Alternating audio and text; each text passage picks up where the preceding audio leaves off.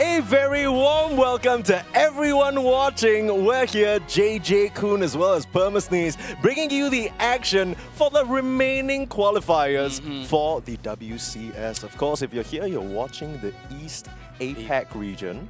Amidst the other regions that are happening right now. Yeah, I mean, we have West is currently happening as well, right? Like we have the East and the West, APAC, but at the same time, we also have Japan, Korea, and at the same time, you know, we're going to have more tournaments as well very soon with the NAIC as well. Absolutely. And for those of you who don't know what you're watching, well, you're watching Pokémon UNITE, the home of competitive Pokémon UNITE, that is. so many teams across the world over the past few weeks have competed to try and secure their slots for Honolulu, happening just in a couple of months' time. I mean, every Pokemon Unite competitive player's dream is just to make it there and prove themselves on the world stage. We already have a majority of the 30 teams that are qualifying for the event locked in. What remains? APAC East, APAC West, Japan. Three teams from Japan, from the PJCS. We have Korean team, which is playing right now, and of course, one last chance. Final stretch qualifier from NAIC. Yeah. But with that being said, though, we need to find out how many teams are going to be coming in. Right? We know that it's 30, but what is the breakout? What's the breakout? Yeah, what's the breakout? It is going to be for at least the West. It is going to be the WCS2024 team slot for the West, 2 from Brazil, 3 from Europe, 3 from Latin America North, 2 from Latin America South, 3 from North America, 2 from Oceania, 1 from EUIC, and the 1 from the upcoming NAIC. Absolutely. NAIC has yet to be played yet, and Final Stretch actually has open registration. So it's still a toss-up, right? I think some of these other regions that have concluded, we didn't...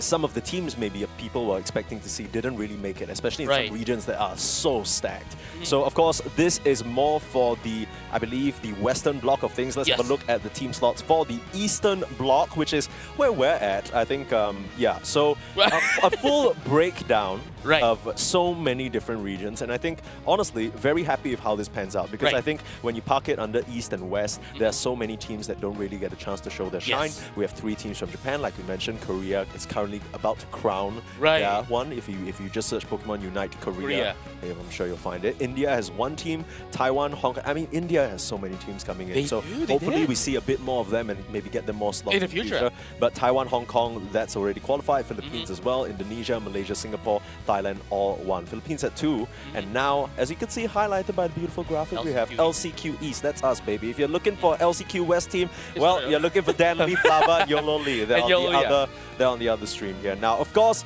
JJ, we've been through the ringer, right? We know how this works. And if you've joined us for many other tournaments, you know how this works as well. But perhaps for the newer viewers, how about you run us through how it goes down? So we first off started off with a single elimination, right? And then for the top 8, at least for the broadcast, what we're going to be doing right now is going to have a double elimination format where it is going to be a best of 3, meaning you need to win twice against your opponent. But it doesn't mean that if you lose one, it doesn't mean that you're already out of the tournament. You still have one more chance to get back up and try to get that crown. Of course, it's only going to be the top 8 from that of the day 1. And the winning team for today is going to be flying to the Honolulu, Hawaii World Championships. That's crazy. Who doesn't want to go to Honolulu? It just sounds like a dream destination. I know I do. Can you imagine? Because I think just Honolulu itself is already S tier, right? Hawaii, thinking of a vacation there, S tier. And then you think about, okay, going anywhere in the world to play Pokemon, kind of S tier as well. And you combine the both of these things, it's a match made in heaven. Now, of course, let's go through the game rules in particular. This is more of the tournament organization side of things. Of course, general rules is that, you've all played Pokemon Unite, you know how it goes. It's custom battle, but of course, draft pick. Ever since that's gained so much more complexity, you can look forward to that. We'll be playing on Thea Skyrune. So Remote Stadium enjoyers, 2022 call, they want their stadium back. Held items, no restrictions, no level limits, but all these players, they grind the game, so they got them all maxed out. EX licenses and phalanx will not be in this tournament, and boost emblems are disallowed. So we don't want to get any sort of color, different color combination shenanigans going on here. That ain't how we're playing. This is how these matches are going to be run, at least just for your own context. And at the same time, I just want to point out that in this time's draft, because the last official tournament that we have, the last major tournament that we've had was the ACL, before the World Championship Series. Then we only had 1 ban. But this time we have 2 per team. And I think it's really unlocked a whole different sort of metric to the game. And of course, let's walk our viewers through how the draft pick works, right? Some people might not be too familiar with it, because if you only play ranked Pokemon Unite and you might sort of not get it. You're not at Masters like 1.6. You might not sort of have experience with this. But of course, first, both teams will go through a ban phase, the order of which is denotated by the number. So follow along now, 1 on first pick side, and then the second pick, it's an alternating thing. You can follow the arrows. Of course, both teams get to select unique Pokemon. The bans will be revealed, as in contrast to the past where you might ban the same Pokemon. So there's a lot more of the pool that gets wiped out. From there, first pick gets their Pokemon, and it's picked in order By twos immediately after. Exactly, in twos. So, of course, from there, it doesn't necessarily matter what orientation the players on the teams are in, right? They can always switch in and just... On the preparation phase. Exactly. Like, for example, right now in the meta, you'll see a lot of this. Defenders are very high priority. Right. So, it might be the defender player who snatches that first pick. And then, of course, there's a whole preparation phase. So, even if a player that you think is going to play Pokemon A doesn't have their hands on it yet, they still have that time to switch things around and try and be flexible, maybe throw a bit of a curveball to their opponents. But that is all the housekeeping in terms of how we're going to play things out. I'm sure a lot of you watching already know what's up. But what you might not know is how the brackets look right now. We have our top 8. JJ, run us through it. Wow, this is really going to be amazing just because of the fact that, we've already started the games before the broadcast, right? We already started it, so we already have the results for round 1. So we have Isan Omento at, moving on. We have Last Hope versus Isan Omento. We have GOW2 or God of Warriors 2 going against Taiwan Top 8. It's not top 8 now. We got to change their name. It's top 4 now. Now they're top 4. Top now 4, Taiwan top 4 has a better ring to it, in my opinion. Which is, by the way, is actually the first team for God of Warriors. Exactly. So that was more of a team. What do you call it? Like a team. A civil rivalry. Civil rivalry. There we go. Then we have Isan Vincere. Wow. And Mayo Wonlu. That is not a team. So it is a bye. Okay, for context, the team name isn't bye. This is a match that didn't happen because we're running with 7 teams for this tournament. So Ko Fibonacci, they get to move forward. This is kind of surprising to me. Mayo Wanlu, I think this is a team full of names that we're not too familiar with. Let's take a quick look at the lower bracket though, which is where we'll be starting our day. The first match that we'll be covering, Last Hope. Funny that that's their name and this is the current situation that we're in. Up against God of Warriors 2, who also are on their last legs. I think it's always a bit of a, I won't say sad, but it's just like a harrowing feeling to feel like, okay, first round we need to go up against our pals here, where we've scrimmed time and time again. There's a reason why they're God of Warriors 2 and not the original God of Warriors. So they want to prove themselves here. And isn't Vincia with a very early exit out of the upper bracket, which is quite surprising. We'll talk a bit more about them later on when we go into the team profiles and stuff. But I think this is one of the teams that were on the up and up, especially recently. So we'll have to see how it ends in terms of Last Hope versus God of Warriors 2 to see how that lower bracket matchup plays out. But is there any surprises for you, or just taking a look at the brackets overall, what are you expecting here? No, I think we've already seen how and what Isan Omento was able to do, especially in the previous tournaments, right? They're really strong, especially I think they are one of those top teams in the Philippines as well. And Taiwan top 8. I don't know, top 4. Top 4. No, top 8. Top 8, yeah. Taiwan top 8 is not what do you like? They're actually good. They're one of those top teams as well, along with ASR. It's just that ASR is already qualified, but then there's still Taiwan top 16. There's still God of Warriors 2, right?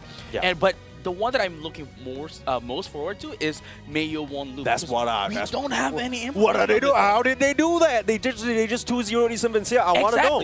Tell me the secrets. Okay, we'll get to that later, but of course we got to start out on the losers bracket to move on with our tournament. But in terms of what is at stake, we already talked about the slot. That is what everybody is playing for.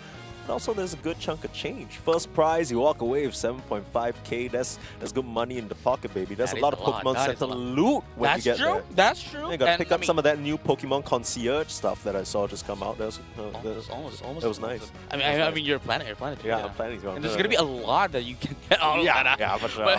Dude, can you imagine how cute it'll be when they put Pikachu in a little luau dress? Oh my goodness. Okay, but anyway, enough fantasizing about Pokemon potential merch here. Second place, 3,750. Third place with 3K, and fourth place, 1,500. Fifth to seventh, 750. So all these teams that still remain at the very minimum have secured themselves a small amount of money. They want to grow that, and of course, I think every team won't be satisfied unless they're the ones taking the slot. So I think we already talked briefly about a bit of our expectations, but let's just zoom back into our current match, right? Last Hope versus God of Warriors 2. I think God of Warriors 2, the names maybe not so familiar with, right? But we do know that the SAR, of course, the top dogs of the Hong Kong, Taiwan, Macau region, it's an interesting place that we're at now for this tournament because this is, true to its name, the last chance qualifier Yes, for all of yes. these East regions, where previously it was split up, right? So the previous, not the previous ones, but like the ones that have already passed, it was Philippines, Hong Kong, Taiwan, right? So you had your own separate qualifiers, but Yep. now in this last shot, you need to beat everybody. That's That's a true. huge task, JJ. It is definitely a huge test, and it's quite interesting to know that I've been talking to some of the players coming from that of Taiwan, and they said that GOW2 is one of the teams that they are actually quite scared of to face up against, Yeah. just because of the fact that it doesn't matter kind of against them if you are winning the early game, Yeah. because they are always ready at the Rayquaza. Always ready at the Nah, Rayquaza. that's one of the skills that you can't teach. You just can't. They're just built different. They're ready to rip it right from under your nose. But of course, we have the head-to-head ready, so maybe we can get a bit more insight about who's on these teams. Yeah. What we can kind of expect here. Let's do a quick run through, JJ. For Last Hope, we have Yelia, Sabo, Nyx, Kohi, and Urtred. What about for God of Warriors 2? For God of Warriors 2 is going to be Panky. It's going to be also the captain and shot caller here. Right, We have Cute Sausage, Sasuke, Little Ace, and Miru Neko.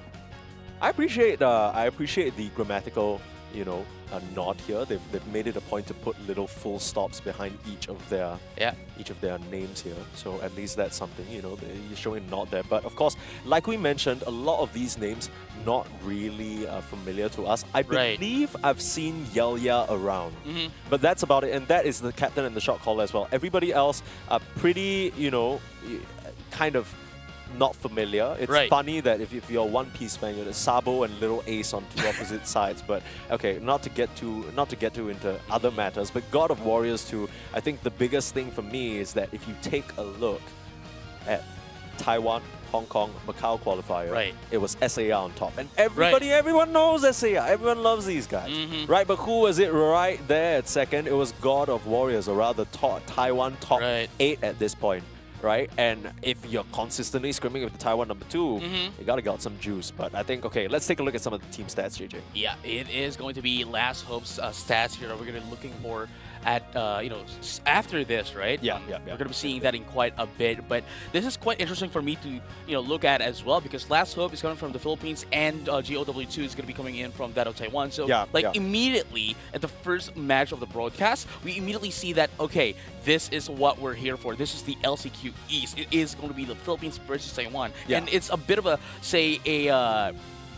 bit of a sneak peek of what might happen in the grand finals as well. Yeah, and I think we're taking a look at Last Hope stats here.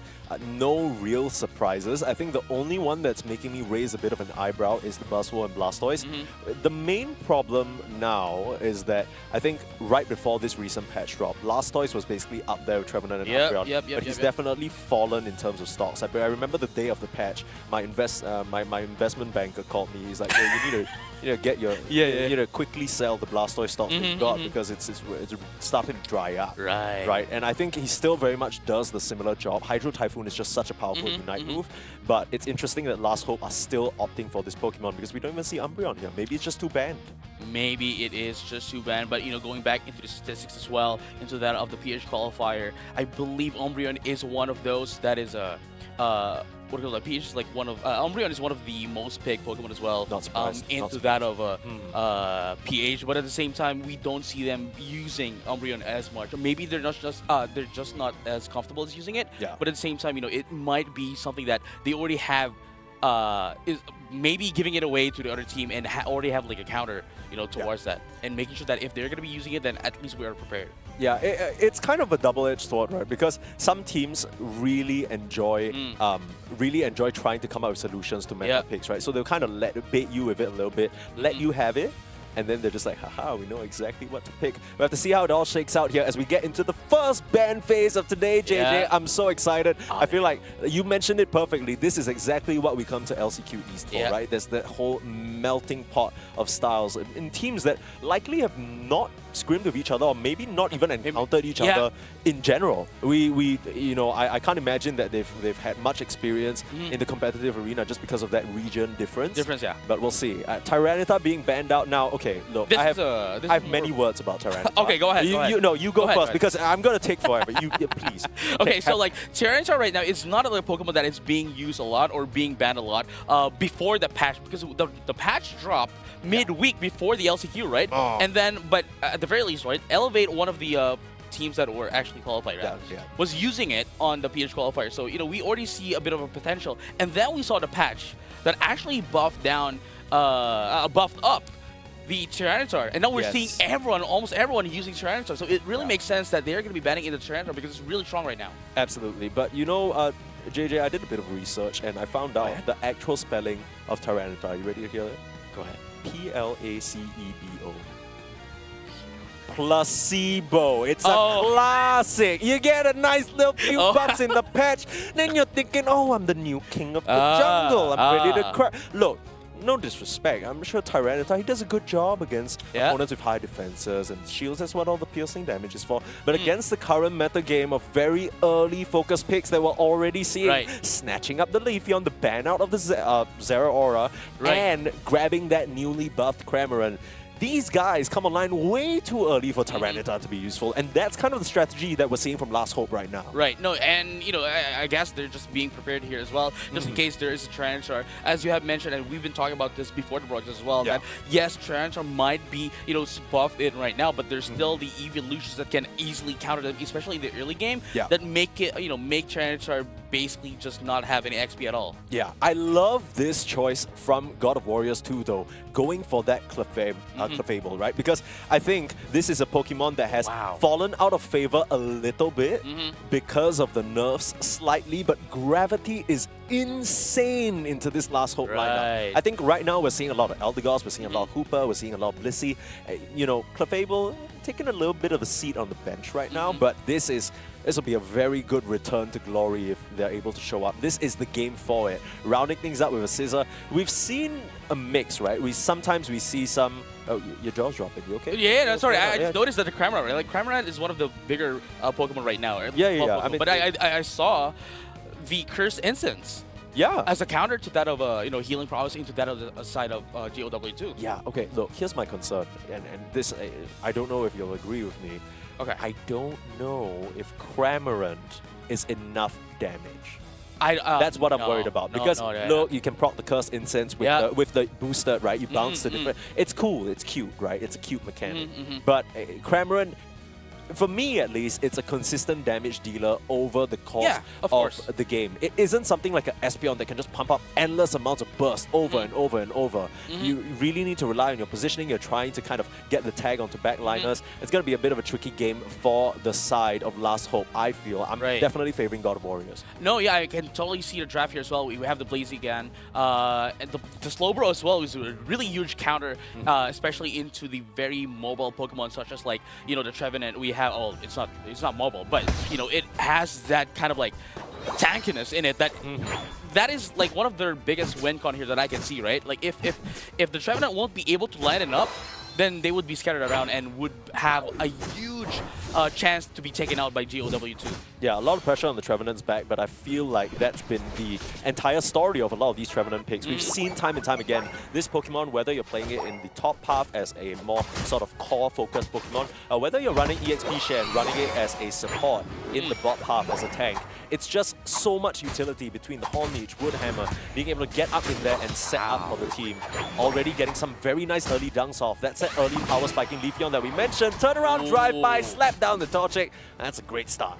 That is definitely a great start, just making sure that you're pressuring up your opponents, not really giving any care against them, just putting in your points, getting your level 4, and Slower Blade just riles them up all day, all long.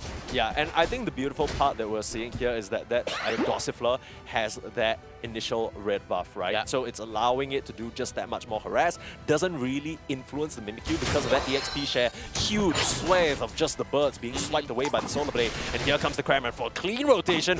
Oh, beautiful! That last little claw snips him on the back of the wing. And this is starting to become a bit of a problem up here for God of Warriors. Slowbro joining the fray here with the Surf, but it's not going to be enough, JJ. Yeah, it is definitely not going to be enough. Not quite yet. It's still an early game, so GOW2 here might still be able to catch up. But at the very least, Last Hope here knows that this is not their last game, that they know when to disengage and know when to proc in. And here we go. We're going to be seeing another clash here into that of the central area.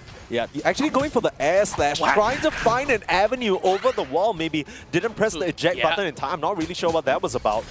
Doesn't manage to successfully fake out their opponents and unfortunately goes down there. So over-aggression gone wrong. That's going to allow the central area, Swablues and Altaria, to largely go over to God of Warriors 2. Much needed recovery EXP. And here we have it as well. You know, like bust out my IGN here, just really trying to get in as much XP as possible to be able to help down even more into another team fight. But as we can see on the score as well, it's 106 to 9. Yeah, that's a huge gap in the early game.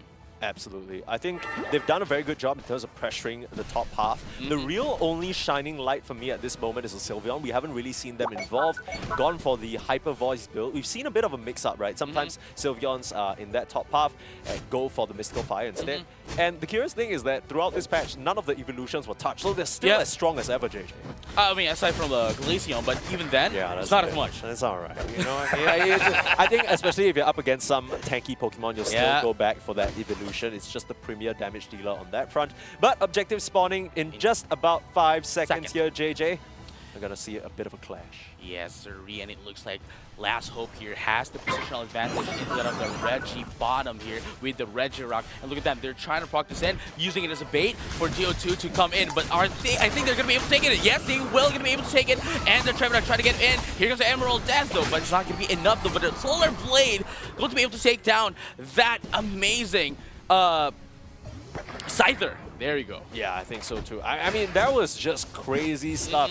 It looked for a moment like Last Hope had the advantage in terms of position because the Trevenant was in just such a good spot. One Wood Hammer lands on the 3. I was just waiting for the follow-up, but it never came. God of Warriors were able to sneak through, take both Reggies, which is a huge spike for them considering how bad the early game went. Yeah, but at the very least, right, like GOW2 doesn't really, minded that. It's more of a, they needed to get another objective here, which is why they are going to be getting in that of the regular. Like, they're going to have another fight here.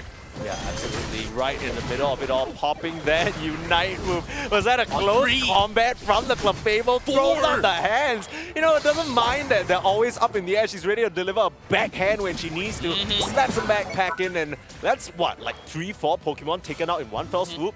Things are starting to heat up for Last Hope, and they just can't keep up. No, this is what I'm talking about earlier, right? If the Trevenant is not there with them to help them out, line them up and make sure that they just have free hits into that of GOW2, they wouldn't have anything at all. And we just saw it right there. The Trevenant was down at the bottom path. There was nothing to tank out the damage, and GO2 was able to sweep them up. Yeah, it's starting to become apparent that the lack of control is biting Last Hope in the bum a bit. Sure, they have some damage, but especially when you have such solid frontliners like the Clefable and the Slowbro that you just can't push away, it prevents you from even getting on this Sylveon, who's just able to pump out damage from a very, very safe distance. Now, the Blaziken, perhaps overextending up here a bit. Overheat, a clean dodge thanks to that dive. Now, it's going to be God of Warriors 2 trying to reverse the pressure down here in this bot path, though. But here you go, like Last Hope is really trying to do their best, try to defend this versus Squirtle, but unfortunately they don't have much of a damage, especially getting outnumbered here by GOW2. But here comes Basame IGN, going to be able to take down 2, maybe 3. Play with me, it's going to be popped up, it's going to be 2, 3 down right now. And here comes the follow-up, that's going to be 4 into the side of GOW2. 4 KO for Bastama IGN. Call in the chopper. You gotta pick up them bodies. The Pokemon fading left and right. God of Warriors just getting clapped. I mean, that was a clean rotation coming up from Buster May. And now he's going to be able to try and pressure up this Regirock. They do have to be careful because Unite moves available for that Sylveon. Still trying to find an opening. The Hyper Voice is just a bit too much of a shred tool. But still huge Wood Hammers coming through. It's not going to be enough to help them out though. Trading 1 for 1. The Scyther goes down. In response, they get the Mimikyu and are pushing forward. Yes, sir, and this is what they wanted as well. I think there was a bit of a overextension into the side of Last Hope, and to be fair as well, like they were trying to defend the first Squirtle as much as they can to wait up for the Mimikyu, to answer back to GOW2. But after that, a bit of an overextension that GOW2 was able to just come back and eat them up. Yeah, this is such an even game right now, JJ. The early game went so nicely for Last Hope. They were able to make optimal rotations, grabbing the advantages. But the first objectives, falling the way of God of Warriors 2, has evened up the score. Now both teams butting heads. It's really going to come down to the execution in the fight. Yeah. I think my eyes are going to be on this Slowbro, right? Who does he choose to Unite move? Can he get his arms on the Mimikyu or the Leafeon before the play with me comes through and completely singles out the Scyther?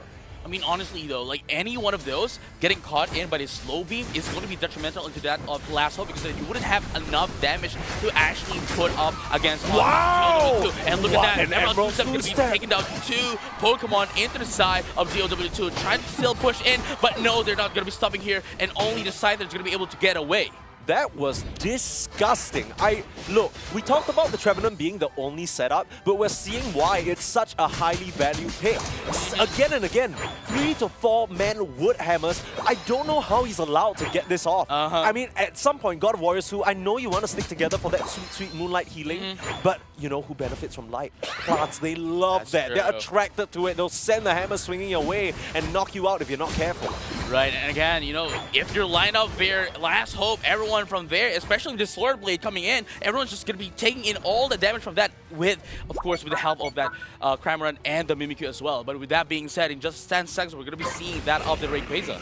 Yeah, absolutely. A big problem for them is that the play with me and the Emerald 2-step don't appear to be up now. That's why you see Leafeon and Mimikyu scrambling for some wild Pokemon. Oh, there we go. They were able to get one. the Emerald 2-step Unite move. Yeah, it's ready. It's the play with me. It's the play with me that is so important, especially... But Slowbro doesn't have any Unite, though. Yeah, he has to find the it. thing.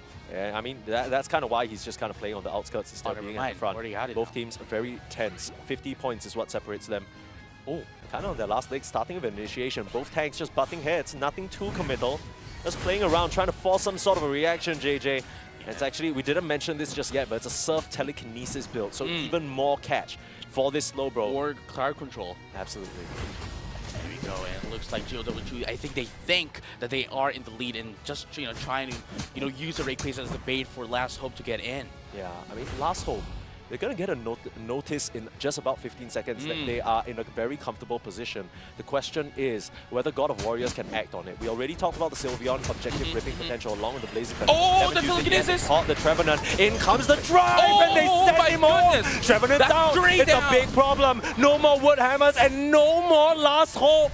Stranded now. Here comes the Mimikyu trying to play with somebody. Gets at least the KO on the Scyther. Takes out the Blaziken as well. Starting to turn things around, but the it's gonna be down. Sylveon, big bad Sylveon, shouts at them, tells them, get out of here. You don't belong in this game anymore. Oh, wow. Group members coming through might be a bit of a mistake though. They're trying to hold him up, trying to get the dunks, but here come the jump pad through JJ. Yeah, but here's the thing though, like they don't have enough of a time or even the damage to take Pop down the off, pop Rayquaza. off. But that's why they are opting in for a split push. You're gonna be able to take down 100 points here, and GOW2 just like that is now leading into the points. Last Hope, they need to go for a dunk. They can't afford to go for the Ray. It's a bit too late. true. They just don't have the comp that can shred this up. They even use the Phantom Forest to try and make it work. All the Unite moves, everything in the kitchen 10 sink seconds. thrown at this legendary Pokemon. not But gonna you be do enough. not have the time. Look at your watches, ladies and gentlemen. 5 more seconds, and its hope is gone. Rayquaza, Last Hope, they you're don't taking it by even the get the Clefable. Ray. The Clefable snatches it, and God of Warriors 2, this is why this organization is so feared. It doesn't matter what you do. That's the true. Ray is where they thrive.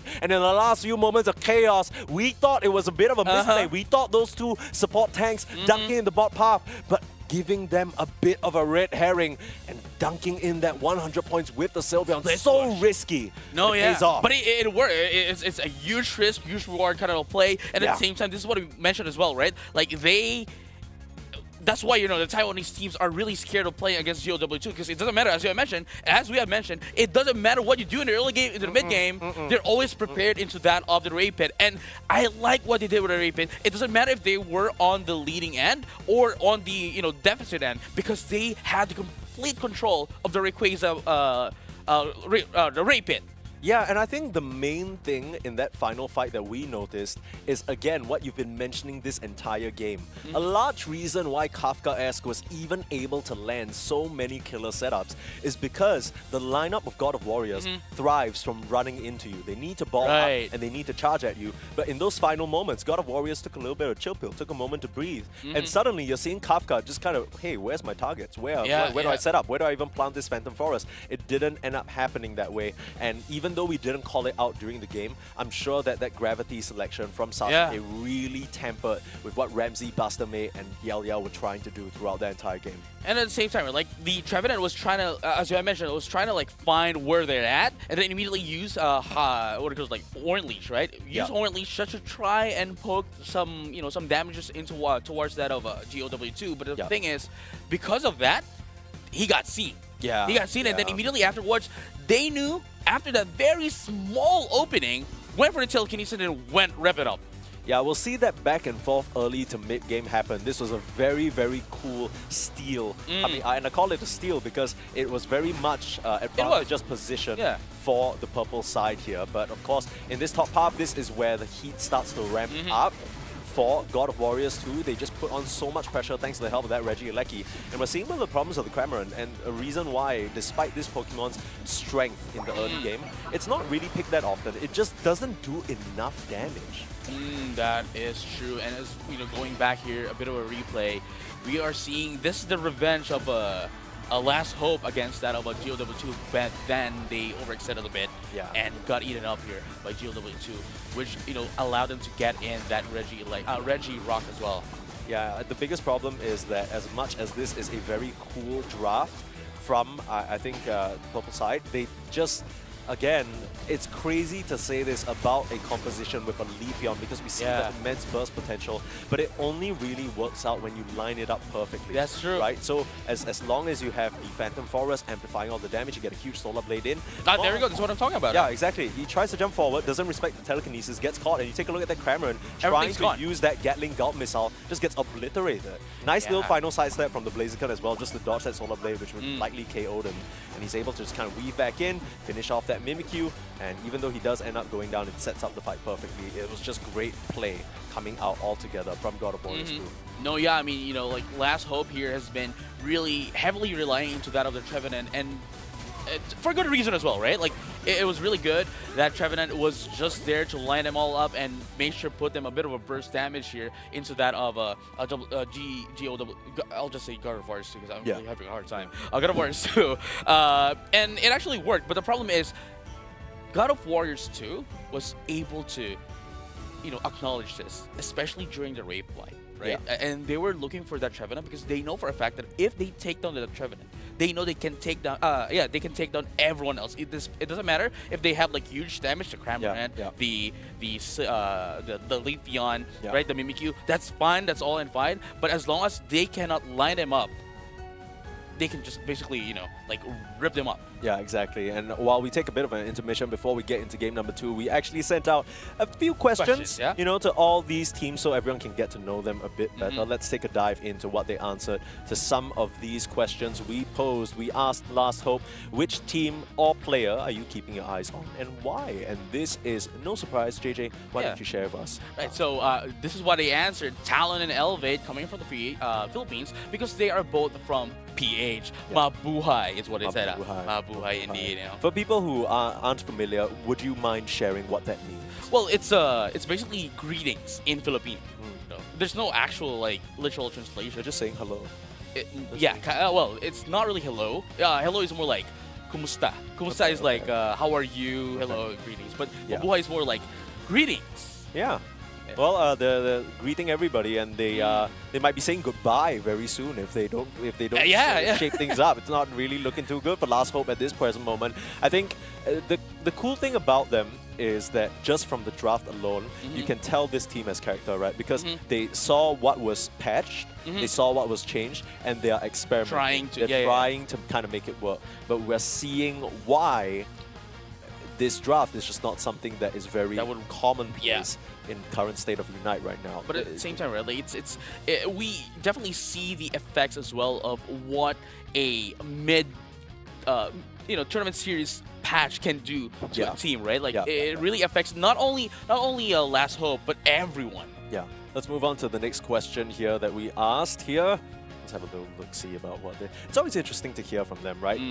God of Warriors 2, of course, on the other side of the coin. We previously already mentioned that right before this just completely compact version of LCQ East, these teams had their own separate qualifier. So, of course, it was, I think, God of Warriors playing in Taiwan, Hong Kong, and Macau, and Last Hope were playing in the Philippines. God of Warriors 2 were asked who they were keeping their eyes on, and Team Taiwan top 16. Because they are not only from the same region, they did not mention that they literally are the same kind of team. I don't know Umbrella. Yeah, umbrella. There you know, you it's a union of sorts, right? And I think Team Taiwan top 16 or top 8 or top 4 or wherever. If they win, exactly. I think they're definitely the team that I don't know about you, but I'm keeping my eye out for as well. I would dare say. I am. Yeah, I would dare say, along with Isan or Mento, they might just be the favorites here. Pinky, Cute Sausage, Sasuke, Little Ace, and Miru Neko, of course, kind of falling under that shadow right now. But in that game number 1, pretty solid stuff. That's true. I mean, it's going back to Last Hope, right? If they don't shake things up, this might be, very well be their last hope going against, GOW2. Yeah, and I think not just... Actually, JJ, I'm going to be real with you. You say if they don't shake things up. If Last Hope don't shake things up, they're going to be out. Is that what you're saying? That's what I'm saying. You know what I'm saying? What am I saying? I'm saying they need to stop shaking. Stop shaking it up. Stop getting too crazy with it. That is true. Why are you doing all this? Yeah. Why are you doing all this? I mean, last game, they had 2 Pokemon that felt like they kind of do the same thing. Yeah. Right? And I think you want to kind of remove that component in the draft because it just puts on so much pressure for your poor little Cramoran to do everything. And he can't. He's like, in there, like, clock, please. That's help. That's true. Give me a normal attacker, please. I mean, dude, the thing is, so many of the evolutions were still available. Yes. Right? We had Espeon. Where's Espeon? It wasn't even bad. Yeah. It was there. Like, you had Leafeon. Sure. Okay. Leafeon, premier pick. Mimikyu, also very strong. But Mimikyu and Leafeon kind of have the same function. Kind of, yeah. Time and time again, they just run into the great pink wall of Slowbro. He's there like, bam, try and get past this, baby. It don't work. No, yeah. I mean, it's quite interesting to see that, we might be able to see a bit of a change here as well. Until that Last Hope maybe have a more standardized, because as you have mentioned, right, I can really see what they're trying to do. And I can see that they're trying to, like, take advantage of what was buffed or was changed in the patch, right? But the thing is, right, I think this is about the time that they have to go back to what they are, like, used to before the patch. It's like not a lot of Pokemon were actually touched. It was more of a buff to the Pokemon that weren't really that picked much in the competitive scene. Exactly. And just because it's patched doesn't mean you need to go for it. You know what I mean? Like, if there were strategies that worked for you in the past, now's the time to bring that out, because your last ropes here, backs against the wall, you try and figure out what's gonna change things around. Right. Now, the Leafeon is still getting quite a bit of respect because I think Last Hope in that previous game, it was good. Ramsey was looking nice. Yeah. Right. Yeah. This is the early Solar Blades. I think if they were timed, not that they were timed badly, but there were a couple of moments where opponent Pokemon got away with a very, very low sliver of HP. And if that difference was made through maybe a few more auto attacks or just a bit more damage, this entire trajectory for God of Warriors 2 looks very different. Right, and I like the bans here as well coming from Last Hope, because they're going to be banning Zoroark, because let's be honest though, like, Taiwan is a region. It's right? a Zoroark region. It's a Zoroark region, right? Region. Exactly. So they really need to ban it out, but at the same time, I do like the fact that they are respect banning that of the Blaziken. And same case, GOW2 cannot have the Charizard and the Leafeon respect ban against that of Ramsey. But starting off, we're going to have the Blissey and the Umbreon going to be picked out here by GOW2. This is pretty interesting stuff, because we've seen a bit of a mix-up in terms of builds that Umbreons go for. You can either go for that more initiator disruption build with the foul play, or we've seen a lot of Umbreons also go for the Wish, which does so much, and you can kind of function as a pseudo-healer. It's interesting to me that Last Hope decide to grab that Blissey first. I think that's what's raising my eyebrows the most, because they could have gone for the Trevenant. Maybe they're confident that, okay, you already have the Umbreon on the God of Warriors side, you're not going to pick a secondary support, secondary tank, and we have more sort of leverage there. But going for that Delphos to deny the healing.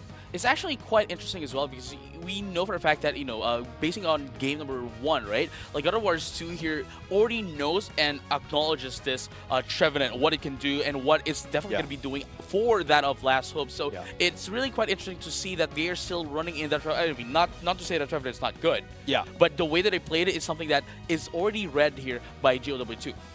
Wow, we talked about switching things up, and this is definitely a switch out if I've ever seen one. Ramsey going for that Venusaur and Buster May for that Dodrio. I think I like this a lot, but they're going to round things up with the big muscles on Machamp. How are you feeling about JJ? You let out a bit of a groan. What was that about? It is more of a, like, see, the way that I see Last Hope's composition here, right, is, well, they're actually going back with the Blissey Venusaur, right? Yeah. But after that, right, it's, I don't think they have enough of a potential prowess instead of a team fight. Sure, there is a Venusaur. Sure, there is that of Delphox. But other than that, it's, I think they're heavily relying more into that of the crowd control, which is good as well. Yeah. But with the composition of God of War 2 here, I think this is more balanced than that of Last Hope because I think it's leaning more towards that of a what do you call this? Like it's forcing the issue, right? Sure. But the thing is, GOW2 already recognizes even 4. Yeah, on game number 1.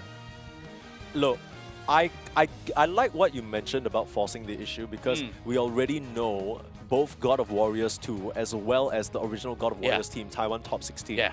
They are excellent at pressuring their opponents. And baiting. And exactly, and pushing things forward. However, I think that if there's a game for Last Hope to win, it's going to be this one. I love the way the draft is conducted because they recognize the Ray Pit is a problem. So what do? They put an impenetrable front object in the Venusaur. If things go wrong, you have Blissey backing him up. And he kind of acts as a bit of a magnet, right? Because everyone's going to cluster all over this Venusaur on the opposing team. Easy wood hammer setups. Not to mention, if you're not finding anyone yet and you're dangling this giant piece of Venusaur bait in front of your opponents and they're not biting, you have the Dodrio to poke from the side and try attack. And you have Fire Spin to scout. Can you imagine if the entire team from God of Warriors who is hiding in one brush and a Fire Spin just rips them all up? Suddenly you put the fireworks. I'll tell you, God of Warriors will not be celebrating. I know the Taiwanese love their fireworks, but that's not going to be one that they enjoy. Oh no, yeah, I definitely agree with that. Again, like Last Hope here definitely has a very huge crowd control potential here. But God of Warriors 2 here is, I think they already noticed and already acknowledged this as well, that they need to, as you have mentioned, not shake themselves anymore. Yeah, for sure. I think they have, they kind of put all their ideas into the blender in that game number 1, and then they took it out, and now it's a nicely formatted smoothie. Now it's time to sip. Now it's time to run it back the way that you did a couple seasons ago, right? This is a strategy that goes back ever since the start of Pokemon Unite. As soon as Blissey was released, this was everywhere. I mean, hell, even before the Blissey release, it was Eldegoss with Leaf Tornado. Yes. You run in forward. Oh, I mean, nothing that a Venusaur likes more than leaves, but throw some of them out here. Some of the early EXP going the way of God of Warriors 2. Again, good early rotations. They seem to kind of follow a bit of a timer on when they want to come up here with their attacker. Which is really good as well. Like, like Last Hope earlier in game number 1, they were mostly pressuring up that top path, but GOW2 immediately, recognizes that, okay, they're going to go into the top path, try to control it immediately, but now it is seemingly like, at least like on an equilibrium, if not, right now, the Machamp here trying to be a champion, trying to get that one score. Yeah, I'm not too sure how they're going to try and make this Machamp work. It's definitely an interesting pick that feels more like a specialty player thing than something that is necessarily worked into this draft. It's cool to see because it just means that this top path player on God of Warriors probably has a lot of confidence in himself. That is true. But here you go. I mean, we had to acknowledge as well that the Machamp here has a lot of crowd control prowess, and at the same time, it's not a lot of I think it's more of a counter towards that of a crowd control, because especially with submission, right? It is unstoppable. So there might be a lot of crowd controls, but they're not going to be catching a lot into the side of GOW2. Yeah, I mean, it all comes down to how this Machamp positions, because if you're running in and your team isn't ready to follow up on your submission, you're just submitting yourself to Petal Dance, which isn't going to work out for you. We see a bit of a switch up in the Umbreon sort of priorities here, going for the mean look instead this time round. For the setup for the Hyper Voice, really, it's an ability that just feels so cruel, because you keep someone there, they can't do anything about it. Even eject button is not going to bail you out of that situation. No, yeah, but mean look here is definitely going to be providing a lot of problem here to the side of the last hope, especially the trio as well. Yeah, starting to rip up this early Regice already. That is one of the power points of the God of Warriors lineup. Keep things going. A lot of space being created by this Umbreon, and it's just so easy. I mean, they've done this last game already. We saw it happen, and a bit of deja vu starting to set in from EJJ as they break open that tier 1 goal zone. And it's really going to be like more interesting as well, right? Like it is, as I mentioned, what happened earlier, but at the same time, JJ-kun is making sure that, yeah, we still have someone up top here to make sure that we defend our top path. But at the same time, here they go, another team fight here. Blitz they popped up here. They're going to be able to take down 2 into the side of JJ-kun. It might be the revenge that Last Hope is hoping for, and that's going to be 3 down now, and finally going to be able to destroy the first score goal up top by JJ-kun. That was a very flubby attempt. God of Warriors 2, they see this Venusaur and they're like, yeah, okay, we'll take him down, but they half commit to it. They don't fully focus him down, and it's a huge problem when the Blitz assistance comes in. We're seeing exactly how this combination works. If this is your first time, well, welcome to what was the entirety of Season 1 and Season 2. Because it's been disgusting before, it's still disgusting here, now. And it's in the middle of things. Burden Anger coming through, but can't survive. Finally, the full commitment is enough for God of Warriors 2. They're still trying to hang on to this goal zone and prevent Regieleki from coming through. Here comes the Machamp cross-chopping in, but just gets horn-leeched up. They're starting to run out of HP and resources. Mystical Fire coming through from the sidelines. The Delphox just raining away the damage. And the last member remaining, the Scyther, caught by a Fire Spin, chopped down by the Wood Hammer, and nowhere else to run. The shields keeping him intact though. The Regieleki still can't get into the goal zone. And finally, Last Hope, they need to back up. Oh man, the Scyther was just amazing, making sure that they can defend the second tier score goal and survive themselves, buying a lot of time for their teammates to actually respond back so that they can move a bit. Yeah, exactly. I mean, more than anything, Last Hope, you can't really blame them for sticking around for so long. They want to push the issue. But I think much respect to them as well, because I think that's sometimes where teams falter, where they feel like, oh, we should really try and get the most out of this Regieleki, and then you step too far forward, you give over a couple of key KOs. They still kept things relatively even. Kafka tried to come through for steal, unfortunately couldn't find it. And this is going to be a problem again, because God of Warriors once again have a lineup that excels at ripping up. Oh, look at that! The mean look, and this is what I'm talking about earlier, like it is very mobile, the dodge Rio, but with one mean look, it won't be able to get away anywhere. Yeah, I mean, this mean look is just excellent this particular game, right? I think it does so much. We'll have to see how it plays out in the later stages of the fights. We mentioned that Last Hope already has a lineup that looks a lot more promising at the Ray Pit, but this mean look can just turn things around. I mean, this single-handedly, this ability. I mean, there's only 2 ways for you to be able to get out of mean look. Number 1 is to predict it and use a full heal, or be a Zoroark. Which none of the Pokemon are for Last Hope. That's not even an option. Well, here comes Venusaur trying to get that objective. There's a huge dunk, but they've already taken down Venusaur. A bit of split priorities, causing them to just get wiped out. God of Warriors pounce on that slight bit of hubris. Last Hope, what are you doing there without your Trevenant? Yes, sirree, and it is not going to stop there, not right now, as they're going to be able to take down the Trevenant once again. It's not going to help them, coming back up, responding, because God of Warriors 2 is just eating them up, but not right there. They're going to be able to answer back, going to be able to take down one. The Machamp's going to be going down, and that off the mean look is not going to help them at all, as the Umbreon is going to be taken out as well.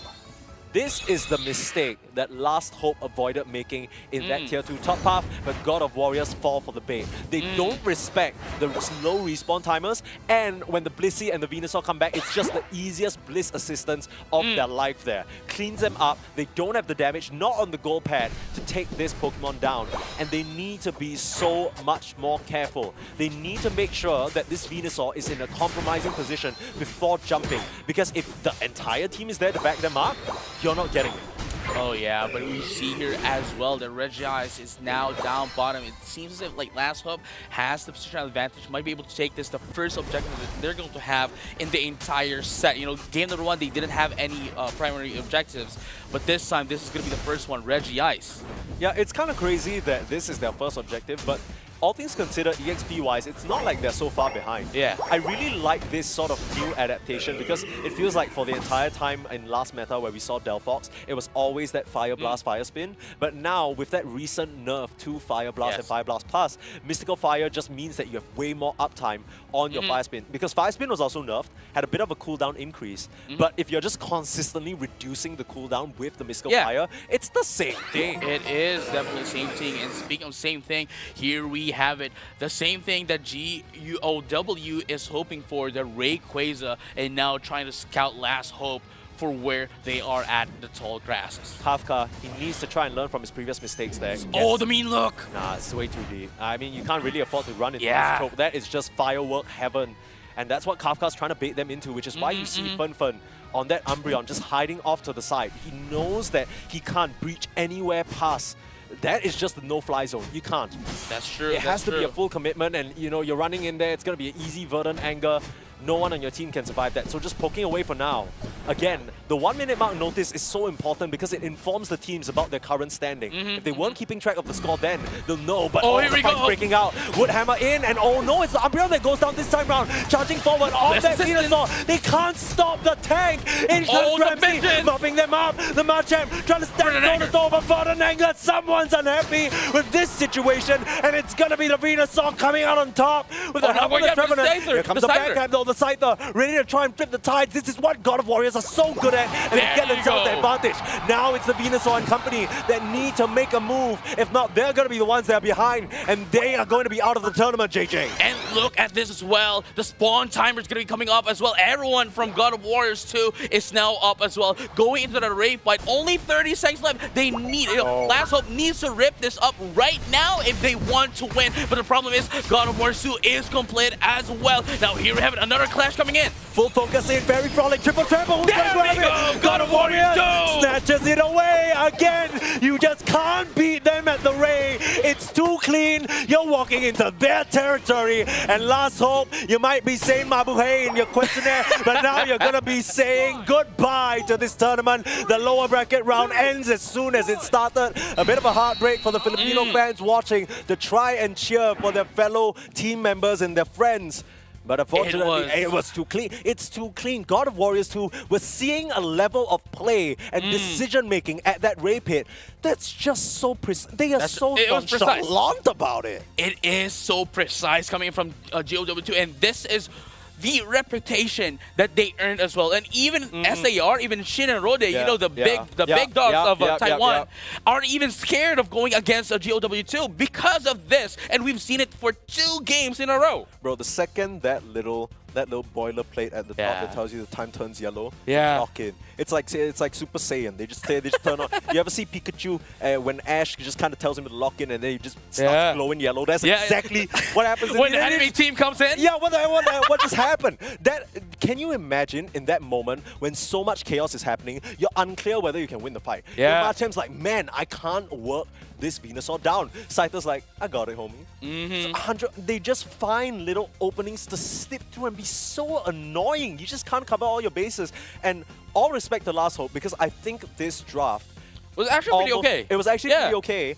My main kind of, the part that disappointed me a bit, to be honest, not to point fingers, but I think Buster May, for the insane game 1 that he had on MQ, this Dodrio performance wasn't really hitting for me. That's kind of where I'm coming, right? Like, I think whenever you think about Dodrio, you're thinking about this Pokemon that just kind of runs circles around your opponent. Hit and run, basically. Yeah, but you called it out. The mean look. What you gonna do? Exactly, dude. Like, it's the moment that you get mean look, I mean, you're gonna get scared. You know? If I use a mean look on you, I mean, you're gonna get. I mean, you're looking at me meanly right now, and I'm terrified. I'm about to, my legs are quivering. Exactly. And if your main gig is just run away, you won't be able to, because like your legs are weak. Yeah, even your passive ain't gonna help you there. Exactly. Have you seen Dojo's leg? You know, I feel like It's very thin. Yeah, it's very skinny. If he shakes, it's over. Yeah. We're gonna see a bit of a replay of that game. I mean, everything just comes down to the Ray again. I mean, with this team, it might just be a trend that we see in this particular tournament today. It'll be very exciting to watch. I think very good play coming out from the side of Last Hope. I really respect what they were trying to go for, this old school Blissey Venu comp. Love to see it. It worked out perfectly. And I think in the last moments, it's just too difficult for the dojo to be involved. I mean, all this time, I'm looking at the dojo and the replay. Yeah. I'm just, you know, not really inspired. Yeah, I think I remember this moment from the triple trampo as well, trying to clean things up. And that was when, you know, the Trevor wasn't really there. That's why they were able to like take in that Reggie Lucky and the first score goal. But at the same time, you know, to be fair though, like Last Hope, I think they played pretty well. I think they played pretty well, even until the Rayquaza. But it's just that, you know, Rayquaza, I think they weren't really really able to like see or at least acknowledge the fact that, hey, we can actually go against them. The Venusaur especially, you know, the disengage of the Venusaur when they are winning against that of the Machamp, I think that was quite a waste into that team fight. And here you have, this is the part that I was talking about. I think they actually had a chance into taking that up, but they did not commit in that side, which allowed God of Warriors 2 to just, you know, spawn back up and take the Rayquaza away. Yeah, it was honestly kind of crazy because in that last moment, you take a look again, the dojo had triple trample, but it feels like the second you triple trample into this team, you're toast. I think dojo didn't really have enough backup because you think about what the supporting components are, all you really are relying on is a fire spin. The Blissey just has her full attention on the Venusaur. Venusaur's big Chad, you know, you just get all the love and attention from the Blissey, and it's just, I mean, you know, who I cares wish I about was the Venusaur. yeah, who cares about the wimpy little Dodrio who can't even run away properly? I mean, if you were that, if you were like the Venusaur and, you know, maybe someone else is like the Blissey, I think that would be like a very great feeling. Yeah. I wish it was that. Should close my. I mean, that's the only feeling that they're gonna hang on to because unfortunately they're out of the tournament, and that is gonna be their last chance, last hope out. So very unfortunate stuff, but that is how it goes. We only have one slot, and look, all I'm saying is that it's Worlds we're talking about. We've seen so many different regions already bring out their best, and I think as much as they played good, as much as they played good, you know, you gotta have a sort of thing for narrative timing, and you need a. Like, you have one look at this team, and you know that maybe next year or maybe somewhere down the line, they have the potential for greatness. But now it's not. It's not them. Not yet. It's like they ain't the main characters. You need to wait for the sequel or the spin-off arc or like a little sort of abridged version. They aren't. They aren't. That's not them. I know. Not yet. Maybe next time. Yeah. But speaking of which, though, let's find out about the bracket. Let's see the change of the bracket. We'll have that for you in a little bit, right? That's what I'm hearing. But of course, let's talk a bit more about many topics that we haven't really gotten to discuss, because we just stepped straight into game number 1. That's lower bracket, right? And I think in terms of the overall expectations, I was already riffing a bit about this earlier, but I think we saw this exact factor come in and bite Last Hope. It's the patch placebo effect. Call it the PP effect, okay? So patch placebo, every single time you take a look, let's say this is like PP. Yeah. So every single time you take a look at the patch, you have the full list of notes here, okay? It actually is. You literally bring up the notes on your page, and then you're like, oh, Tyranitar buff. And even though you haven't tried it yet, or even though you don't practice it in that kind of structured environment, in the back of your mind, you already sort of form a sort of positive connotation. And I think that's what kind of gets, unfortunately, especially with you know, game 1, most especially with the Cramorant, right? Cramorant, yeah, and I mean it ends them out with a 2-0, and we're gonna take a look at the brackets now, which are ready. So let's pop on over to that. Unfortunately, we're gonna have to say goodbye. But how else have things shaken? I mean, wait, what are you wowing about? What are we wowing about? Okay, so let me talk us through it now. Look, we were very impressed with Mayo Wanlu being able to take down Issam Vincia. We didn't get to talk through it entirely, but what JJ would say if he was here is he would say, look, Issam Vincia in recent ACL Open qualifiers and stuff, they've taken down some of the Titans in Elevate, but Code Unknown Fibonacci were able to take them down. Now, Code Unknown Fibonacci, a couple of familiar faces, we'll get to them when we do the team breakdown, when we actually cover their match. But, of course, it's going to be Mei Wanlu dropping to the lower bracket up against God of Warriors 2. And we're going to be watching the Eason Masterclass. Eason Aumento and Eason Vincier. It's unfortunately going to be a self-wipe here, Mason. Yeah, so I mean, Eason Civil War, right? We've seen the Civil War for GOW going up against Taiwan Top 16. We haven't watched that yet. But this isn't Civil War. What are we going to expect coming in? Vincere, one of the up-and-coming baby team that we call them, right? Yeah. Against Aumento. Aumento's like, look, this is like the big boy versus the little brother. Yeah. Like literally Eason Vincier in the whole Eason lineup. Now, if you're not in the PH scene, you wouldn't know this. But of course, we have JJ who's in the PH scene. He's very well tapped in. So he was telling us like, look, Eason has so many teams, and Vincier is the new little baby boy on the block. Yep. Right? This baby is not to be trifled with though, right? Because this baby managed to take off a couple of very significant games in the ACL Opens, but still haven't really proven themselves yet. They went on a magical Cinderella run throughout the lower bracket after being knocked down by Talon in the sort of first round. And they was even able to take out Elevate. So that's kind of crazy. We're talking about the two PH teams that have already qualified. So Eason Vincier, as much as they might be the newer team as compared to Aumento, who have more familiar faces. So Aumento, for those of you who've been following PH for a long time, members of the old Reach Pokemon, Right. the previous Talon lineup, actually, right? So these guys know their stuff. So just because you don't recognize the name of the stack, maybe even some of them have changed their in-game names. They are forced to be reckoned with. In the first few seasons, they were up there in terms of the PH players. And yeah, it was crazy stuff. Yep, and we can't forget the fact that Aumento actually placed top 3 in the PH qualifiers for Worlds as well. Yeah. So, you know, they are so close to getting the slot into Honolulu, but, you know, they're here to fight again, and now once again into the Civil War. Top 3 from the Filipino region, going up against a great strong team right now that almost took down Elevate in the ACL qualifiers as well. Yeah. I think both teams is not going to be easy. This game is not going to be easy. I predict maybe 2-1.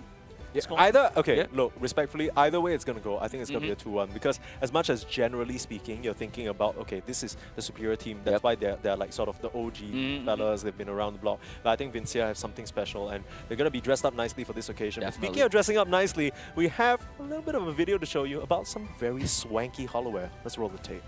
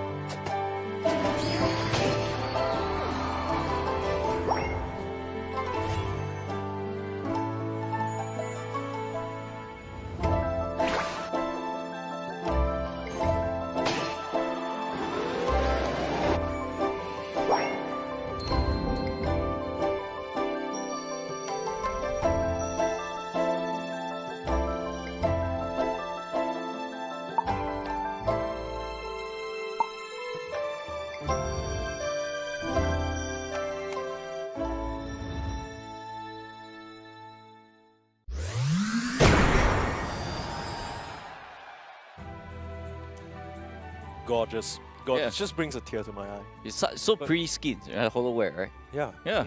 Jeez, I think every single time I see what comes out of the Battle Pass, I'm so excited because it feels like so much value packed into one sort of, Definitely. you know, you pay a small little fee and then you just get like, look, we're all Unite grinders, right? We go crazy. Yeah, We go crazy with the Crazy. ranked solo queue. That's me. And I'm crazy ranked solo queue. I'm just in there getting all my little tickets, getting all my little bonuses. It's nice. Yeah. I think, dude, that look, you know, they always say that they sort of release holoware along with the popularity. I mean, I don't mind if it's gonna look so nice. Did you see that Moonlight Prance? Joe, Ooh, with the crescent moon down, with the effects and everything. it's crazy. Yeah, and not forgetting, right? Like, It's Umbreon is beautiful. probably one of the most picked Pokemon right now. Umbreon and Trevenant, right? Yeah. And Yeah. but with Umbreon We're getting gonna see it a lot. That's It's all I'm gonna saying. be the whole day thing, right? Yeah. But with that new, holoware with the whole Japanese look into it as well, I want it. I want it. Yeah. But I'm just not at level 50 on the battle pass yet. Yeah, you it's know. tough, yeah. I got a Mew, right? You, Got that Mew. need to put the work in. Yeah. You know, like, come on, you didn't hit the, didn't hit the say, come on, man.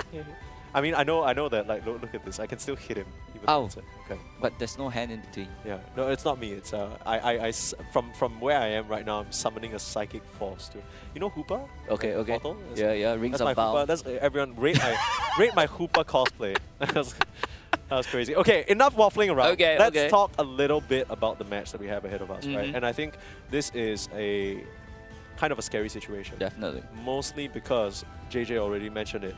This is a team that we are expecting in the grand finals. Yeah. If you had to tell me to pick a grand finals, I'd say Isen Omento and Taiwan top 16. Yeah. Because these are the guys who Yeah, are two favorites, right? statistically, Yeah. they're the ones who didn't qualify in their individual regions. And we have the head-to-head ready for you, so let's see exactly how this is going to pan out between these two. Yep, so there we have, ladies and gentlemen, it's Isen Omento going against Isen Vincier. On the Omento lineup, we got JT, Sent, Dreamt, and Ryu.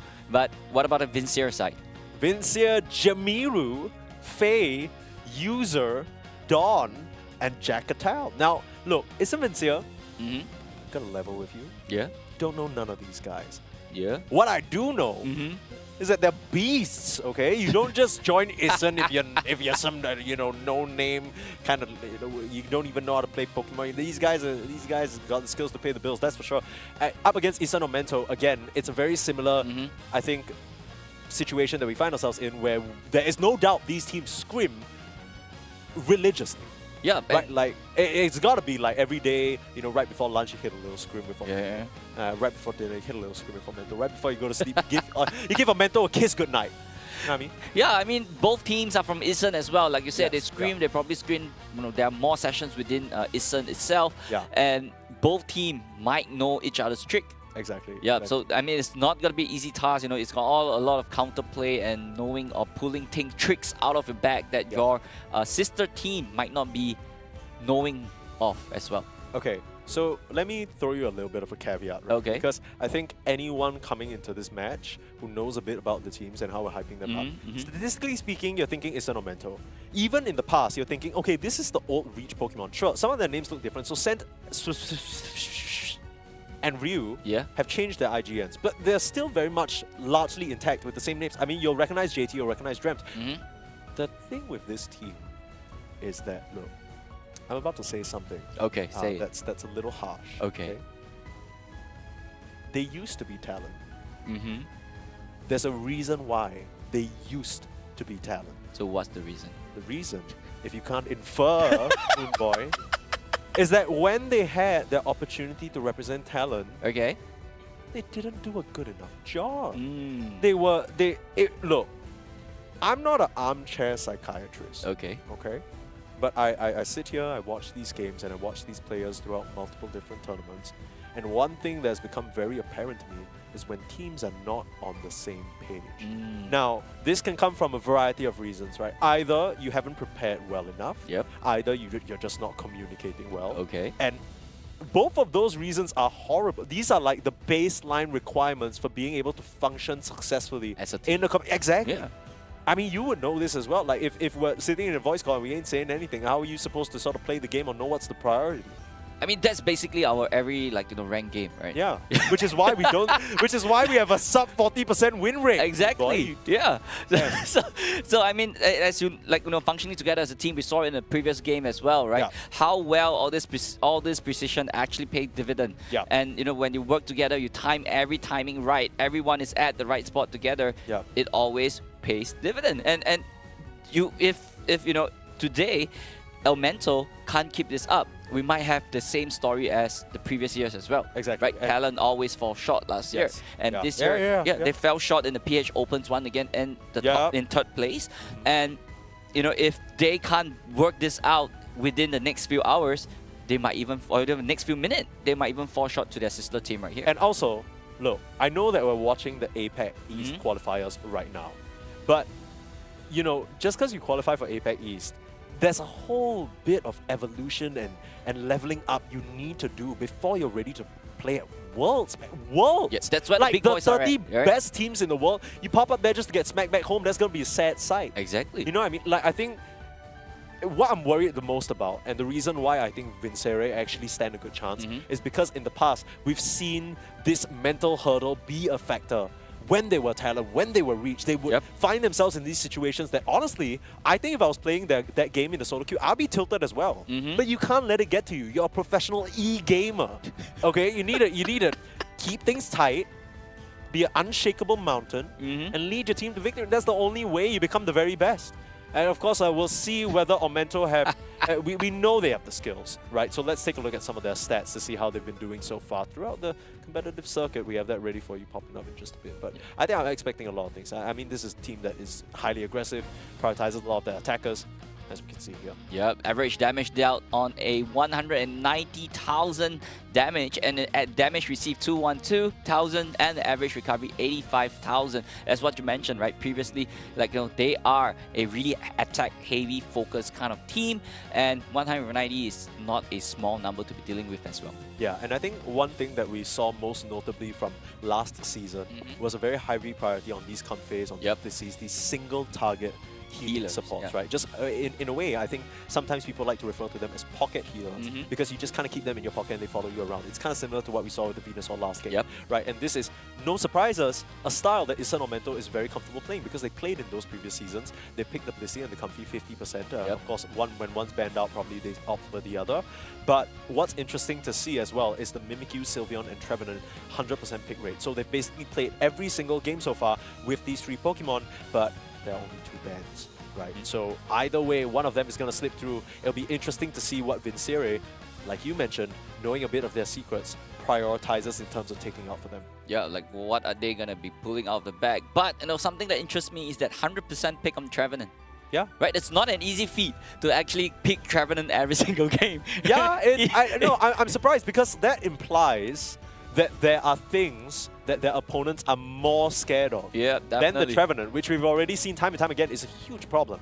Now, the Tyranitar effect is still coming into play. It just seems like all the teams don't want to deal with that sandy beast of a man. I mean, slowing down, you know, he gets to slow you down. There's some piercing damage through those Sandstorm as well. Dark Pulse is a pretty heavy damaging attack. And not forgetting its Unite move could execute every single one that is within of range as well. So they have to be really careful and therefore, you know, maybe not wanting to deal with a Tyranitar, but a Masquerada ban for Aumento side. Is that a target ban?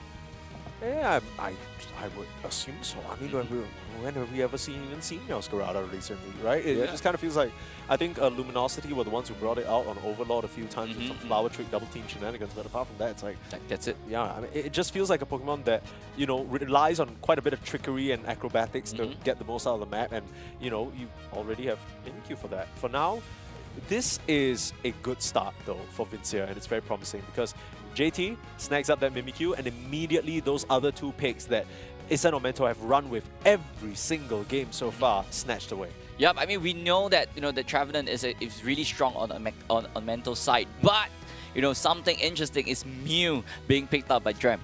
Right? Yeah. Like, you know, Mew being a really not the easiest Pokemon to pilot, I would say. So many options, so many micro decisions to be made as well. Could Dreamt pull this off?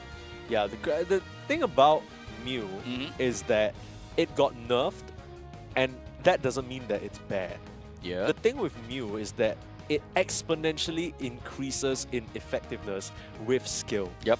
Definitely. It's just a Pokemon with such a high skill ceiling, that which is why we saw these Mews at the world stage pumping out 100k damage casually, like just casually. It's easy, like right? no big deal. Like, but for you, if you try and pull out a Mew in your game, I'd be surprised if you even did 20. No, I mean I'm at the somehow you find a way. Count, right? Yeah, you somehow find a way to be locked on coaching the entire game and not be around a single ally. That's just how things is if you pick Mew, I guess. Yeah, that's true. It's unfortunate. But the thing with Mew, so Isen Aumento opting for some Pokemon that recently have taken nerfs. Sure, smaller nerfs. I think in the professional community, people still value Mew, but it's not that just kind of very straightforward, pick no and go thoughts kind of empty. Pokemon. Yeah, you can't just get away with blind picking it. But Sableye, baby, what are we doing? What are we doing? What's cooking, Vincere? Looking at what is happening, right? You got the Crustle, you got the Dodrio, you got that Sableye. Is this the try? You know, are they trying out for a dunk composition right here? They are really strong dunkers. They are really fast. More information gathering with the Sableye as well. But this looks like our typical kind of like dunk comp lineup. I think, look, if there's any way to tilt, if there's any way you're gonna tilt Aumento at the very start of this competition, it's gonna be something like this. I mean, what is every time you try to score Sableye, it's just right there. You just get a Crustle. I wonder what kind of build the Crustle is gonna go for as well, because most of the time, whenever we see Crustle, it's X is a rock too. Yep. No real question about it. But the Shell Smash and maybe even the Self Rock can kind of be very annoying, because if you're trying to score or pressure an area, or you try and take an objective, just toss a little Self Rock there. Yeah. Suddenly they can't traverse. It's very hard, especially for these sort of more squishy attackers on the side of Aumento to make it happen. Now, they have the Glaceon coming out in the central area, and Glaceon, despite the nerfs, is still very effective at shredding high HP targets. Here comes Sableye from first steal though, gonna try and nab this buff. Won't be successful in doing so. So already first thing on the checkbox, not really going his way. I mean, that's just Sableye doing Sableye things, right? Like just invading your opponent's central area, just doing a little bit of disruption towards your opponent. Hopefully, just hopefully manage to just steal the buff away from them, just slowing down their levels. But even though it didn't, work out, it still does its thing, right? It's just slow them down a little bit on the whole process of it. Yeah, for now, just having the X speed back out to save me, which is not really the best look. With Sableye, you're always trying to find single targets that just kind of are susceptible to being picked off. Yep. Maybe this information is going to net them a pick-off onto But yep. He swiftly gets out away, right? Yeah. Yeah, I mean, it's so much information gathering as well. Yes, they know that the Sableye is around them, but they're unable to do anything about it. Early eject button from the Glaceon just has to get out of dodge there. And again, the information coming into play. We've seen some Hoopas throughout today and even in Korea go for the Trick Phantom Force build, making use of that recent buff. But it's going to be the all-reliable Hyperspace Hole. Yeah, I mean, with the Hyperspace Hole, they could do quick rotations up and down bottom as well. Those quick objective, right? After getting one Reggie, you could just immediately portal back up to top and then just get the other Reggie as well. So there's so much flexibility in terms of mobility for the rest of the team. They have quick setup, they have early scaling as well. So with this Hoopa, they can get advantage and play the numbers game as fast as possible against their opponent. Yeah, Isan Aumento kind of need to strike hard and fast with their lineup, it feels like, because a lot of their Pokemon are spiking a bit earlier, especially I'm looking at the Sylveon and the Dodrio. These are Pokemon that later on in the game might fall off. Right? You just don't have the same amount of damage output that a Glaceon or Mew can have.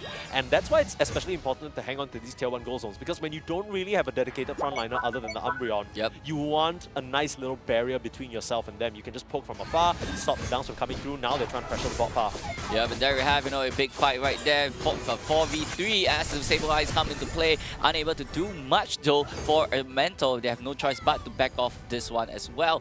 But as the rest of the team just fall and just gather right there in the central area, immediately Hyperspace Portal bringing two Pokemon up top. That's the big problem with the Sylveon, right? Every single time you see this Pokemon use the Hyper Voice, it's just, okay, do we really have enough to run into that? Beautiful body blocks from Jakarta are going to get taken down as a result. So sacrificing himself there, essentially, to save the Crustle. Not really sure whether it's worth it, because, again, there's just so much being gathered from Isan Aumento at the moment. Wow, down goes the Tier 1 for Vincier, unable to stop that Mew from scoring in time. As the Reggies spawn right here, immediately Aumento knows that no Tier 1, they're focusing onto the Regieleki as well. And, nothing that the Sableye could do. Yeah, still trying to come through for the steal is that Umbreon, but equally unsuccessful. It'll just be an easy trade-off. But like you mentioned, from those Hyperspace Holes, it's just simple rotations, quick and painless. This is the most effective mode of transport you've seen in your life. Yeah, I mean, that's the best form taxi, I would say. Right, and there, Crustle trying to push off the Regieleki with those, those attacks, and Crustle able to, push so much crowd control, X-Scissors, and, able to do this to the Regieleki. What could he do in a team fight situation as well? He could control them and just clump them up together so much easier.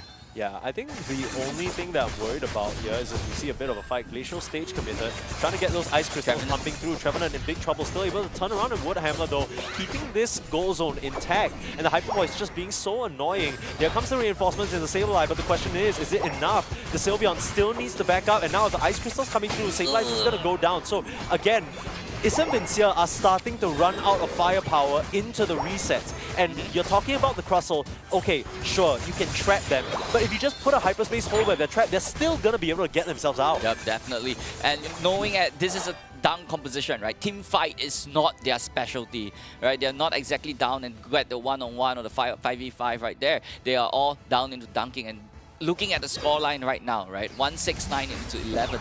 Have they even started dunking? The thing is they can't, right? Because anywhere you try and make a move, the Hoopa portal's right there to bring in defenders. And that's the whole game plan at the moment for Aumento. It's very straightforward. Yep. Whenever you see presence in the top half, oh, hyperspace all up to the top. You can immediately see that probably coming through now. Glaceon coming to back up the Mimikyu. They will go down though. Glacial stage committed. And there's the portal. Here comes the reinforcement. Susur is going to come through, wipe down that poor Sableye. And just like that, again, Vincia just have to run. Yeah, and we were saying like how much damage that Mew could do to the rest of the team. Those Solar Blade literally shred most of Vincia Pokemon down to about one quarter of the health. And you know, that kind of damage you really have to dodge and don't want to walk straight right into his Solar Beam.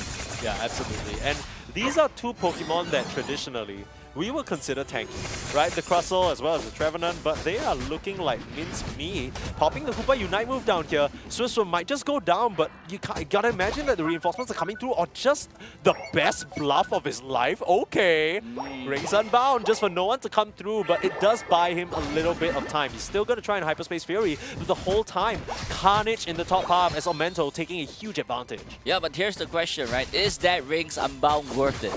Right? It is a buff, it is a bluff, it kept that Hoopa alive, but right, not the rest of Vincia actually came and engaged or tried to do a little bit more, you know, or try to prepare for a fight, and there's no objective involved, and now, you know, that Hoopa have to start gathering all his Unite percentage back as well. Is it even worth it? I would say yeah, because, you know, still 2 KOs in the top half. They managed to take down the tier 2 goal zone. I mean, I can go on, Moonboy, but I think, you know, it balances out, at least in my books. I'm not an accountant, but I'm sure Aumento very happy with that situation. Now, clinging on to this tier 1 goal zone are Vincia. Clean reset, can't Horn Leech in time. The Hoopa able to extract themselves. Can't imagine that they're coming back. Wow, very, very daring. Bring himself back into the fray. Probably going to go down on Susur, not able to catch the reset this time. But the entire time, do you hear that sweet music? It's ice crystals freezing Vincia. This is a refrigerator or something. These guys are getting toasted. Yeah, I mean, we mentioned that Glaceon is a late stage kind of like Pokemon, right? It is at level 13 already at a 3-minute mark. And, you know, knowing that the opponent is not exactly a team fight kind of composition and it's just snowballing at this point in time. Yeah, I mean, Sableye looking like every Sableye that I've seen ever. It was completely unsuccessful. Better off not picked. Nobody's happy with him. He's just generally not a very pleasant sight. Level 10, not really impacting the map. Wasn't able to get the early KOs in the central area when the Pokemon were weaker. Now, the Regieleki, at risk of going down to his Vincia, the Secure is a bit too strong with the Hyper Voice, of course. But I don't, like, this is chill. Like, Aumento are fine. They're 250 points ahead. Yeah, I mean, they are ahead in points, they are ahead in levels as well, right? There's so many, they know that they have a stronger firepower going into the final stretch. So all they have to do is just make sure and ensure where all the Vincia players are, right? So that they are not doing anything sneaky, dunking unnecessary points towards them as well. And if they could secure this last fight in the Legendary's pit, they can secure their victory for map number 1. Yeah. High expectations here for this Isin Aumento lineup. To have to try and take down their counterpart in this early stage. It's a bitter but necessary measure to move on. I'm sure they have very high hopes for themselves and they're starting out on the Ray pit. It's only the Trevenant showing. It's going to have to be a clean initiation, but all the Unite moves ready. Yeah, definitely. And take a look at the minimap on the top left corner. Dodrio sneakily moving up to the top side, but only holding so little points though.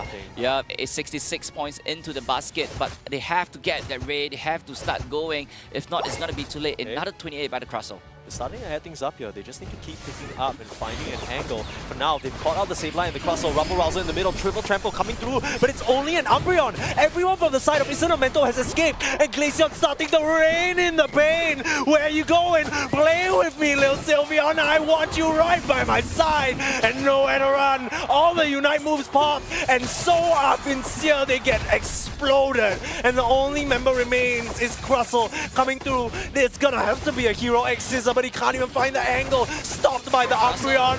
Goodbye and good night. Just a clean execution overall, and the surrender. Wow. Oh no, that is not a good sign. Yeah, I mean, is something crumbling inside, or is the game plan wrong for this matchup? Knowing that they can't pick a fight, they can't even do anything against Omento throughout the whole 10 minutes. So Rouser, okay, here comes the Phantom Forest, but they just couldn't link it up. The team members, they were way too split. I really got to know what the plan for Vincere was there because I wasn't seeing it. yeah, I mean, they have good damage, right, from the Dodrio if they ever needed to. Look, look. Yeah. Look at the number. I don't know about good damage. Yeah. From who? But Who is overall- doing this good damage? Is the good damage in the room with us right now? it's the Sylveon, right? But overall, right, they were all scattered all apart, and every Pokemon is really squishy, right? Apart from the defender. Yeah. And if they just run into their opponent are usually higher level than them, at least 1 or 2 level above them, and they can't initiate anything. Or they say, oh, there's an opponent, I have to back off. Oh, there's an opponent, I have to back off, right? I think Hyperspace Hole just covers every single Yeah. Tier 1 Go Zone as well, so they can't exactly get close to anything, and their objective can't run for their playbook. Yeah, I'm not really sure whether you guys saw the battle report there, but it tells a very significant story because you see the very, sure, it's not like Vincere didn't get any objectives. We'll see it in some of these replays as well. They got the objectives, but they never converted it into anything. They get an objective, there's no dunks because immediately comes a swift response through the hyperspace hole again and again. And the hyperspace hole, like we mentioned, not just the transportation across the map, as we'll see here. Look, Rubble Rouser, but perfect dodge from JT to buy some time with the play rough. Sure, he does end up going down, but by the time the Hoopa comes through, so does the rest of the team, just get wiping out. And like you mentioned, the Solar Beam, so much damage from the Mew. In a game where Glaceon and Mew are just allowed to fire from afar, that's the dream come true. Yeah, I think it boils down to the fact that, you know, maybe Vincere was not as coordinated as Omento this time around. Right? Like, you know, they are supposed to work as a team, and especially for a dunk competition, everyone has to be at the right place at the right moment at the right time to capitalize on all those dunking opportunity, but they did not capitalize on that, and, you know, they just fall apart after that. It's a weird thing because I think when the Japanese first popularized the score comp, right, it felt when you were watching like just 5 individuals making good decisions at every instant. Yep. It almost felt like there was no rhyme or rhythm to it. They would just look at the current match state and they would decide whether it was good to go for a backhand. Should I run to this area? Should I occupy this space on the map? And then later on, as that particular strategy developed, we saw it evolve into something a lot more constructed. So it's clear delegations across the map. Which Pokemon is supposed to be which area, who's supposed to score at what time. This was score comp. None of that. Yeah. You know, even if you boiled it back down to the basics where each member was making good decisions as an individual unit, we didn't see any of that. Like the Sableye impact in the game, minimal. Dodrio, barely saw him, other than when he was tripling, trampling into his own KO. Right? Like, look, I would like to ask him a couple of questions. Unfortunately, the questions that we asked them were a bit different. We'll have some answers though. Let's take a look at how they were sort of responding to them here. Of course, we asked Isan Omento, what do you think are the characteristics of your team? Now, keep in mind, this is the old talent, old reach Pokemon. We rely on our team's chemistry and always strive to improve by embracing mistakes without fear. Yeah, I mean, knowing that you have mistakes, right? Yeah. You're knowing that you have to improve and what areas have room for improvement. That is the strongest part of being a team. Exactly. And that's how you get to a next level as soon as, you know, you realize how to improve and you achieve that as well. And without fear as well. Exactly. Right? They're not afraid of mistakes. They're not afraid of any setbacks. They are here to just face them on and just clear these obstacles ahead. Exactly. Yeah. Pokémon Unite is a game that is so condensed in terms of the decisions that you have to make, and it feels like each small mistake that you make amplifies and is so exponentially damaging that you need to be able to work through them. So very cool answer to hear. Of course, we'll hear from the sister team, Vincere as well. I believe we asked them a very similar question. How was your team formed? Our team comprised former champions who aim to make one final run. Wow. Now, look, again, champions. I'm sure I'm sure, you know, there were tournaments that they competed in there that they've sort of found themselves at top seeds, but throughout at least the qualifiers and the casts that we've done, we've rarely seen these names, right? So this feels like it's this final shot of proving themselves, and I'm a bit worried, to be honest, because if that first game Mhm. was their last hurrah, if that first game was their big like final bullet run. loaded in Yeah. the chamber where they were ready to sort of give it their best shot, Is it I'm now? not very confident. Like I'll be honest. Look again, feels like what me and JJ saw in the previous match with God of Warriors and Last Hope. Stop getting too crazy. You don't need to do all that. You know what I mean? You just give us the basics, baby. Just pick good Pokemon. Yeah, just pick- fight pick together. teams. Yeah, like I think the whole game plan fell through in game number 1. It just didn't look great for Yeah. them as well. So hopefully this last final run is gonna be allowing them to have another chance into this Exactly. comeback and not let the next map be the final one. Exactly, and even if we'll take a look at our featured player because I'm sure that I have one in mind. I don't know whether it's going to be the one we see on our screen. Scent. It's going to be Scent. Okay. Well, I think Scent had a very, very easy game. Just chilling from the get-go. Yeah, I mean Yeah. he's just farming, getting those Yeah, your EXP support going. comes in, chases away the Sableye. Yeah. Every time they show up, you're just a perfect kiting. But I think very well played at the final stretch, especially because there was a somewhat scary initiation that they managed to dodge. Yeah. Right, so always keeping their distance, just in range to do Ice Shot's damage still, and you take a look at the average damage dealt, 50k. So always a very major component in terms of that output for the team. Yeah, I mean he's the main damage dealer, right? Like we From the can't- central Yeah, area. from the central area coming in, getting in those flanks into those zones as well. And we have seen those great Icicle Sphere, Glacier Stage just catching most of their opponent Yeah. and just stopping those Dodrio from doing his shenanigans as well.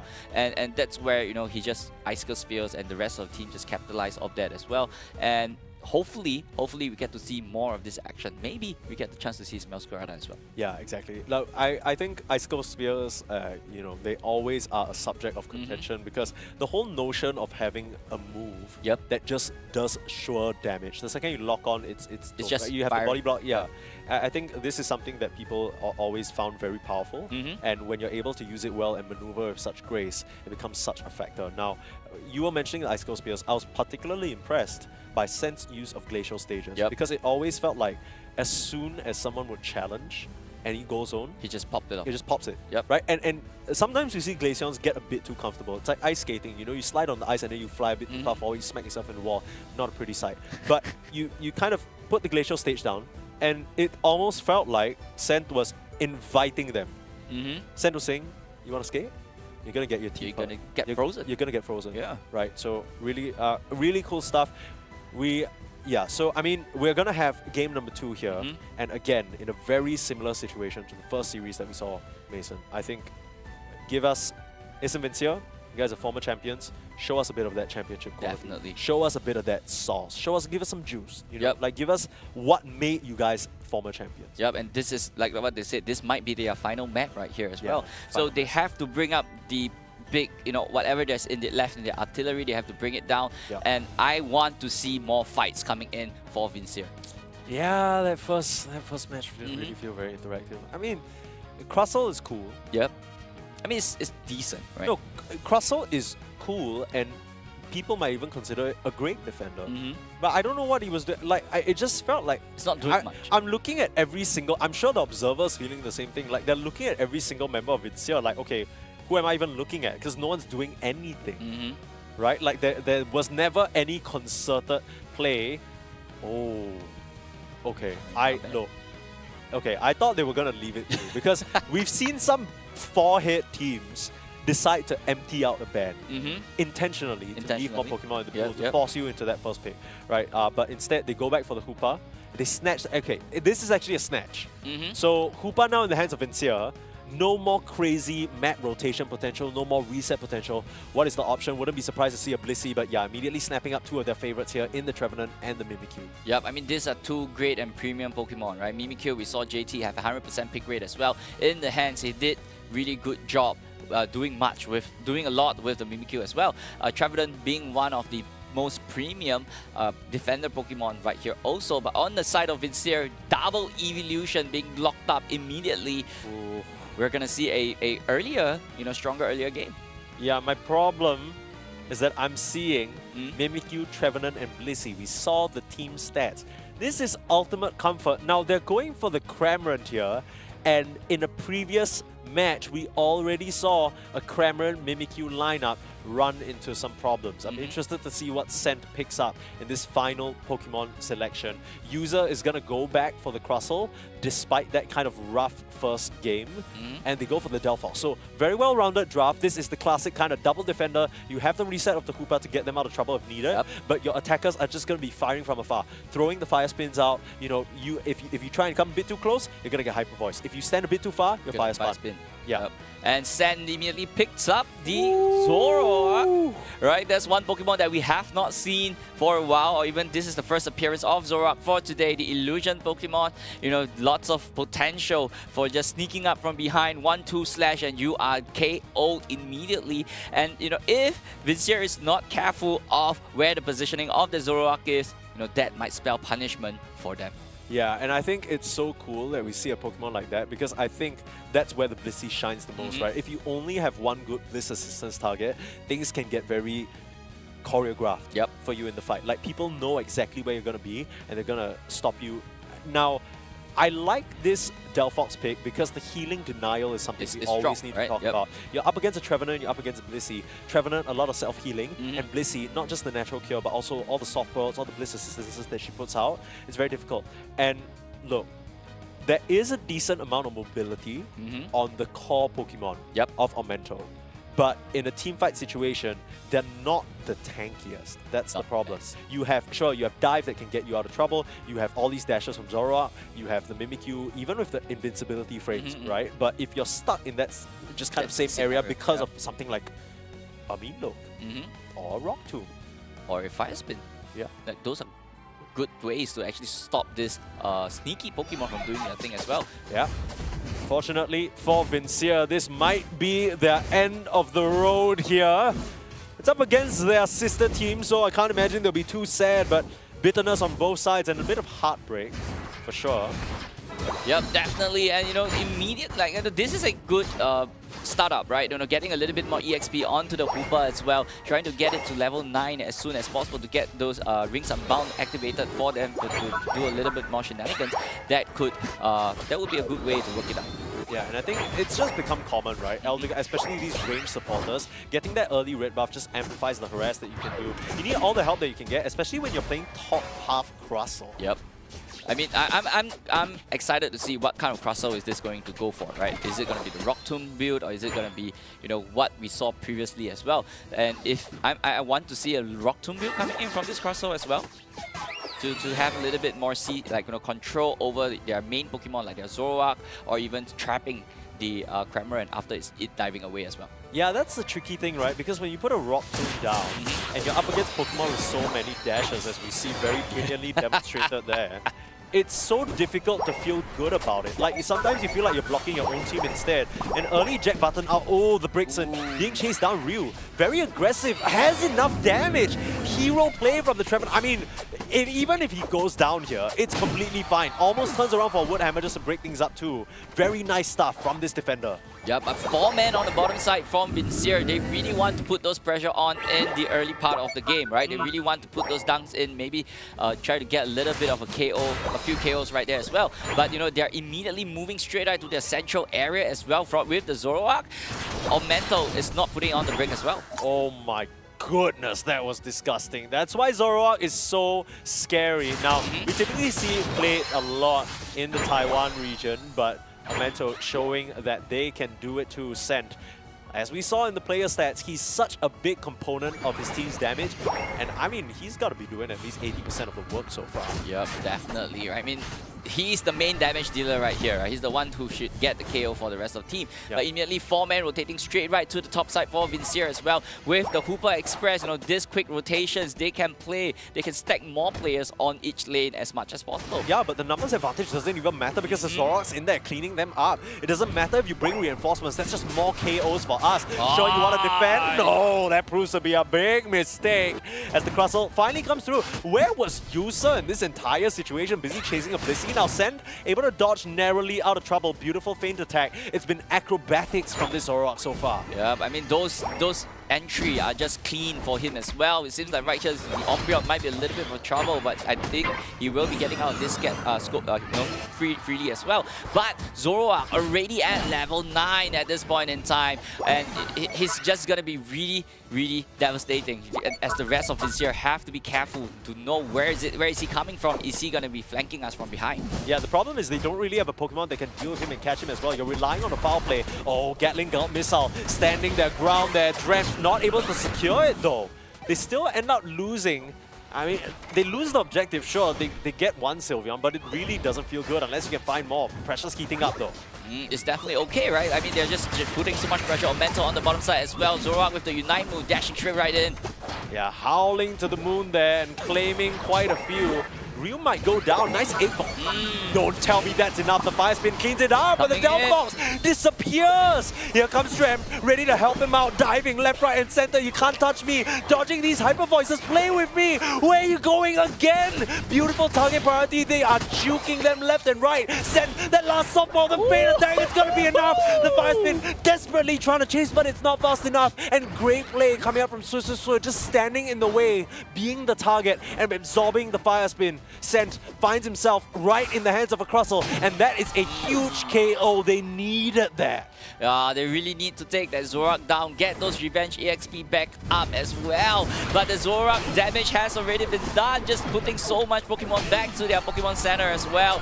And right here, Omento trying to just control Vincier down the bottom side. They know the Zoroark is going to take a while to come back, and they're trying to push this advantage as much as possible. Fanciful Fireworks on the goal zone allows them to capture it, and a nice reset as well fishes them back to safety. Now the question is, do they want to come back here? There isn't really an objective to fight for, so they'll just come through, pick up some points, and opt for the reset. A very good chain of events for Vincier. Yeah, Vincier able to catch up a little bit more on the EXP level as well, getting those Revenge KO onto Omento's Pokemon. But, next objective available is definitely going to be the Regieleki on top, right?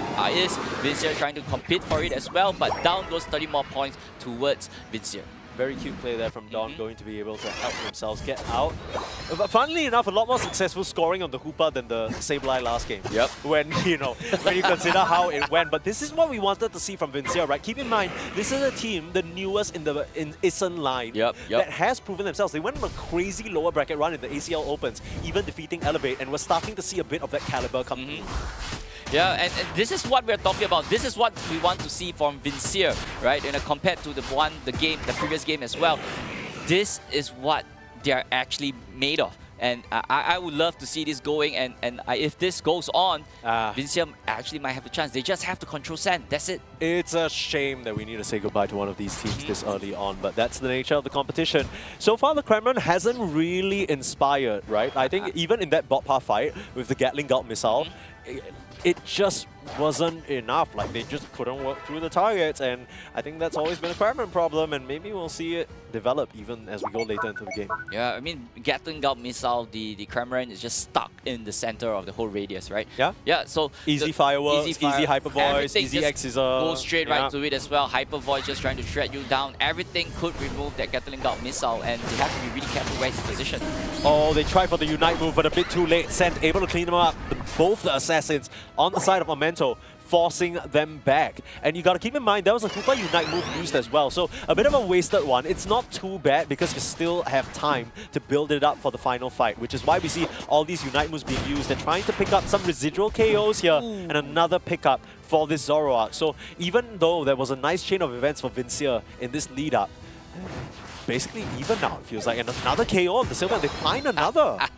Yeah, this Zoroark is just running around, right? Running around, finding prey, and just hunting for the next target, and just getting KO one after another. Yep. Even though the point difference is maybe about 9-point difference at this point in time, but Vincier, all they have to do is one job and one job only. Yeah. Stop that Zoroark from going insane.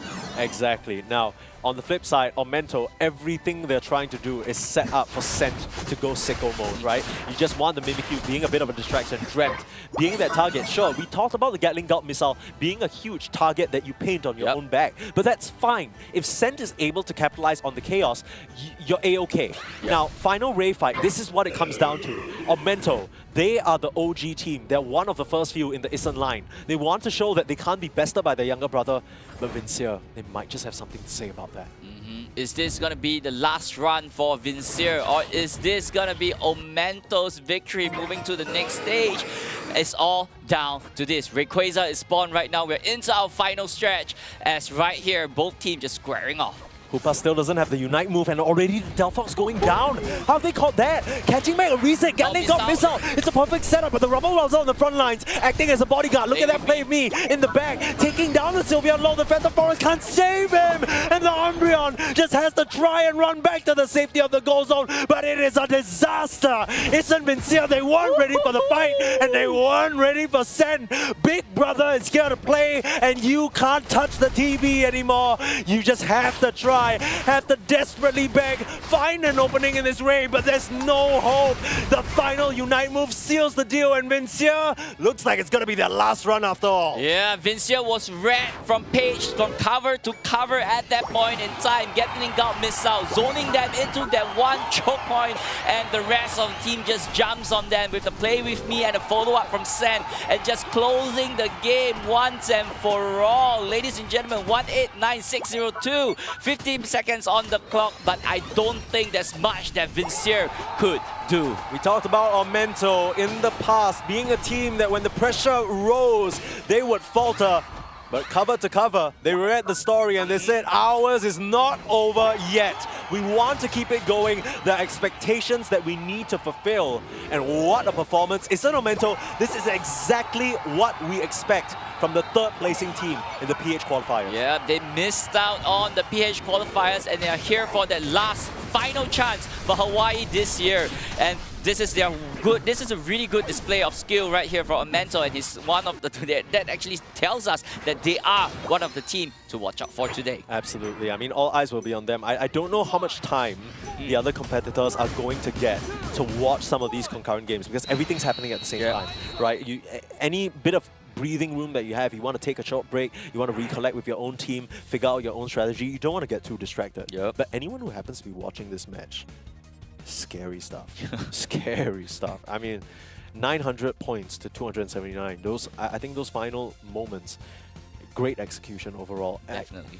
It's just so difficult. And, you know, we saw Last Hope function with a very similar draft, but they just weren't able to pick up the tempo in the same way that Scent was. Scent went crazy. Yeah, it's just Scent, right?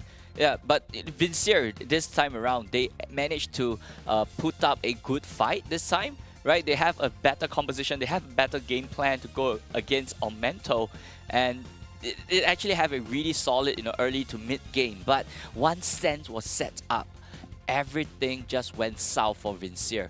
And as long as you see the Zoroark inside, next thing you know, you're back to the Pokemon Center. And there's nothing that you could do to stop this guy. I think just great recognition, because as much as the Delphox has been a very highly prized pick throughout the previous meta just for the control that you can bring, it is so unbelievably weak in the first 5 levels. And the first 5 levels, you usually think about Pokemon that go to the central area, trying to get that EXP up as soon as possible.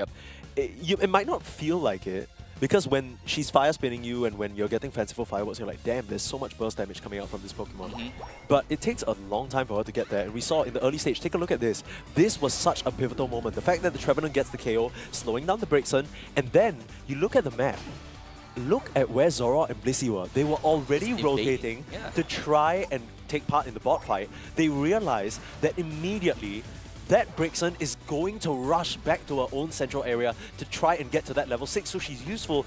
Take her down a second time, and it feels like the story's just done and dusted there. Sure, they're still able to get some objectives and win some pretty decent fights, but most of those felt like it was Scent misstepping or maybe a bit of over-aggression. Other than that, it was clean. Yeah, I mean, I believe he managed to take away that wild Pokemon or that buff away from them as well, right? And that actually stopped, hit a break on Braixen. But something on Vincier's side I really love about this game is those 4-man rotation from top to bottom, bottom to top. Once again, always having those number advantage into fight, but they can't capitalize enough just because Sen is just so good on the Zoroark. Yeah, exactly. And I mean, even in these moments where you have the Hooper portal, it just very clearly was a different taxi provider, right? You weren't using it quite as effectively. It's not aggressive. Yeah, you brought... It felt like the assigning of people to different paths was just incorrect. Like, you didn't have the same firepower, and a lot of it, to be honest, comes back down to this top half Crustle that I'm just really not convinced by. Yep. They didn't really find a use case for it in that game number 1. And in that game number 2, they very confidently picked it again. And I'm just like, okay, we were thinking, okay, maybe something is different. yeah, are they going to switch things up? Yeah. Is it going to be a different moveset? Are we going to see some Stealth Rock situation? But it's the same. Yeah, I mean, it was kind of whatever. Like, I get it. The Rock Tomb doesn't feel good. But if the Rock Tomb doesn't feel good, then pick someone other than Crustle. I mean, there know are what I so mean? many other options right there. Yeah, I mean, sure, okay, you can say Gyarados was banned, Tyranitar was banned. I mean, you got like- Slow Bro, you got yeah. Blastoise.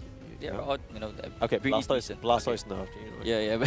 Yeah, but they're pretty decent defenders right there as well. Exactly. And if you're not, you know that in game 1 the Crustle did not actually work out. Yeah, I mean, Maybe a different. it's defender might- it's a lot easier Yep. to make a suggestion if we knew what the perspective was, if we knew what the priority was. Why were they picking that Crustle? The problem is I couldn't tell you. It didn't score. It didn't control anyone in the team fight. It kind of acted as a frontliner, but didn't really do a good enough job. It's like you can't really break through the formation. So unfortunately, we will have to say goodbye to one of the Isen teams, and it's gone quite the way that we expected. That game number 1 really, you know. It's not that great. Look, we're here because we want to promote Pokemon Unite, but even I would say, please don't watch that. it just kind of gives you like, it just gives you a bad, you know, like you feel bad for them. I understand. It's too painful. We'll take a look at the bracket and we'll remember them that way. Okay, we'll remember them that way. Isen, Vincia, an early exit from the tournament, but. Of course, that means that Isen or Mento continue. Now, we're not done with the rest of the matches just yet, but of course, we know that our upper bracket finals will be between Taiwan Top 16 and Code Unknown Fibonacci. Now, Code Unknown Fibonacci had a bye in the first round, so the sample size in terms of what we know about them is very low. All we know is they've beat Mayo Wanlu, who defeated this Isen Vincia team that we've seen already. So, of course, we still need to wait for God of Warriors 2 to conclude against Mayo Wanlu, but that will be our next match up against Isen or Mento. And again, it's going to be another situation where Isen or Mento have to come up with a crazy lower bracket run to try and stand a chance, because there's only one slot. Yeah, that's what you mentioned. One slot only for the LCQ. They missed out in Philippines, right? Just one spot away. Yeah.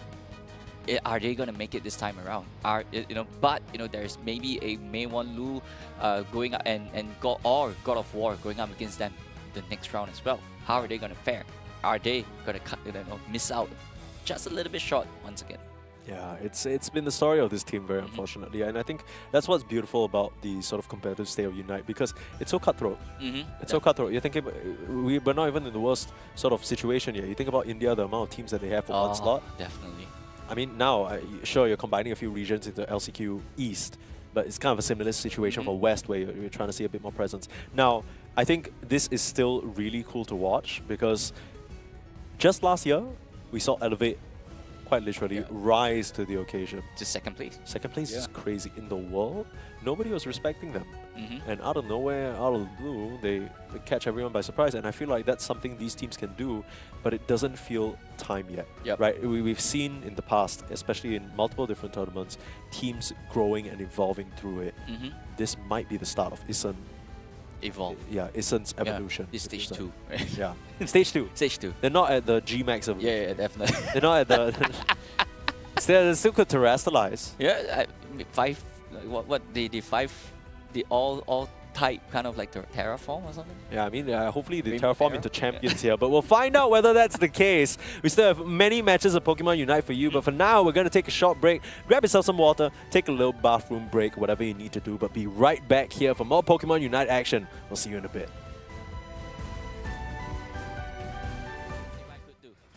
Still trying to come through for the steal is that Umbreon, but equally unsuccessful. It'll just be an easy trade. Trying to get those Ice Crystals pumping through. Trevenant in big trouble, still able to turn around and Woodhammer though, keeping this goal zone intact. And the Hyper Voice just being so annoying. Here comes the reinforcements in the Sableye, but the question is it enough? The Sylveon still needs to back up, and now the Ice Crystals coming through, Sableye is going to go down. So Hyperspace all up to the top. You can immediately see that probably coming through now. Glaceon coming to back up the Mimikyu. They will go down though. Glacial stage committed, and there's the portal. Here comes the reinforcement. So is going to come through, wipe down that poor Sableye, and just like that, again, Vincia just Mento very happy with that situation. Now clinging on to this tier 1 goal zone are Vincia. Clean reset, can't Horn Leech in time. The Koopa able to extract themselves. Can't imagine that they're coming back. Wow, very, very daring to bring himself back into the fray. Probably got to go down on Susui, not able to catch the reset this time. But the entire time, do you hear that sweet music? Knowing that the opponent is not exactly a team fight kind of composition and it's just snowball. Yeah, they just need to keep picking up and finding an angle. For now, they've caught out the Sableye and the Crossbow. Rumble Rouser in the middle, Triple Trample coming through, but it's only an Umbreon. Everyone from the side of Incinemento has escaped, and Glaceon starting to rain in the pain. Where are you going? Play with me, Lil Sylveon. I want you right by my side, and nowhere to run. All the Unites is Crustle coming through. It's gonna have to be a Hero X Scissor, but he can't even find the angle. Stopped by the Umbreon. Goodbye, and blocking your own team instead. An early eject button out. Oh, the Brixen being chased down. Ryu, very aggressive, has enough damage. Hero play from the Trevor. I mean, even if he goes down here, it's completely fine. Almost turns around. With the Zoroark, Augmento is not putting on the break as well. Oh, it doesn't matter if you bring reinforcements. That's just more KOs for us. Sure, you want to defend? No. Flanking us from behind. Yeah, the problem is they don't really have a Pokemon that can deal with him and catch him as well. You're relying on the foul play. Oh, Gatling Galt Missile standing their ground there. Dremt not able to secure it though. Might go down. Nice 8-ball. Don't tell me that's enough. The Fire Spin cleans it up, but the Delta Box disappears. Here comes Dremt, ready to help him out. Diving left, right, and center. You can't touch me. Dodging these Hyper Voices. Play with me. Where are you going again? Beautiful target priority. They are juking them left and right. Send that last softball. The bait attack. Got missile, and they have to be really careful where he's positioned. Oh, they tried for the Unite move, but a bit too late. Sent able to clean them up. Both down. How have they caught that? Catching back a reset. Gatling got missile. It's a perfect setup, but the Rumble Rouser on the front lines, acting as a bodyguard. Look at that play of me in the back, taking down the Sylveon low. The Phantom Forest can't save him, and the Umbreon just has to try and run back to find an opening in this raid, but there's no hope. The final Unite move. They missed out on the PH qualifiers, and they are here for that last final chance for Hawaii this year. And this is their good. This is a really good display of skill right here for Amento, and he's one of the that actually.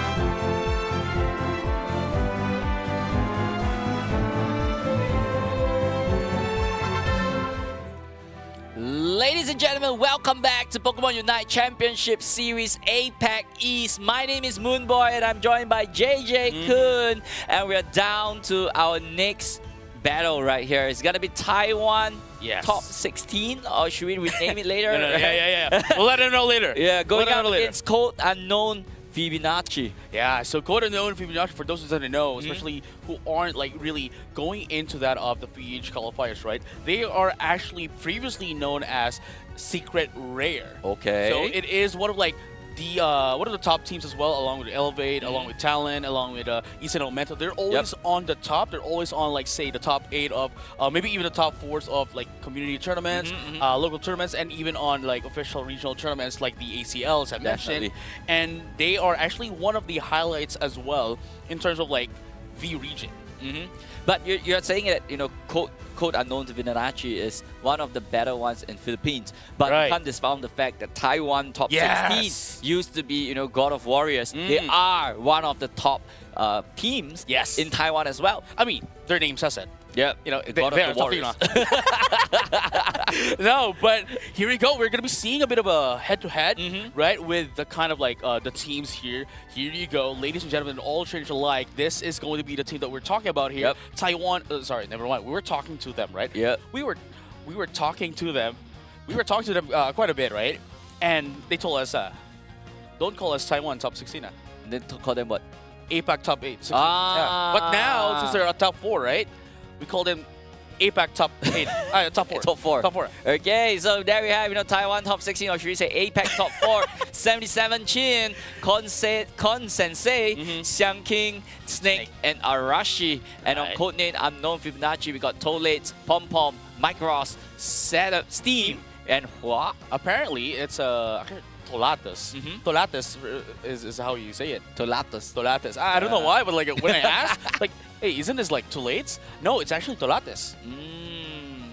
Some you know, Filipino pronunciation. Maybe, yeah. Yeah, but I think, you know, Mike Ross, one of the key players for codename Fibonacci, we mentioned previously. You know, we talked about it backstage as well. Maybe share with us a little bit more. You know, what can we expect from Micros? Right, for Micros, they actually played one of the carries, basically, one of the carries of this team, and at the same time, it is one of the most, as I mentioned earlier, the highlights, the spotlight. They actually took the spotlight, especially in the APAC, the ACL, ACL PH qualifier, where it's just they're just dominating with the Leafeon, obliterating you know, teams like Elevate, as I mentioned. They won 2-0, by the way, and actually eliminated Elevate on that tournament.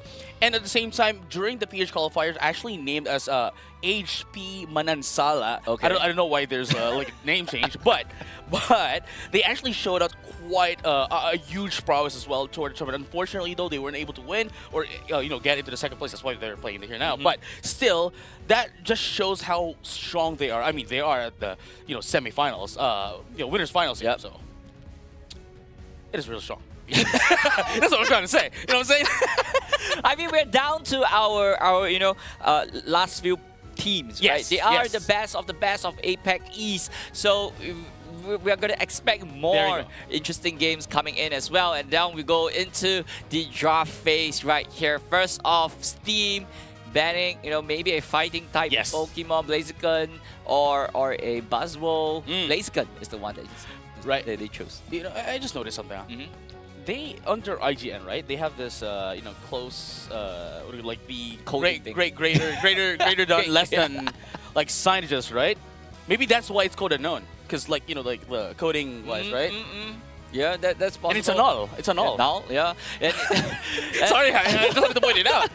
Yeah, I mean, this band, though, really interesting, right? We are not seeing any Leafeon, we're not seeing any Gyarados, or even any Trevenant inside as well. Pom Pom immediately off the first pick with that Gyarados, and that is our first appearance of Gyarados today. That is true, and at the same time, I have mentioned this earlier, the Leafeon coming in from that of Micros is so open right now, and they might as well be able to take it. But of course, everyone is going to be, you know, priority picking every crowd control and their defenders, and then they pick their, you know, carries. But with that being said, Fibonacci here is going to be going in, as you have mentioned, the Gyarados and the Embryon together. Huge crowd control, huge, what do you call this, tankiness.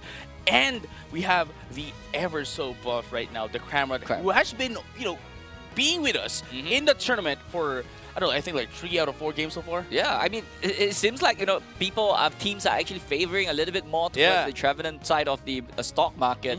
Yeah, but, on the other hand, a Glaceon and a Eldegoss, no Leafeon inside just yet. What's happening, JJ? Now, here you go. Mycross here has a lot of like Pokemon as well on the roster. In their like, say, like a pool of Pokemon. But there you go. That's what I'm saying, right? There goes the Leafeon. I mean, if your opponent doesn't ban the Leafeon, doesn't ban the Leafeon, or does not take the Leafeon, you have to take it. You have to take it. Yeah. And Mycross, I don't think that it's like, say for example, going into the western side of things, right? Yep. You don't want to give Mew to Night Mew Foxy. Same case with Mycross. You don't want to give the Leafeon to this guy. Yeah, definitely, right? I mean, we know that Mycross is one of the strongest player in the team, and you hand him literally the most dangerous weapon. Pokemon in the game right now. But the Metagross, oh my wow. goodness, Metagross. This guy got a buff recently. Yes. Yep. And needed too. Yeah. It needed too. Yeah, and immediately Xiang King, right? Playing it up and picking it up as well. We have not seen Metagross played in a competitive level. Is this not quite yet? Yeah, is this the first time this Pokemon could actually show itself?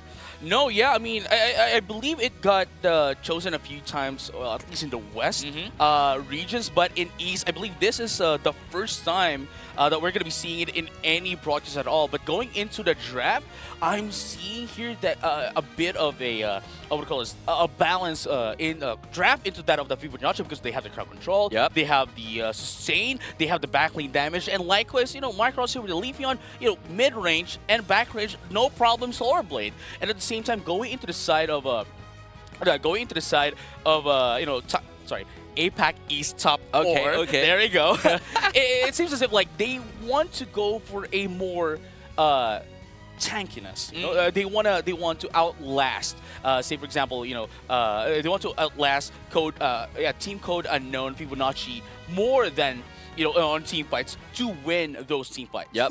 Off we go, ladies and gentlemen. This is our winners bracket finals. It's between Code Unknown Fibonacci against Taiwan Top 16. I mean, both teams having a really interesting composition, and we have seen this is one of the first game with new Pokemon on both sides of the field as well. So this is going to be interesting. This is going to be tight. Who is going to take this one? Oh, for sure. Thank you for that amazing introduction, making sure that we are all hyped for this match. And as we have seen here, it seems as if Mycross immediately already got like level 4 from that of the central area and is now trying to make sure that this Metang is not going to be able to get away. Yeah. A Beldum, not a Metang yet. Like, not a Beldum yet. That's the thing about Metagross, right? Like, this kind of 3-stage kind of all-rounder, they always take really long time to actually come online.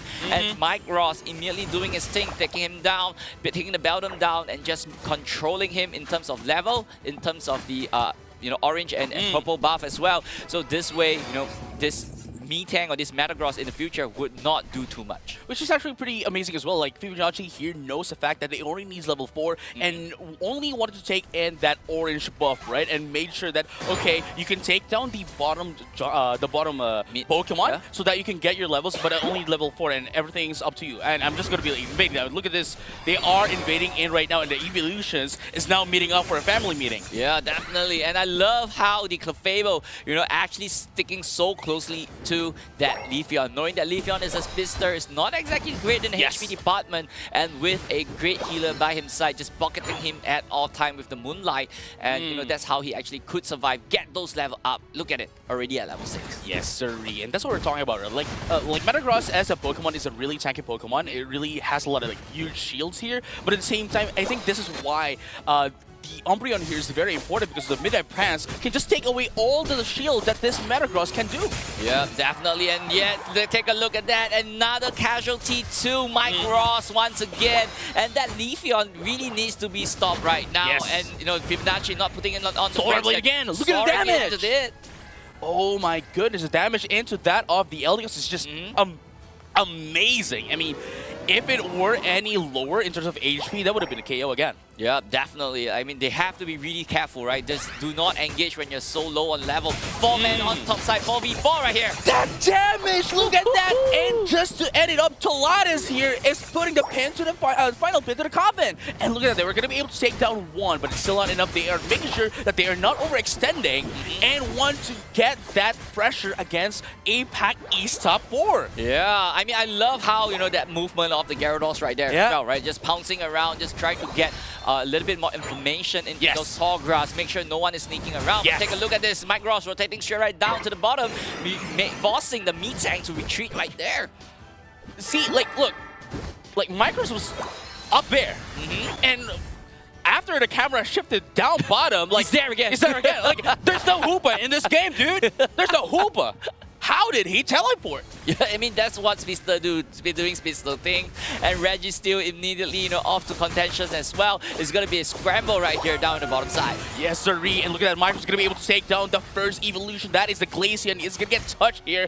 And just like that, they now have the positional advantage to get into that Red Shield. Unfortunately, gets a bit of a reset here. But it doesn't matter. That was just a bait. Micro's going to be able to take down the other Sylveon, the other evolution as well, as they secure this Reggie Steel. Wow, I mean, that's just, that Registry just straight down really quickly, you know, with the Gyarados and the Leafeon working on it all together. Everything just goes down and it just lines up right here for Fibonacci. And if this goes on, top 16 Another might be a KO. little bit of trouble. Off cam, another KO for Micros. I mean, this is why I'm telling you, like, they... I cannot, like, dismiss, you know, the other teammates, right? But Micros is just always stealing the spotlight to everyone else. Right, take a look at this. Unite move being used by Umbreon here as well. Just trying Computer to crash. get a lot of space right here. Crustle might be a little bit of a danger, but managed to get that out there alive. But Glaceon managed to get one pick off that Umbreon and just chasing Fibonacci back right to base. That's going to be 2 down into the side of Fibonacci as well. But it's still not done. They're still not over. It's going to be another KO. The Gyarados is going to go down. But Micros, finally, this is what APAC East Sub 4 is looking for. They need to take out Micros, and they just did. All right, that was a great turnaround right there, right? Getting that Umbreon moving straight up, getting the flip that they need, trapping Mike Ross on with the Rock Tomb, unable to get out there alive and just taking him down. And, you know, that's where the rest of the team with the Metagross just diving straight right in, Gyro Ball, and just taking everyone out of there. Great turnaround fight for top 16. This is actually quite a beautiful, you know, a bit of a step back here. It's quite actually beautiful how, you know, Taiwan APAC East Sub 4 was able to, you know, a bit of a, you know, catch up, I guess, against that of Fibonacci. I mean, they only needed like 1 KO, needed to stop the momentum of Micros, and just like that, you know, they are able to, at the very least, crawl back up against that of Fibonacci going forward. Yeah, for sure. And I think one thing that Taiwan top 16 have to be a little bit careful of is the Umbreon. Right? The Umbreon Moonlight Prance is definitely going to be taking out all the shield from the Metagross. And the Crustle as Crustle, well. yes. Yeah, so, I mean, if they had managed to take that Umbreon down first, they have the advantage. Computer crash is going to be popped up here, but they're not going to be able to get out anyone at all. Mid Press is going to be popped up, going to be able to take down all those shields, but it looks like the Umbreon was just sandwiched by Taiwan top 16, and now they have the positional advantage. Let's find out that they're going to be able to take this one up as well, but it is going to be Taiwan top 16 that gets this, but that's going to be for the cost of 2 Pokemon. No! Make that 3! No, maybe 4, because there is still Snake here trying to survive, and the only one left as well, and the Gramoran is the... Oh, never mind!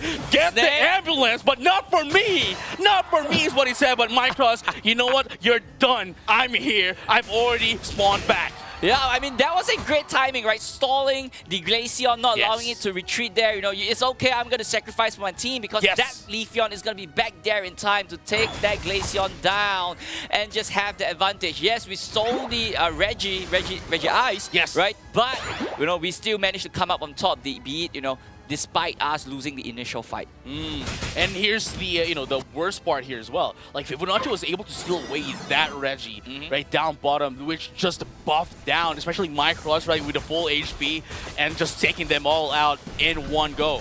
Definitely, and there you have yet another steal by the Gyarados once again. Stole the Regibottom, steal once again, steal the Regitop, and just pushing straight right in. You know, they are okay, they are just comfortable right here, and that Gyarados is just really putting all the work for Fibonacci as well. Wow, that is a huge overdunk here for the side of Fibonacci. Sure, you know, the Metagross was able to get a bit of a split push here, but with that Regieleki just helping down Fibonacci is just, you know, it makes sure that they have the advantage going towards that of the Rayquaza. Yep, I mean, looking at, you know, preparing for the Rayquaza right here, you know, you have 3 level 13 ready to fire for Fibonacci, but on top 16 side, this is not the time to actually, you know, pick fight or anything. Just get your Unite move ready, get to 13, get your carries ready as they are going in for really the fight of their lifetime, I would say. Oh, Micros currently at level 14 before the Rayquaza comes up, and this is going to be hurting up. I mean, he already hurts a lot. But now at level 14, it's going to be harder. Now, going into the Rayquaza, let's find out how they're going to be able to do this, because Micros is just right there waiting for someone, marking someone, just in case someone split pushes. Yeah, definitely, right? Fibonacci already in a really good position. They are getting the pincer formation ready as well. But the Metagross down on the bottom side, is he going to be doing, you know, some sneaky coming in? Maybe. But here's what's happening, though. Fibonacci has complete control of the Rayquaza. There you have, you know, the Metagross immediately diving straight right in. Yes, sirree, and there you have it. Another Unite was going to be popping up here, but it's not going to be quite enough, as Gyarados is going to be, you know, a bit of a push back here, but the Emerald 2-7 is going to be popped up as well. That is going to be the Rubble Rush, not going to be doing anything at all. It's going to be 2 down into the side of Taiwan, top 16. I think they are not done it, as they are chasing in this Sylveon. You're not going to go anywhere. You are going home, going back to the Pokemon Center, and the Metagross is going nowhere. It's not yet to be found anywhere in this fight. Yeah, they're still hiding in the tall grass right there, trying to get a little bit of, you know, a slice of pie on the Rayquaza, moving straight right in. They're not going to be able to get that Rayquaza, and there we have Fibonacci getting that secure and just marching straight right in, dunking those hundreds into this go zones. Wow, that was that was actually quite huge here for Fibonacci, and I really think this Metagross, it was one of the Pokemon that is like missing into that team fight. I think that is a huge factor as well, how they got, you know, shredded in. But at the same time, I do appreciate the fact that they just, you know, diverted their objective to just say, hey, let's whoever's left, let's try not to force ourselves in, because we're just gonna get shredded anyway, and just try to steal it away, right? For against that of Fibonacci. But with that being said, though, they were unsuccessful. High risk, high reward, as I say it, and Fibonacci is gonna be game number 1, winning. Yeah, but I actually like what Taiwan Top 16 did, you know, just before the initiation. They cut off the Gyarados, right? Yes. Rock Tomb, and then just separating the Gyarados from the rest of the pack. But they were unable to capitalize on the rest of the team. They got great damage potential from that Metagross, you know, just diving straight right in. But, you know, Fibonacci just held that fight really well all by themselves, despite the Gyarados being cut off. See, here's the thing, though. Like, the moment that they were able to see Pom Pom, right? Pom Pom with the Gyarados here. The moment they were able to see Pom Pom, it's just like Taiwan Top 16 here focused solely into that Pom Pom, knowing the fact that it was alone. Like everyone, almost everyone, right? Just went there, just not just ignoring everyone else from Fibonacci, which allowed Fibonacci to just push in, free damage, and take them out. Yeah, I mean, they had a decision, right? Should we chase down the Gyarados, or should we chase down the rest of the team in 4v5? But, you know, they took a little bit longer, I would say, to make that decision. And Pom Pom actually joined the fight, and everything just went south from there. I mean, like, it's on paper, right? On paper, it actually is good. Right? I mean, it's an isolated Pokemon. It's an isolated player. If we outnumber this Pokemon, we're probably gonna win. But the problem is, they were playing on the hands of Fibonacci. That was just a ruse. That was just a bait, and they took it head on. Yeah, I believe, you know, this is a really close game. Right? Like, it could go either way, you know. At a certain point in time, top 16 was actually leading in terms of the scoreboard as well. But, you know, Micros, I think the biggest problem for top 16 is Micros. Yeah, that's what I'm saying. Yeah, they have to stop that Leafeon from doing his shenanigans. If not, you know, it just runs up and down like no one's business. We thought that was a Hoopa in the game. I mean, just looking back here, right? Exactly, right? Going back into the replay, right? And this is what I'm talking about. Like, it didn't matter. Like, Micros here, sure, is the carry, but he actually is are going in for 2 roles, right? Yep. One, not as a defender, right? Not as a tank, but rather the one who actually scouts people in, because the moment that they see, at the moment that they can see that there's someone coming in, at the very least, right? Like, there's a solar blade going to welcome them in, but at the same time, everyone else is just ready to respond to Micros. Yeah, definitely. Like I think, and I know that, I think top 16 know that Mike Ross is a threat. Yes. And they're trying to, focus on him, but right, they did not. They were putting so much emphasis on Mike Ross, but they did not know that where, exactly the Gyarados is. And Pom Pom, getting 2 sneak KOs on these objectives. And take a look at this, right? He got the Reggie bottom, immediately rotate straight right up, pop the Unite move, steal the Reggie Electly, and just having that advantage for their team, and they just really well, coordinated for Fibonacci. And here we go again. That's what we were talking about, right? Like, Pom Pom here was trying to bait them up, and the others, right? And the others just went in. Hey, they took the bait. Could you please do your thing now? And they did. They did. They were able to take down 2. No, they were able to take down 3. They weren't able to take down the Glaceon, and the Metagross isn't there anywhere. Yeah, you saw, right? The Metagross actually went towards the Gyarados at that point in time, and not towards the rest of the team. I believe that was a misplay, I would say. Right? Just leave the Gyarados alone and just focus down the rest of the team. And when the Gyarados join the fight, it might be too late. Right. I just realized as well, right? Obviously, if you are the one playing that, right, there's a lot of things running into your mind, right? There's going to be a lot of things running into your mind, and that you might not be able to, like, recognize that it's actually is a trap. Because I just realized as well, right? Like, think about it now, because we are looking at it in a different perspective, like a third-person perspective, or a bird's eye view, right? That, like, Gyarados as a Pokemon is a very mobile Pokemon. It has bounce, right? And the mere fact that it was there at the back could have easily jumped back from the what do you call it, like the hole kind of, and just bait them out again, and then join the team fight from there. Yeah, that's the mistake, right? But it boils down to, was the draft right? Was the ban phase right? You open up the slot for Gyarados, and probably that was the punish. Right? And Fibonacci saw the opportunity, they got the Gyarados. And the way down to the final pick, the Leafeon was unpicked as well. And that, okay, I'm just going to take the 2 best Pokemon that people are banning right now, and I'm just going to run you with it. Yeah, and I mean, speaking of running, I think we're going to be running some questions here from the teams, right, that we have as of right now. But so, we're going to be starting in with Taiwan top 16 here, or APAC top 4, for that matter. The question is, which team or player are you keeping your eyes on, and why? Yeah, GOW2 and Isen Omento. Both are really good teams. It would be tough to play against them. But top 16, they play against GOW2, in the rounds. What's left, is maybe Isen Omento. I mean, both of them are still alive, right? Yeah. But, there is still an opportunity for top 16 to play these 2 teams. No, yeah, I mean, well, depending on what's going to happen, right?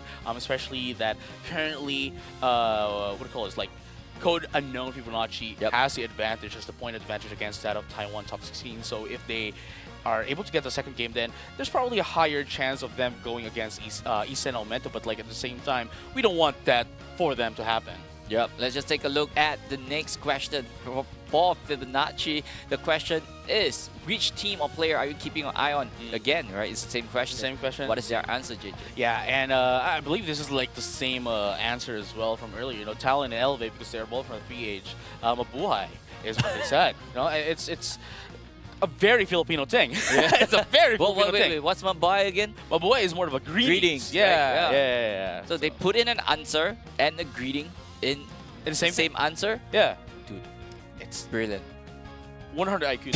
100 IQ. Sorry, 200. 200 IQ. Yeah. So, I mean, people are a little afraid of Augmento.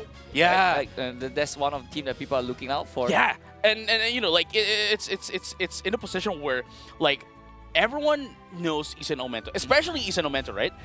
And I think there's a lot of teams as well who recognize this as our Diamond or Secret Rare Diamond, but they don't know the name code unknown Fibonacci yet. They didn't know, maybe they didn't know that it was secret rare. That's why most of the answers that we've gotten on the questions that we asked, right, is that, oh, I'm looking forward to, I'm looking forward to Isen Momento, I'm looking forward to Isen Vincere. Yeah. We were looking forward to these already existing team names, right, from previous tournaments that they are just, say for example, I don't know, maybe have overlooked teams like this, maybe have not looked on towards like the players, which are like the same, the strong teams, but just a different thing. Yep, so ladies and gentlemen, the draft is on, as you could see, and immediately Gyarados is banned, right? Yeah, we saw that Gyarados, was a really terrorizing Pokemon to deal with, but on the other hand, Fibonacci bringing in the Metagross this time around, saying, let me show you how's it played. Done. Yeah, and that is a very good disrespect ban, respect ban here coming from that of Taiwan top 16 with a Gyarados, but still, the Leafeon is still open, dude. Yeah, Leafeon is still open, right? Chin going for the Sylveon this time around as well. Is Mike Ross is still in heaven as well. Like no defenders being picked just yet. Not just yet. Fibonacci, there we go. With the Crustle and the Eldegoss. So set top 16, they have the opportunity. This is their opening to actually take the Leafeon for themselves.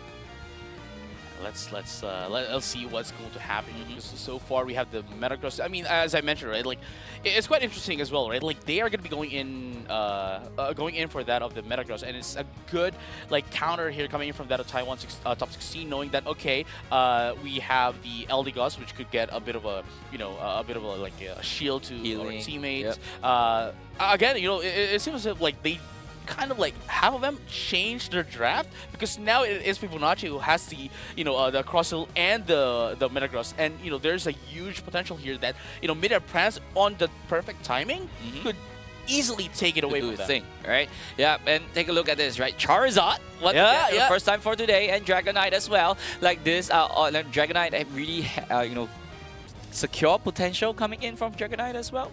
This is just to point it out, this is the first time that actually Charizard comes out in the broadcast, in any broadcast, in all of Asia. This is the first time. First time, yeah. So it's actually quite interesting to see. I mean, we all know how strong Charizard is.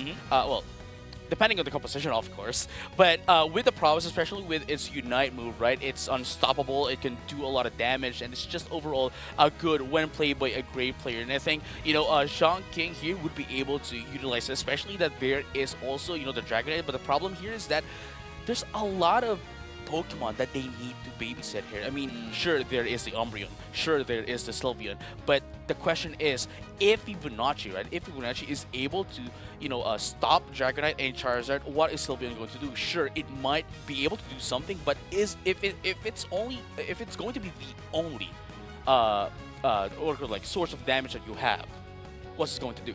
But I believe there's combo potential, right? No, yeah, of right? course. Mean look a opponent, and then the Charizard could follow up from there. But on the other hand, Masquerada this time around on the hands of Mike Ross instead of the Leafeon. So is this a specialty pick coming in from this man? Well, see, here's the thing, right? Like, I think they recognize the fact that if they're gonna be playing Leafeon again, right? Then, well, they already showed what Mike Ross can do, and they already might have an adjustment, some counters towards it, and this Meowscarada is actually one of the Pokemon that Micros also uses. If most of the time, if Leafeon gets banned. But this time, though, I think they just want to flex into that of the Meowscarada. But also, especially in this kind of composition, I think Meowscarada is perfect. Yeah, and that's what you can see, right? 4-man right up on the top side as well. Masquerada able to dunk in 11 points by really going straight right down to the Dratini at this point in time. So, you don't really want to give all the EXP towards that Dragon Pokemon, because once it reaches the Dragonite stage, it could be really devastating. No, yeah, I mean, especially with the objectives, right? Like, when it comes to Hyper Beam, everyone... No, it's not just the objectives, but the damage potential as well of the Hyper Beam. We all know for a fact that it already got nerfed, but even then, it still hurts. Exactly. Yeah. Exactly. Yeah, and that's where this Pokemon actually have to start triple Dragon Dancing, get the Hyper Beam up at level 9 as well. So, but they're still putting so much pressure on the top side, right?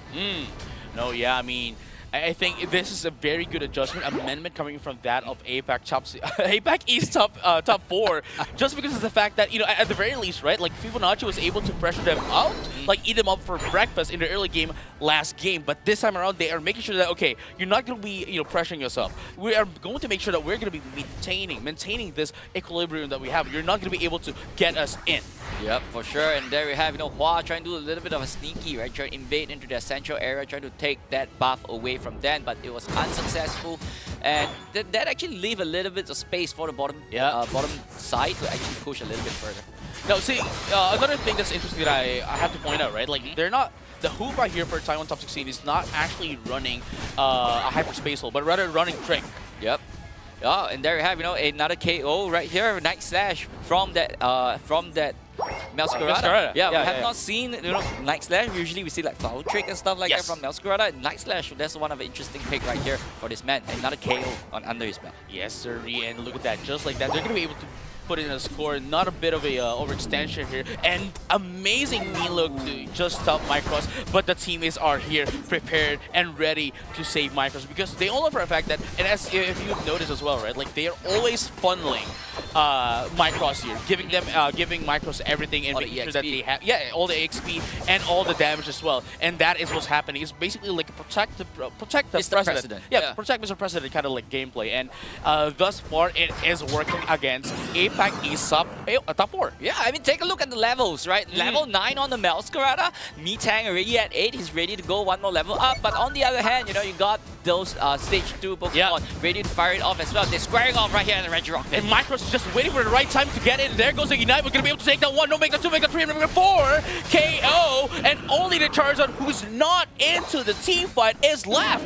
And that is the power. That is what Micros was waiting. That's why they were just like the tall grass just chilling, right? Because I'm just having my coffee here, and hey, are you guys done? All right, let me call you in. Yeah, they're just waiting for top 16 to actually go for the initiation on the Reggie and just follow everyone, just go in and follow up from there as well. Mike Ross already at level 9 back then, and that was one of Pokemon that they have to stop, but they did not stop it, and him just, you know, ran havoc right there as well. That was a very beautiful execution coming from that Code Unknown Fibonacci, and it would definitely just show us how much it would be a graver kind of situation for Taiwan Top 16 going into the late game later on. Yep, really good, you know, kind of like juking and kiting away from that Hyper Beam for Mike Ross right there. And they know, you know, exactly how to play around this Dragonite at this point in time. And if Fibonacci could keep this up, you know, they have a really good advantage moving forward for this matchup. This might be a 2-0. It might be a 2-0. It's highly likely it's going to be a 2-0, but you know, we cannot dismiss the fact that Taiwan Top 16 here still has the power to flip. And there you go. Another Milo is going to be popping. Computer Crash is going to be coming up as well, just to try to, you know, put them in a spot in the jail. They're going to be able to take down 3 as well in the process because of that Compute and Crash. Yeah, and Compute and Crash, it actually forced a Fairy Frolic out of the Sylveon as well. And you know, that is just so good usage of resource management for Fibonacci, and you know, get that Gold Zone, get that Reggie, put in so much pressure onto top 16. What are they gonna do? What are they gonna do indeed? You know, Fibonacci here has the Reggie like he's currently a 6v5 kind of composition here, and Taiwan Top 16 is kind of scrambling right now as Fibonacci is just putting out the damages from all angles. And look at that, Regieleki is gonna be pushed down, yes, and Fibonacci needs to recognize this, that they have to disengage now. Yeah, I love how Fibonacci actually, you know, in that formation, right? They group up so well, even though Pom Pom was caught in that mean loop. Like, you know, the rest of the team was there to make sure that no one was near him. He could get out there alive, as the rest of the team just covers him so well in that fight. Right, and look at this, right? Like, Charizard going against Masquerade. I think the Masquerade is going to lose here because, like, it's a fire type, you know what I'm saying? It's a fire type, dude. Like, it's a type disadvantage, you know what I'm saying? yeah.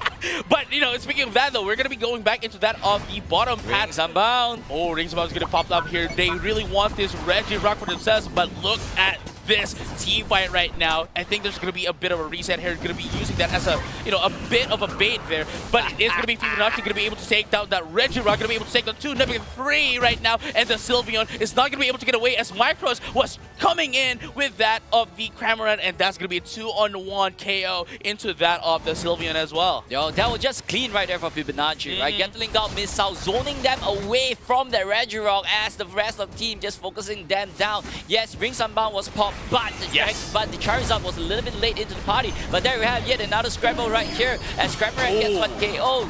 Top 16 gets the trade as well. And you know, right here just a scramble. No, yeah, for sure. And look at this though. The Rock Tomb was perfect. That was a perfect placement of the Rock Tomb just to, you know, put them there in that spot, not allowing them to go anywhere. Then there is the Metagross and the X-Scissor as well. That was just clean. Yeah, one thing about Fibonacci, right, there's nothing but cleanliness in their play, and just moving all this quick rotation, all this quick engagement, and just taking those essential KO that they need and then get out immediately. And with this Regieleki, he's just putting more and more pressure into top 16. You know what I would say? You know, they have the name. You know, there's a reason why they are named like Fibonacci. Why? Because everything is calculated, dude. Everything is calculated. To the precision. Exactly. They're mathematicians. That's why every time they go in, it's just sweet. Math doesn't lie, bro. Yeah, one thing about math, right? Numbers don't lie. Exactly. Desperado is already at level 14. And, you know, despite, you know, Dragonite is at 13 already. You know, they are cool, they are chill. Now, Fibonacci have to be really afraid of that one. Like, you know, ultra hyper beam onto that Rayquaza. They just have to stop that, and they're all Gucci for this fight. But at the same time, you know, there is also the Umbreon that they need to be wary of. They need to make sure that they're not gonna get hit by the Midnight Patch just because of the fact that, you know, all their shields, all their resources to last down the team fight, the last down into the incoming attacks of Taiwan top 16 is just gonna go away if that happens. Yep, and take a look at this Metagross all alone up top, as well as right here top 16 trying to find an angle to engage Rock Tomb onto the Umbreon, unable to, you know, just stop him from gathering with his friends as the Metagross going right. And this might be the engagement that they need. Yeah, the Charizard almost wanted to get in that split push, but recognizes that they need to get in and help their teammates. There is the Unite move as well. Reason Buzz is going to be popping up, and the Charizard is going to be able to take down 2 in the process as well. This is looking beautiful for Taiwan top 16, and this is what they need as well. The Ray fight is what they need to win for them to be able to take this match away from Fibonacci. Yeah, yet another KO right here from Pom Pom, chasing top 16 away from it. 3 down. Micros just chasing them down one after another. Hoopa might be a little bit of trouble right here, waiting at the portal, waiting for him to teleport back. But there we have, you know, get that recall and gather as the rest of the team. Fibonacci, one game plan in mind: defend that Rayquaza. Defend the Rayquaza is going to be the player of the game here. They have a huge advantage. The notification has popped up as well. They know that they are in the lead. Now all they need to do is wipe out Team Taiwan top 16, not let them take the Rayquaza, and from there on out, they're going to be able to win this 2-0. But is that going to happen? Let's find out. Yeah, there we have, you know, they're trying to focus it down onto Pom Pom. Pom Pom might be a little bit of trouble right there as well. It's a rest of the team come right in. Micros gets 2 as it's a team wipe right here for Fibonacci. No, they're not going to care about the Rayquaza. They're just going to dash straight right in. That goes down as 10 more seconds on the clock. There's nothing that top 16 could do at this point in time. Dude, that was... Rock Tomb to seal the entrance of disrespect. Like, I mean, you already wanted to, you didn't need to chain it up. You know, you didn't need to chain it, but they did. They did, dude. Like, it's dude, we want. It's like okay. They're showing dominance. They're showing dominance. Yeah, I mean, to sum this whole game up, you know, Fibonacci literally calculated everything down to that final decimal. And with, you know, those really well-placed Rock Tomb, trapping those plays, and just the rest of the team just goes in and just finish it up. Pom Pom surviving at that very last moment to turn the tide around to hold for Mike Ross to just clean house. And let's just clean right there for Fibonacci. No, yeah, as I told, right? Like, as I told you, it's the mathematicians, dude. Everything calculated. And I mean, like, okay, I'm sounding a bit of the bias here against, you know, towards that of like Fibonacci, but like, the game showed itself, right? It explained itself. They showed that, okay, yeah, we are baiting down, Taiwan top 16. We know when to get in, and we know when to get out as well, and making sure that they acknowledge every micro decision that both teams are doing, that they know when to get in, they know when to attack, and if they do, right, the reward is just mwah. Clean, sweet reward as well. Take a look at this Hua. 87,000 healing just on this one man alone. Like, he's just doing all his best, right? Oh, Battlegrounds, you gotta stay alive. White Cross, just go speed boost. And just everything is just so clean right here. But Steam though, right? Those well plays, getting Glob missile, just zoning everyone out of the zone so that the rest of the team will just follow up. I can't stress this enough. Everything is just like clockwork for Fibonacci. See, here's the thing though, like, we cannot dismiss Taiwan top skill.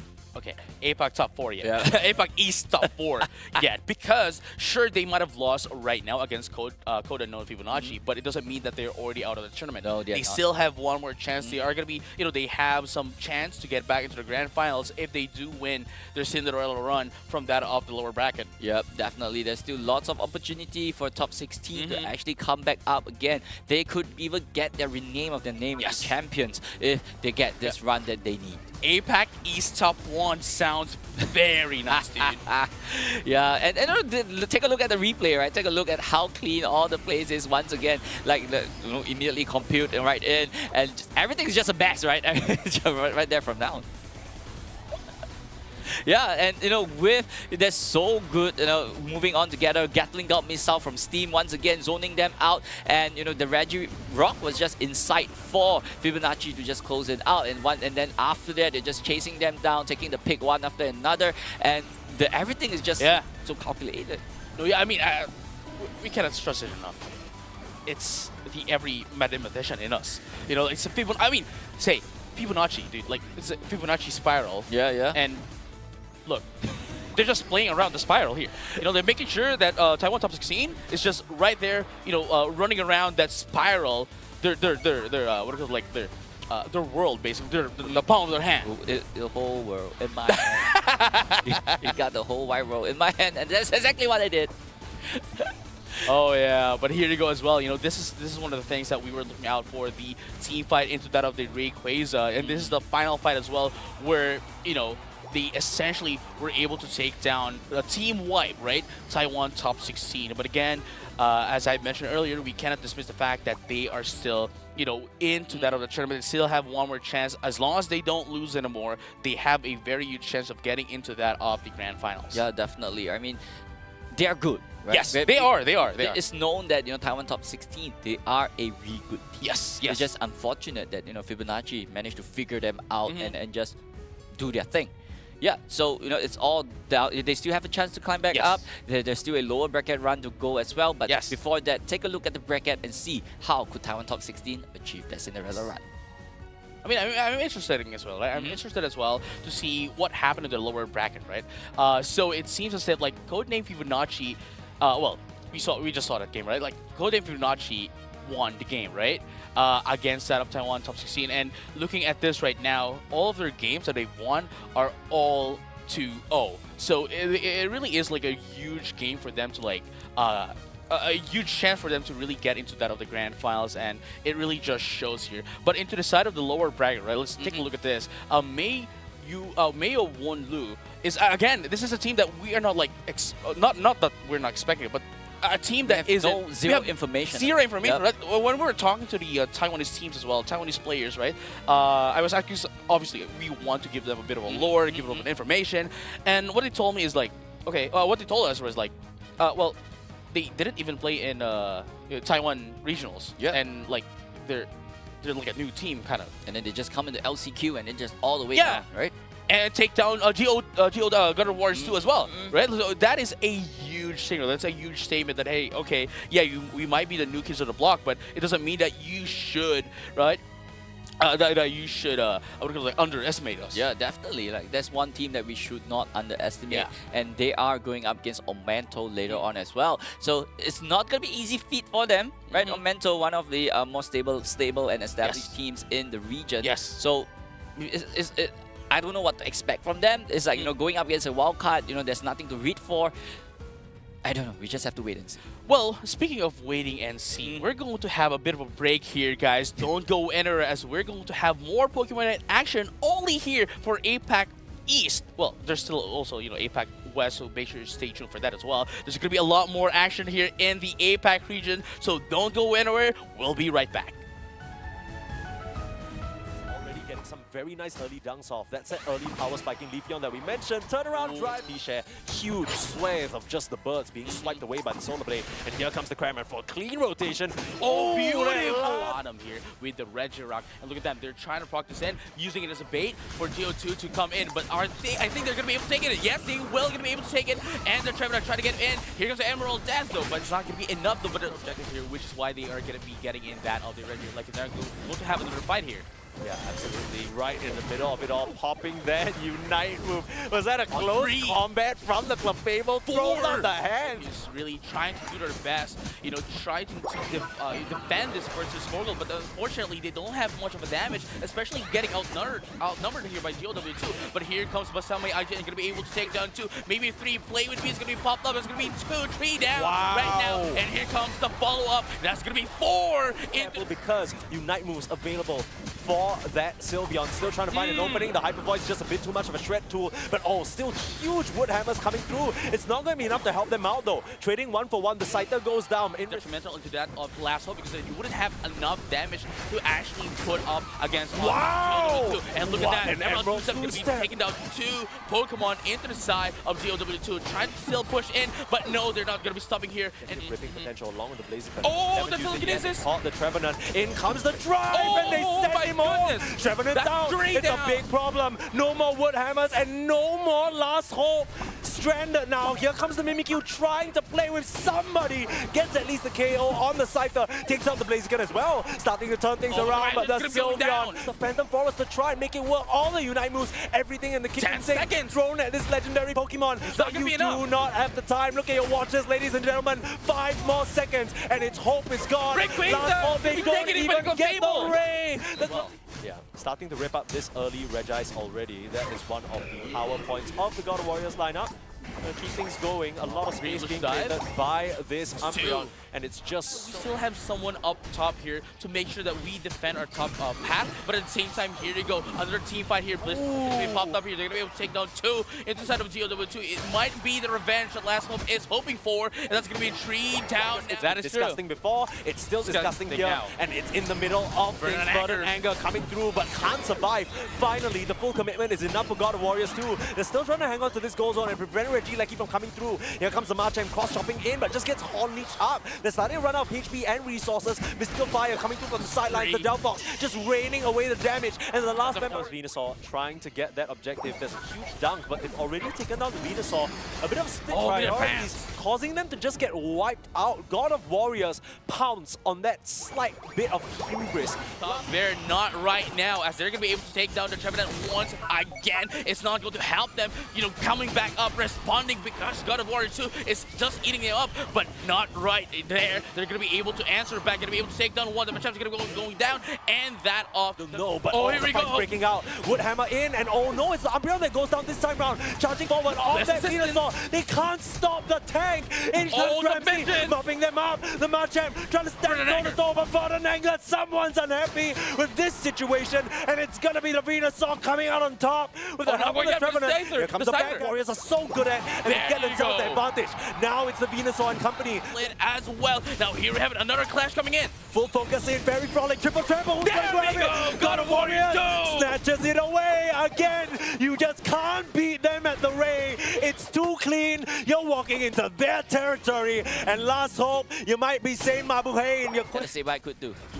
Still trying to come through for the steal is that Umbreon, but equally unsuccessful. It'll just be an easy trade. Trying to get those Ice Crystals pumping through. Trevenant in big trouble, still able to turn around and Wood Hammer though, keeping this goal zone intact. And the Hyper Voice just being so annoying. Here comes the reinforcements in the Sableye, but the question is it enough? The Sylveon still needs to back up, and now the Ice Crystals coming through, Sableye is going to go down. So Hyperspace all up to the top. You can immediately see that probably coming through now. Glaceon coming to back up the Mimikyu. They will go down though. Glacial stage committed, and there's the portal. Here comes the reinforcement. So is gonna come through, wipe down that poor Sableye, and just like that, again, Vincia just Mento very happy with that situation. Now clinging on to this tier 1 goal zone are Vincia. Clean reset, can't Horn-Leech in time, the Koopa able to extract themselves. Can't imagine that they're coming back. Wow, very, very daring. Bring himself back into the fray. Probably got to go down on Susua, not able to catch the reset this time. But the entire time, do you hear that sweet music? Knowing that the opponent is not exactly a team fight kind of composition and it's just snowball. Yeah, they just need to keep picking up and finding an angle. For now, they've caught out the Sableye and the Crossbow. Rumble Rouser in the middle, Triple Trample coming through, but it's only an Umbreon. Everyone from the side of Incinemental has escaped, and Glaceon starting to rain in the pain. Where are you going? Play with me, Lil Sylveon. I want you right by my side. And nowhere to run. All the Unites is Crustle coming through. It's gonna have to be a Hero X Scissor, but he can't even find the angle. Stopped by the Umbreon. Goodbye and blocking your own team instead. An early Jack button out. Oh, the Brixen being chased down. Ryu, very aggressive, has enough damage. Hero play from the Trevor. I mean, even if he goes down here, it's completely fine. Almost turns around with the Zoroark. Mento is not putting on the break as well. Oh, it doesn't matter if you bring reinforcements. That's just more KOs for us. Sure, you want to defend? No. Flanking us from behind. Yeah, the problem is they don't really have a Pokemon that can put him and catch him as well. You're relying on the foul play. Oh, Gatling Gun Missile standing their ground there. Drenched, not able to secure it though. Might go down. Nice 8-ball. Don't tell me that's enough. The Fire Spin cleans it up, but the Delta Box disappears. Here comes Trem, ready to help him out. Diving left, right, and center. You can't touch me. Dodging these Hyper Voices. Play with me. Where are you going again? Beautiful target priority. They are juking them left and right. Send that last softball, the bait attack. Got missile, and they have to be really careful where he's positioned. Oh, they tried for the Unite move, but a bit too late. Sent, able to clean them up. Both down. How have they caught that? Catching back a reset. Gatling got missile. It's a perfect setup, but the Rumble Rouser on the front lines, acting as a bodyguard. Look at that play of me in the back, taking down the Sylveon low. The Phantom Forest can't save him, and the Umbreon just has to try and run back to find an opening in this raid, but there's no hope. The final Unite move. They missed out on the PH qualifiers, and they are here for that last final chance for Hawaii this year. And this is a really good display of skill right here for Mento, and he's one of the that actually level 4-man on top side 4v4 right here. That damage! Look at that! Managed to get into that red shield. Unfortunately, gets a bit of a reset here, but it doesn't matter. That you're gonna get a lot of space right here. Crustle might be a little bit of a danger, but managed to get there out there alive. But Glaceon managed to get one pick off that off-roll and just chasing Fibonacci back right to base. That's gonna be 2 down into the side of Fibonacci as well, but it's still not done. They're still not over. There's going to be another KO. The Grand is going to be going down, but Micro have the positional advantage to that direction. Let's find out that they're going to be able to take this one up as well, but it is going to be Time that gets this, but that's going to be for the cost of 2 Pokemon. No, make that 3, no, maybe 4, because there is still Snake here trying to survive, and the only one left as well, and the Grammar is the, oh, never mind, get the ambulance, but all out in one go.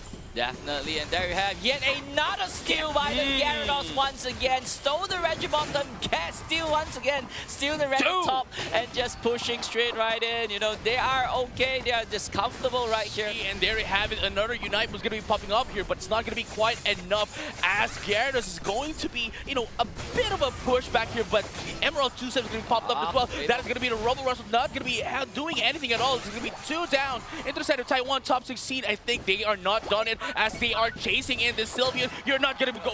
Slice of pie on the Rayquaza moving straight right in. They're not going to be able to get that Rayquaza. Try not to force ourselves in, because we're just going to get shredded anyway. And just try. Go one more level up. But on the other hand, you know, you got those stage 2 Pokemon ready to fire it off as well. They're squaring off right here in the Regirock. And Micros is just waiting for the right time to get in. There goes the Unite. We're going to be able to take that 1. No, make that 2, make that 3, and make that 4.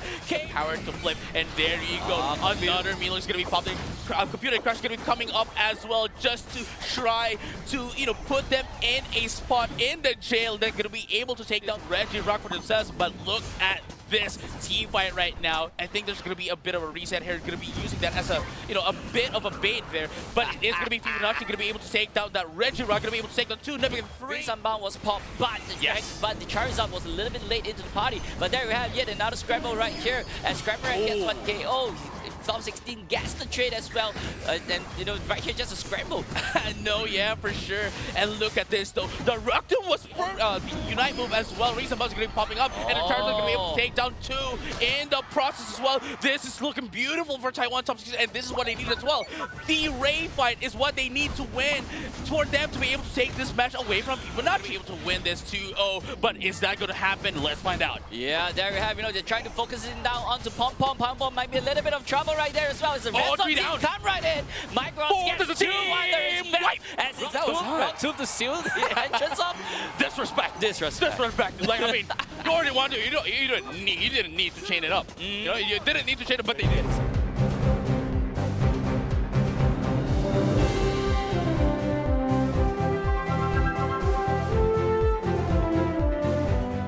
Welcome back here, everybody, to the Pokemon UNITE Championship Series. It's the last chance qualifier for Asia Pacific East, and already seeing, I won't say upsets, but some tensions rising as we're getting deeper and deeper into the bracket, JJ. No, yeah, I mean, we are at the last top 4 teams. Oh, well, not. Yeah, last top 4 teams, and honestly, it's been really quite exciting, you know, quite exciting to see all these matches, and these are the kinds of matches that we're not going to be able to see if we still had like the teams who were already qualified, right? Yeah, exactly. I really think I'm not disrespecting the teams that we have right now. But I think like if some of the teams, right, say for example in the Philippine qualifiers, it was almost there that the Elevate was taken out, right, by Isan Vincere. Yeah. But if they were, right, let's say for example if they were taken out by Isan Vincere, I think in this kind of like qualifier, Elevate is just going to dominate, and we're not going to have these amazing, you know, very close matches if that were to happen. Yeah, I think so too. I mean, we have been entertained, there's no doubt about that. As we dive into the previous match that you were covering with Moonboy, I mean, that kind of ended in a way that, at least for me, I didn't personally expect. I had really high hopes for Taiwan top 16, or rather, as we like to joke about now, LCQ APAC East top 4. But, I mean, dude, Fibonacci sequence just kind of working out in real life. Like, I mean, they've been adding up, right? Like, they start out up against Mayo Wanlu, kind of surprised him a little bit. Sure, they had a bye at the start of their entire bracket here, but the play has just been solid. And I mean, you were shouting Mike Ross's name over and over because he just looks spectacular. I mean, I cannot like stress enough, and honestly, I think the games showed themselves, right? Showed it that it actually is, you know, like a micro show. Yeah, it really is, and I think that it's especially cool to see because it's kind of, I mean, a lot of the times Leafeon, with how widely it's picked, you would kind of assume that teams are practiced against it. Like, I know that it's a very strong Pokemon in the meta, but at the same time, it's the same way that people have ideas on how they want to counter Gyarados, right? You try and figure something out. It really felt like in these moments where execution was the most important, it kind of slipped out of the hands of Taiwan top 16, and they need to kind of grit themselves, right? If they're really trying to take that slot. I mean, like, look at this, right? Going back into the replay, so we're going to be watching a bit of a replay here because as we, you know, wait for the teams to get ready, right? And it just showed how much the team is, again, as I mentioned earlier, just funneling down Micros, making sure that, you know, Micros stays alive, stays in the game here, and just, you know, bringing about the damage against that of, well, honestly, any of their opponents. Yeah, exactly. So for those of you not sure what's going on right now, the reason why we haven't introduced the matchup is because, well, frankly, we don't have it yet, right? Because the lower bracket, it's still running on right now. Taiwan top 16, of course, with the loss here to their opponents in the match that we just watched, they are going to be waiting for who their opponents are. It's either Mayo Wanlu or Isan Aumento. Yeah, Aumento. So it's really going to be interesting because, like, again, we've been seeing it, you know, time and time again, almost the entire day. We have like no information about Mayo Wanlu, but they have been surprising us, especially going against teams that are already, you know, cemented themselves. Yeah, they might not be, you know, the top teams that have already qualified, but nonetheless, they are still great teams, right? Yeah. And to be able to like defeat them, right, and be able to go through this despite being a name that is not that is unheard of. It's just a really great feat. Yeah, and I think what it shows more than anything is the fact that Mayo Wanlu, not only have survived up until this point, Yeah. but they also triumphed against God of Warriors. Yeah. We saw in the first series of the day Yes. that God of Warriors 2 very clearly have some sort of, I don't know where they get it from, but the second that Ray starts and comes into Thea Sky Ruins, it's almost like they're holding a lighter right under the thumbs of their opponents. It starts to heat up, it gets uncomfortable, you're starting to sweat, you feel worried. But in that chaos that went to a 2-1 series overall, Mayo Wanlu were able to get the advantage. So it's clear that even in chaotic situations, they're able to kind of rein it in, whether it's a single member of that team calling the shots. Now, a bit of sprinkle lore for you here. Okay. We don't know anything about the players, Yeah. but of course, Moonboy and myself, we are of Chinese background. Right, yeah, okay. So Mayo Wanlu, if we are assuming, at least right now we only have the phonetic pronunciation of it. What we're assuming, if we're direct translating, it direct translates to no crooked road or no way that is around. Right, One means like a turn. Right. So Mayo is don't have. So you're saying there isn't any curved road or there isn't any way So around it's like straight path. Exactly.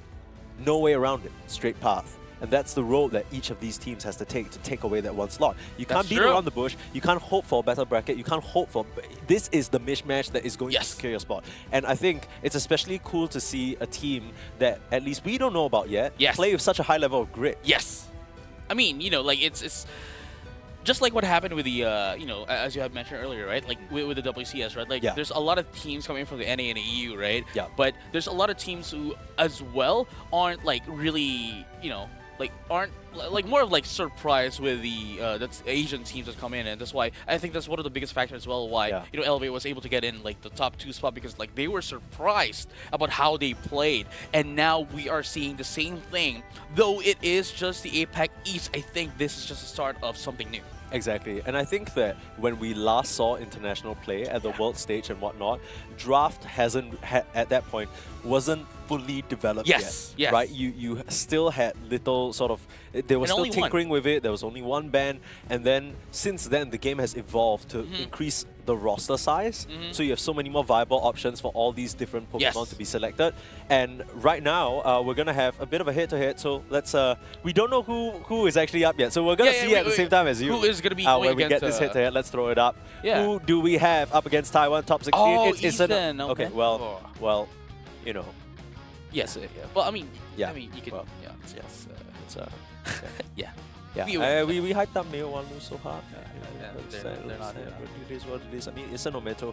I think we're starting to get to that point in the tournament where it is the expected outcome. Yeah, I mean, but at the same time, right? Like it's quite a, again, as I mentioned, like a great feat to be able to reach, you know, this stage, this level of the tournament, despite you know not being in the Taiwan, Hong Kong, Macau regionals. Basically a like a no-name, right? But now they have shown everyone that hey, we actually have the skills, and we are going to be coming back pretty soon with the next season. But going into this game, though, we have Taiwan. Sorry, no. APAC East top 4. No, APAC this East top 4. This is what I would, if you gave me a bracket or list of teams at the start of the day and you asked me what the grand finals would be, I'll tell you this matchup. Oh really? Yeah, that's kind of where we're at now. I mean, who else would you have put? Isen or Mento not in your top 3. Well, I mean, it is. Yeah, right. And now we're at top 4. This is kind of expected, but to see them face off in the lower bracket instead, that one of these teams, that is a surprise. That's crazy. One of these teams at this juncture is going to be out of the running. Right. Now, if you're looking at these rosters and you followed Pokemon Unite for a while, maybe you would feel a bit inclined to say that Isen or Mento are the favorites, given that they've had a richer competitive history. But let's not discount Taiwan top 16 here. I mean, we have some stats that we can look at for you, and I'm sure they're going to tell a very good story as to why this team is a force to be reckoned with. There we go. So for Taiwan top 16, right, damage dealt here, as we've seen, it's 20, sorry, not 27, but like rather 278k here for the damage dealt. That's a lot of damage. A lot of damage, exactly. I mean, usually we see like what, 168k damage sub 200. Sub 200 is like a yeah, it's different. It's like kind of there, right? Yeah, like, yeah. And I mean, look at this as well. Like damage taken, they know that they can tank in a lot of damage. 190k. Again, it's like nowhere that we've seen thus far in quite an average. It's more like this is like above average, kind of like average numbers. Yeah, for sure. And I think it makes a lot of sense when we talk about the games that we've seen them play so far. Yeah. Right? When you look at the Glaceon, it's always been known as not really a damage per second Yes. type of carry, but it's one that can easily rack up the numbers just because Yes. Icicle Spear is such a strong move. Now, we already see that priority on a Pokemon like that with a 63% win rate on the Glaceon, even with the nerfs recently. Yes. They don't seem too bothered about it. They're not Yes. thought out. I mean, you know, like going into the nerfs coming in from the Glacier. The way that I see it is like it's not even touched. I mean, sure, it's like slower when it comes up and like going to hit anyone who's a target. Sure. But the way I see it is like, is there really? Yeah, you any, just kind of look at the small dot in numbers, you're like, huh. Yeah. All right. Well, I guess they're experimenting, does it? Well, we'll see how Isen matches up to that. Of course, we have the stats ready for you as well. Senomento, of course, I think the remaining front runner, at least for the Philippine side of things, I'd say, JJ. Yeah, it is going to be Ethan Aumento again with the average damage dealt at 197k. Damage taken is at 162, and average recovery at 83. In all numbers here right now, it seems as if like Taiwan top 16 has the advantage, gets the win here, except for the recovery, which they have the higher number here at 83k. Well, maybe we can round it up to 84k average. Yeah, I think the cool thing about Pokemon Unite is the way that the game works is so that just the stats don't really tell the story. Yeah, you need to be able to read into it. And what I'm seeing from this now, maybe not so much about the average damage taken or average damage dealt and whatnot, but what I'm looking at is the frequently used Pokemon. We already see a very clear differential in terms of priority for Trevenant, right? We've seen Isen Aumento a couple of games already. Whenever they can, they snatch up the Mimikyu, Sylveon, and Trevenant. That's the go-to.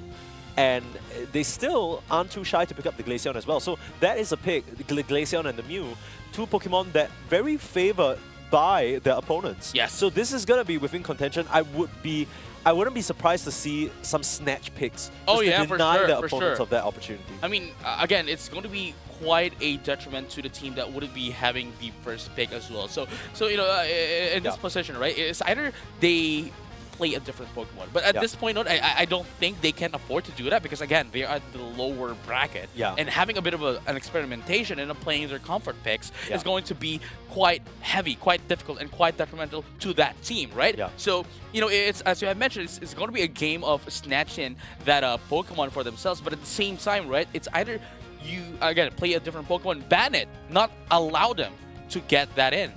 Yeah, and I think so far that we see these Trevenant picks answered back very nicely by the Glaceon. In fact, that feels like the strategy that the side of Taiwan top 16 have employed because they don't particularly feel very comfortable picking the Trevenant themselves, but they kind of bait you into it. They leave it open. You pick the Trevenant. Oh, free Glaceon territory. Yes. I mean, again, we're just going to be going back to what we said earlier. It's the mid-week patch, mid-season patch is not really affecting the Glaceon much. And as I mentioned, if it's open, I think it's going to be picked. Yeah, for sure. And okay, with that being said though, I still think that Glaceon is the type of Pokemon at this stage that has to be picked later in the draft. Oh yeah, of course. Like you can't, I don't think it's strong enough, much like the other evolutions. That you can just snatch it up immediately. But we have a draft ready for you between Isen Aumento and Taiwan top 16. What I thought would be the grand finals, to be honest. What I thought at least would be sort of the upper bracket final. Look, one of these teams is gonna have to say goodbye. Oh yeah, that's inevitable indeed. And here we have the first set of bans here. We have the Tyranitar and the Hoopa for, a good reason as well. And Blaziken, being a very tanky Pokemon that has a lot of, attacking damage is going to be banned as well. And Taiwan top 16, beautiful respect ban here. Respect banning that Mimikyu. Yeah, I guess that just kind of sings to me that they aren't comfortable picking it away. And Taiwan top 16 going for the very same strategy that we just talked about when we saw their stats. Yes. They are allowing that first pick to go over to the Trevenant. They know it's coming.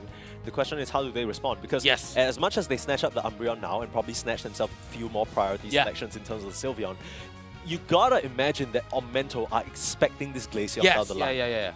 I mean, it's going to, go down into how they're going to be responding to this. But as you had mentioned, they are, ready for any kind of situation that Taiwan top 16 is going to be given them, right? Yeah. So now this is actually a very good pick as well. We have the Gyarados for the crowd control. We have, Trevenant for the, again, tankiness and crowd control, and at the same time, they have a bit of a sustain here. And as you have mentioned, a Pokemon here, such as like, the Glacier is still open, and there's a lot more things that we can consider. We have the Zoroark, we have the Meowscarada, we have maybe even the Mew as a backlane damage. It's crazy that both these teams are straight up ignoring the Leafeon, but of course, there you go. Snatched up. Yeah, I mean, so many high priority picks still being left in just because of these specifically targeted bans from Taiwan Top 16. They're crafting something here. Again, the Cramorant, for me, throughout this tournament so far, haven't been convinced. And this is not even, look, this is not even by, this is coming from a Cramorant player. I love that guy. That's my man right there, or my bird. Yeah, but it's just like, like tournament so far. Yeah, it's just not really, well, at the very least, it hasn't shown the change. I wouldn't say it hasn't shown the change. I think it showed the change. Yeah. It's just that it's not the way. It's not convincing yet. Yeah. Look, what is Xiang King? Okay. On the Charizard again. Okay, I mean, This is a good draft here. You like it? I like this. Okay, tell me about the Charizard. Why do you like the Charizard? Okay, I like the Charizard here just because of the fact that, okay, they are lacking in terms of damage. But at the same time, we have to take note that Isonomento here has a very huge damage potential here. Damage prowess coming in from the Leafeon, coming from that of the Mew, right?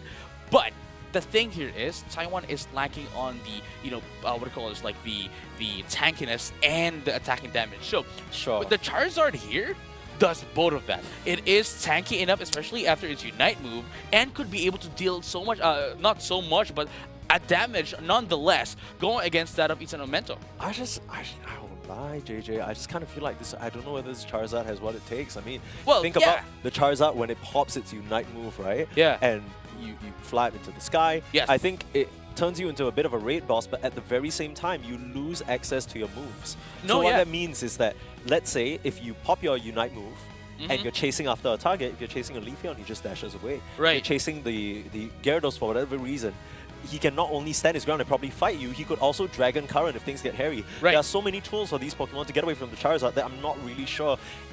The only caveat that I see is, I guess the Charizard is meant to be their late game insurance. Yeah. Right? It's supposed to take them the distance, but do you think it's enough? Because you sound convinced. I mean, like I say that I like this pick because I think it makes sense a lot. But as you have mentioned, it's more of a Pokemon that really needs to be babysat, and as you have mentioned, it is the, like the backup, sort of. At the very least, they have this Pokemon that can help them out, just in case things get funky. But nonetheless, being obviously the Charizard in and of itself, I don't think it's going to be enough though. Yeah, I mean, for now, it's gonna have a relatively free time, mostly because you're laning up against the Magikarp, right? Of course, they're going to bring those evolutions up to the top half to try and, steal away as much of that EXP as possible. It's just painful because the Charmander, I know is a fan favorite, just a very weak Pokemon in the early path stage. Oh no, yeah, for sure. And I mean, being a Pokemon with 2 evolution stage, it's definitely going to be taking up a while in comparison to like Pokemon like the Blastoise, which by the way we haven't seen thus far in the tournament. The nerf hits too hard, man. I'm telling you, the stocks are dropping. It ain't a good time. JJ, if you still got any stocks invested, you got to pull out quick. But now though, another rotation isn't on Mento, bringing the Mew up here. Not uncommon to see, especially when you're laning up with a Magikarp. The defense can't come through in time, but all of this is so much valuable wasted space because the Charmander is not getting any closer to his final stage evolution. No, yeah, but here you have it. Tencent Elemento has recognized this and know for a fact that they can, win the early game, and that's what they're doing as well. Look at that. We have, the Blissey actually taking down the buff here, the orange buff up top into that central area, and at the same time they were able to steal away the other buff as well for themselves. Such a cool move selection here. The Mew going for the combination of coaching Electro Ball. It just, when you think about it in terms of the moves that you could select for that scenario of you invading the opponent's central area, it makes the most sense. Electro Ball allows you to secure those last hits, also allows you to chunk so much damage into solar bladed targets, and the coaching helps you maneuver the situation a lot better. So early game, very much in the favor of Isonomento, or at least that's what it feels like for now. Yeah. But I mean, again, it is still the early game. We still haven't been on the early the first set of major objectives, so it is something that can still change right? But as of right now, as I mentioned, it seems as if like Isan Omento has a complete control, especially when they invaded the central area of that Taiwan top 16, have the like the level advantage and all that, and the Unite mode as well. We have the Leafeon now ready to smack them anytime. Yeah, and everything's about to come together. Oh, Emerald There you go. doesn't even need to wait. He's on his own schedule. I was just about to say JT's about to evolve into this Gyarados. Still gets caught out by the gravity though, so a very nice bit of tech coming out from this Clefable. We already saw earlier Clefable pick that really worked wonders against some of these more mobility-heavy Pokemon. We'll have to see how it pans out against Gyarados. And here you go, Isan Omento definitely has the positional advantage from that off even like I think they're gonna be able to get this one up, and they did, and just like that, they are now gonna be having in a bit of a pressure against Taiwan top 16, and now making sure that they're going to be able to push in the scores. Yeah, for now though, the Charizard here to defend as well, but you gotta be so careful when there's Solar Blades and Gyarados ready to chop you up. Yeah, and they just have to give this spacing up. They're still waiting around to figure out whether they want to overdunk or not, whether they want to get a few more stacks. Yeah, and the setup there, JT finding a few more probably onto that attack weight before giving up.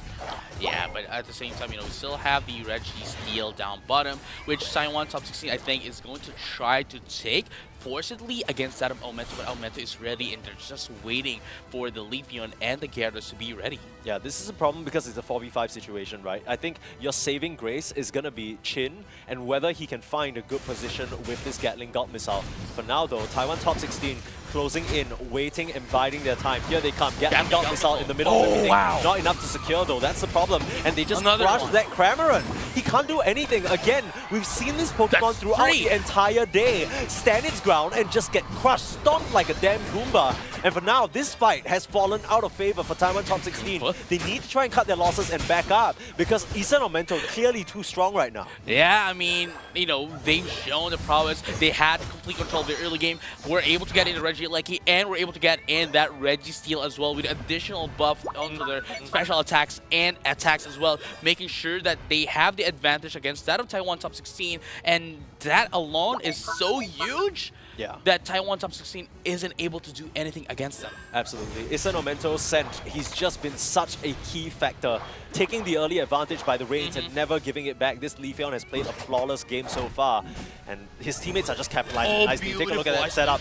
Light screen into the Horn Leech, everything just thrown onto Consent. Last little bit. Oh, that was close. Nice little dash away to sidestep that move, but still, you gotta feel so uncomfortable. Oh man, these wood hammers are so nice on the angle. Now here's the thing though, like Ryu here is able to just last so long and wait for their teammate as well.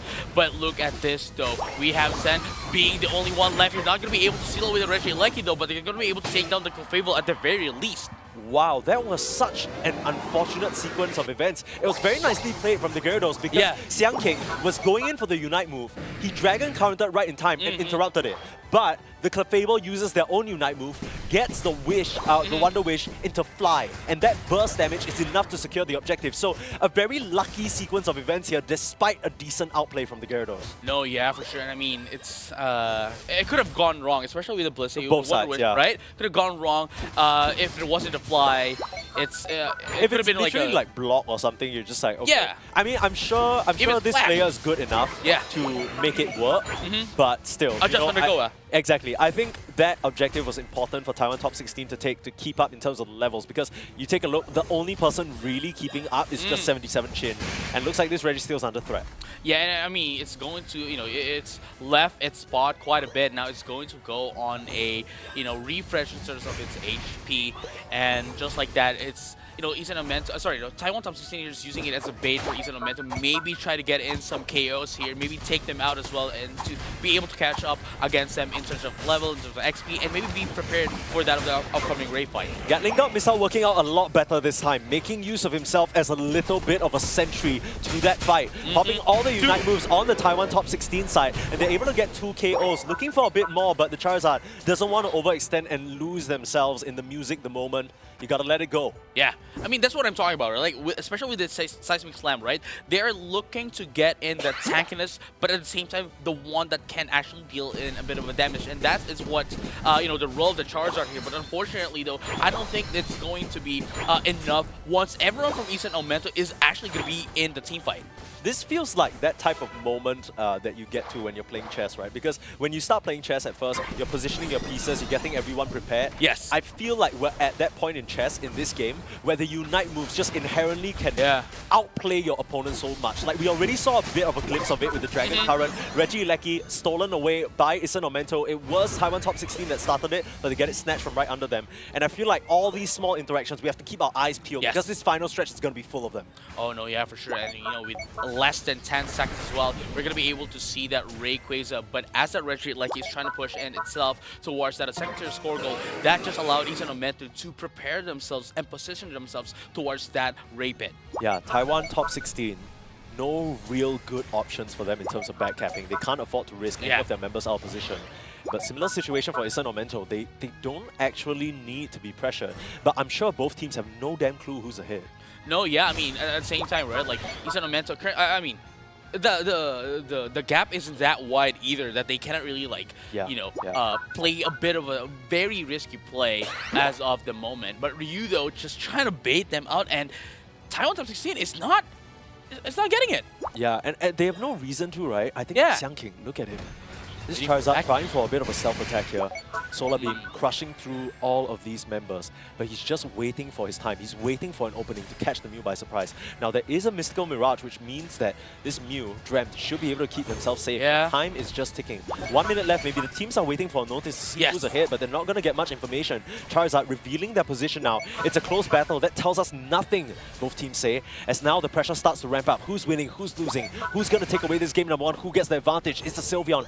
Or rather, sorry, the Mew, who has to pop that initial eject button, and in comes the side of Taiwan top 16. They're trying to get a better position. Right, I like the fact that they're not actually popping in their Unite moveset because they're waiting for that right time, and that might as well be the right time right now. Emerald 2-step into the Dragon Card is going to be popping up as well, but that is going to be 1-for-1 trade. It's both of the teams here, but it is Isen Aumento having a bit of an advantage, but no, they're going to be able to take down this Gyarados as well. It's going to be 2-for-1 trade in favor of Taiwan. Yeah, but they have to try and keep this up. Sure, they managed to stop the Charizard before the Unite move, but if they don't get anything done for now, the Charizard's coming back in 9 seconds. But the thing is, the game's gonna end in 9 seconds. The dunk, the 9 points. I'm not sure whether the 18 was enough, but they need to get a little bit more just to be safe. They're desperately trying to finish that last Claydol. Stopped by the Mew in the bot side, and they can't get the final points. JJ, I can't do math, and I have no damn clue who just won that. I have no... We'll have to see.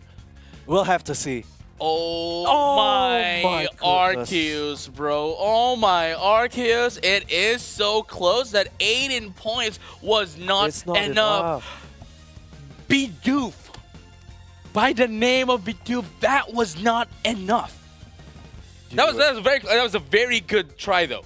A very good attack. Look, all I'm saying at the end of that game is we saw 3 separate instances of the Seismic Slam being cancelled. Yeah. And that's all I need to tell you. Like, literally, Xiang King, look at his damage. The Umbreon has done more damage than him. You're talking about, you want to pick this Charizard for the body, for the damage. Look, JJ, I see the body. That's it. He ain't doing nothing. He gets up in there, gets caught up by a bunch of AoE. Gets wood hammered. I mean, hey, it's again, right? Like it's. How are you getting almost out damaged by Egg Bomb? How you? What is going? Did you explain this? You were like, oh look, look at this Charizard, he's gonna do damage. I'm just saying, but you know what's good here, right? Is that Isen Aumento was able to recognize, especially in the early game, right? They are always like targeting this Charizard, making sure that it's not gonna be able to do anything, right? And from there on out, it's like. They already shut down the Charizard. They weren't able to do anything at all. As I mentioned, right? Like it's only 24k, almost outnumbered by the Trevenant, right? So we weren't really able to see anything that happened from that of the Charizard. So as much as I would say that it is a very sensical, a logical kind of pick in terms of like the composition that they have, especially being the last pick of the team. It's not going to do anything good if it cannot even pop off its Unite move. Yeah, I think the biggest problem is that, okay, we've talked about it time and time again. Taiwan top 16, they very clearly have a strat. They're giving over some premium picks because they have a response to it. Yes. I do not see how the Charizard was meant to answer this selection. When you're gonna give over Trevenant, Leafeon, Gyarados, these are Pokemon that eat bans. These are Pokemon that barely see their face in some of these matches just because they're routinely banned out. And your showing is this, like your Cram. This was perhaps the best fight they could muster, right? The Cram was able to find themselves in a position where he wasn't really threatened and they were able to put on some pressure. But this last fight, Xiang King, it's just so sad. Take a look at this. He tries, gets caught out because Phantom Forest is up, and then he just disappears. Where's that Charizard? Gone. No, exactly, right? Like, but at the same time, right? Like, do you think, right? If it weren't the Charizard, what would you have thought of as a replacement to this like Pokemon? Maybe a Venusaur that could do the same thing. I mean, I'm just confused as to why they didn't grab the Leafeon for themselves. Yeah.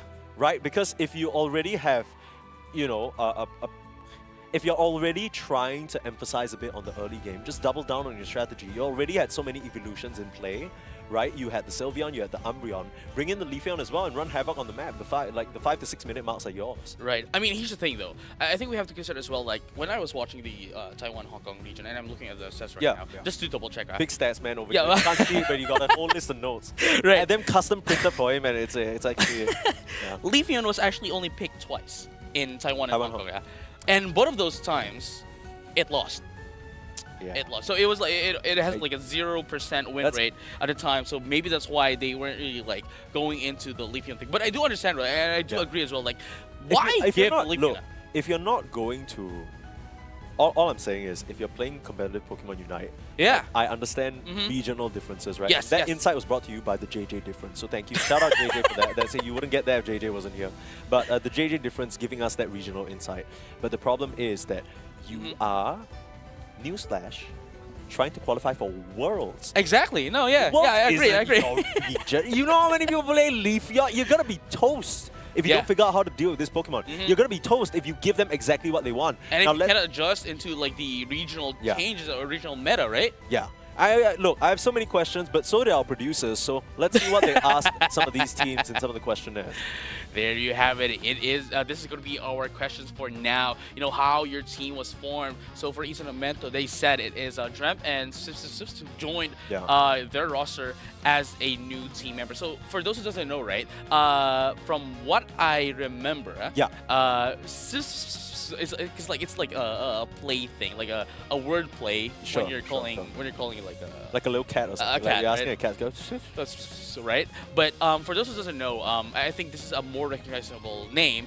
So it's actually it's so bad. So it's actually it's actually MXI. Yeah. So. MXI is a name that a lot more recognizable now. A lot of the old members on the talent/reach lineup that you mentioned. Of course, let's go over to their opponents in Taiwan top 16. We already sort of explored their team dynamics at length, but specifically how their team formed. Now, I think we already mentioned this before, that this is the main team previously known as God of Warriors. Yes. And I think back when RJ Gaming were first popping off. Now, that was year 1. Yeah, RJ Gaming. They were already there with them. Yeah, exactly. I think 77 Shin was already there from the start. And then later on in Season 2, that's when Snake joined him with a couple of other members. But as far as we're concerned, Kon Sensei, Xiang King, and Arashi are relatively new to at least this team, or at least competing this season. Now, it's always good to play with your friends, but I think for them, there are... Look, I hate to be that guy. Look, I hate to be that guy. But you need to decide for yourself what level of commitment you're going to put into this, because you don't just become the best. You don't just get to represent a region just by playing around with your friends. And I'm sure they're putting in a lot of work as well.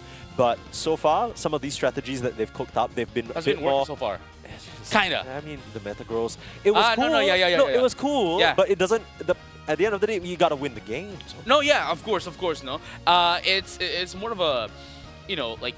There's a difference between like playing to win or playing not to lose. And I think thus far, as I wanted, as I really like appreciate and like applaud like Taiwan top 16 what they're doing right now. I think it's something that is very entertaining at the Yeah, very for least. sure. It's very entertaining, but like as you have mentioned, just to pile up into that as well, is that it's a different kind of play when you're playing against Yeah. like these sub teams, especially sure. that this is not just like if it were like maybe just Taiwan, Hong Kong, Macau, maybe it could have Sure. worked, right? Yeah. But again, we are not just with Taiwan, Hong Kong, and Macau. Yeah. We are on a different level here. It's a so, whole like, different plane, and it only gets bigger. That's the yeah, problem. yeah. Look, so let's take a look at our featured player. I think a lot of the members of Aumento played very well. Yeah. We have one in particular that we'd like to highlight for you here. We'll have that up in a bit. But Just a bit. I think, yeah. So specifically for Taiwan top 16 that we're looking at here, I think there are a lot of hopes riding Yes. on them, specifically supporters, Yeah.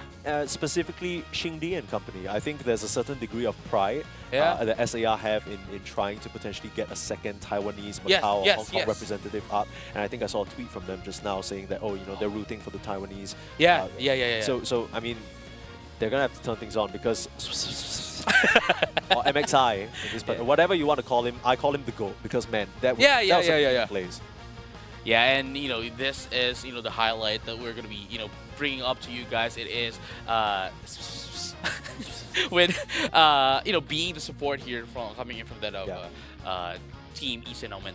Yeah, I think the key thing that I always like to look at for support players is damage taken. Now, this is a stat that you usually don't derive a lot of Yes. information from because sometimes, you're up against more Pokemon, or sometimes, you have team members that can help you reset or heal. But more often than not, it's the support Pokemon that are in that position. So if you're able, and this is going to sound deranged, but the higher that percentage is for your team, in my opinion, that tells me that it's a good support player. No, Because I agree. You I know agree. exactly what I mean, agree. right? Yeah. Tell the people what I mean because they might not understand me like you do, JJ. No, because like I personally play, and this is like a very non-meta pick, right? I'm a huge Wigglytuff main, and Wigglytuff support Pokemon generally, like speaking in Pokemon Unite, is they're not really there to kind of like support you kind of thing. It's more of a pseudo tank kind of like Pokemon. Depends So- on who you pick. Oh, it depends on who you Yeah. pick, right? Like, but if you are able to like help your teammates, Yeah. right? Help your teammates and be able to like tank down the damage for your teammates that you're Exactly, supporting, exactly. right? That means you are a good support. But if Yeah. you cannot do that, only healing. I mean, healing in and of itself is already good. Yeah, But when if you can make sure that they stay alive while you are sustaining them, then Exactly. that makes you the a great support. Exactly, and I think that's what we saw coming out from because they would just put themselves in the line Yes. of fire, body Yes. block a lot of the damage Yes. coming out, but they would never get caught KO'd. Yeah, Right? You and they just still play that survive as fine well. line, and then you're able to tip-top up your opponent, your Exactly. allies back up to Exactly. full. So we're going to see that Blissey picked up again. No surprises that Isan Aumento even choose to prioritize it over something like Leafeon, over something like the Gyarados. But now we're seeing the switch up. Taiwan top 16 have to go back for the Trevenant because I think they Yeah. realize they can't afford to give it over anymore to Ryu. Right, and at the same time, they're going to be going into that of Fable, which we have mentioned, Yeah. huge healing, and we just discussed this. It's what it was like taking in the damage for their team as well, along with that of the Trevenant. But at the same time, they have secured their backplane damage, being that of the Mew. But this time around, though, we're going to be seeing the return of the Lucario, which, by the way, we've seen Lucario quite a bit. Top path, right? We're gonna go back to Good old days. good old days of season 1. It's either this Pokemon, it's either Lucario, or sometimes we've seen some Serena as well. Yeah, okay, look, then I have to ask, right? Because back in those days of Lucario, it was all about, both top path Pokemon just completely ignore each other and dump. Yeah, Like, yeah, sometimes you yeah. pick the Machamp, sometimes you pick the Serena, and everyone's just stacking up their attack weights. So what exactly do you think brought this Pokemon back?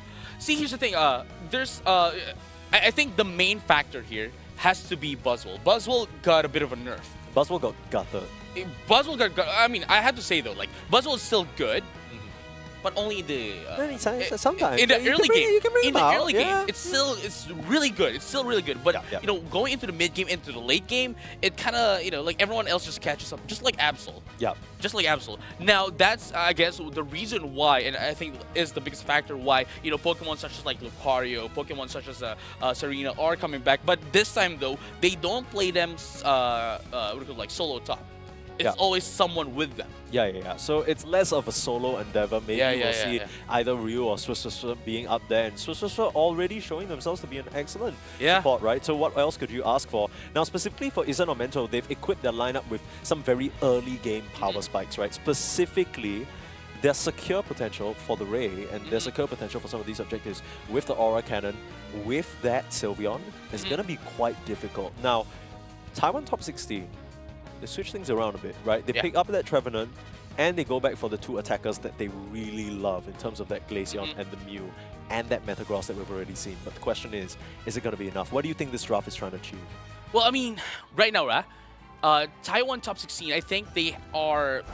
I think they have a pretty okay draft. They have the they have the attacker, they have the backlane damage coming from that of the Mew. Sure. But like as much as they have these kind of like Pokemon that can actually last and sustain themselves, You don't sound convinced. I'm not gonna lie. You sound hesitant. You sound like you're trying to make something up, JJ. No, yeah, I mean, like I understand the draft and I can see what they're trying to do, but like it's said a mental.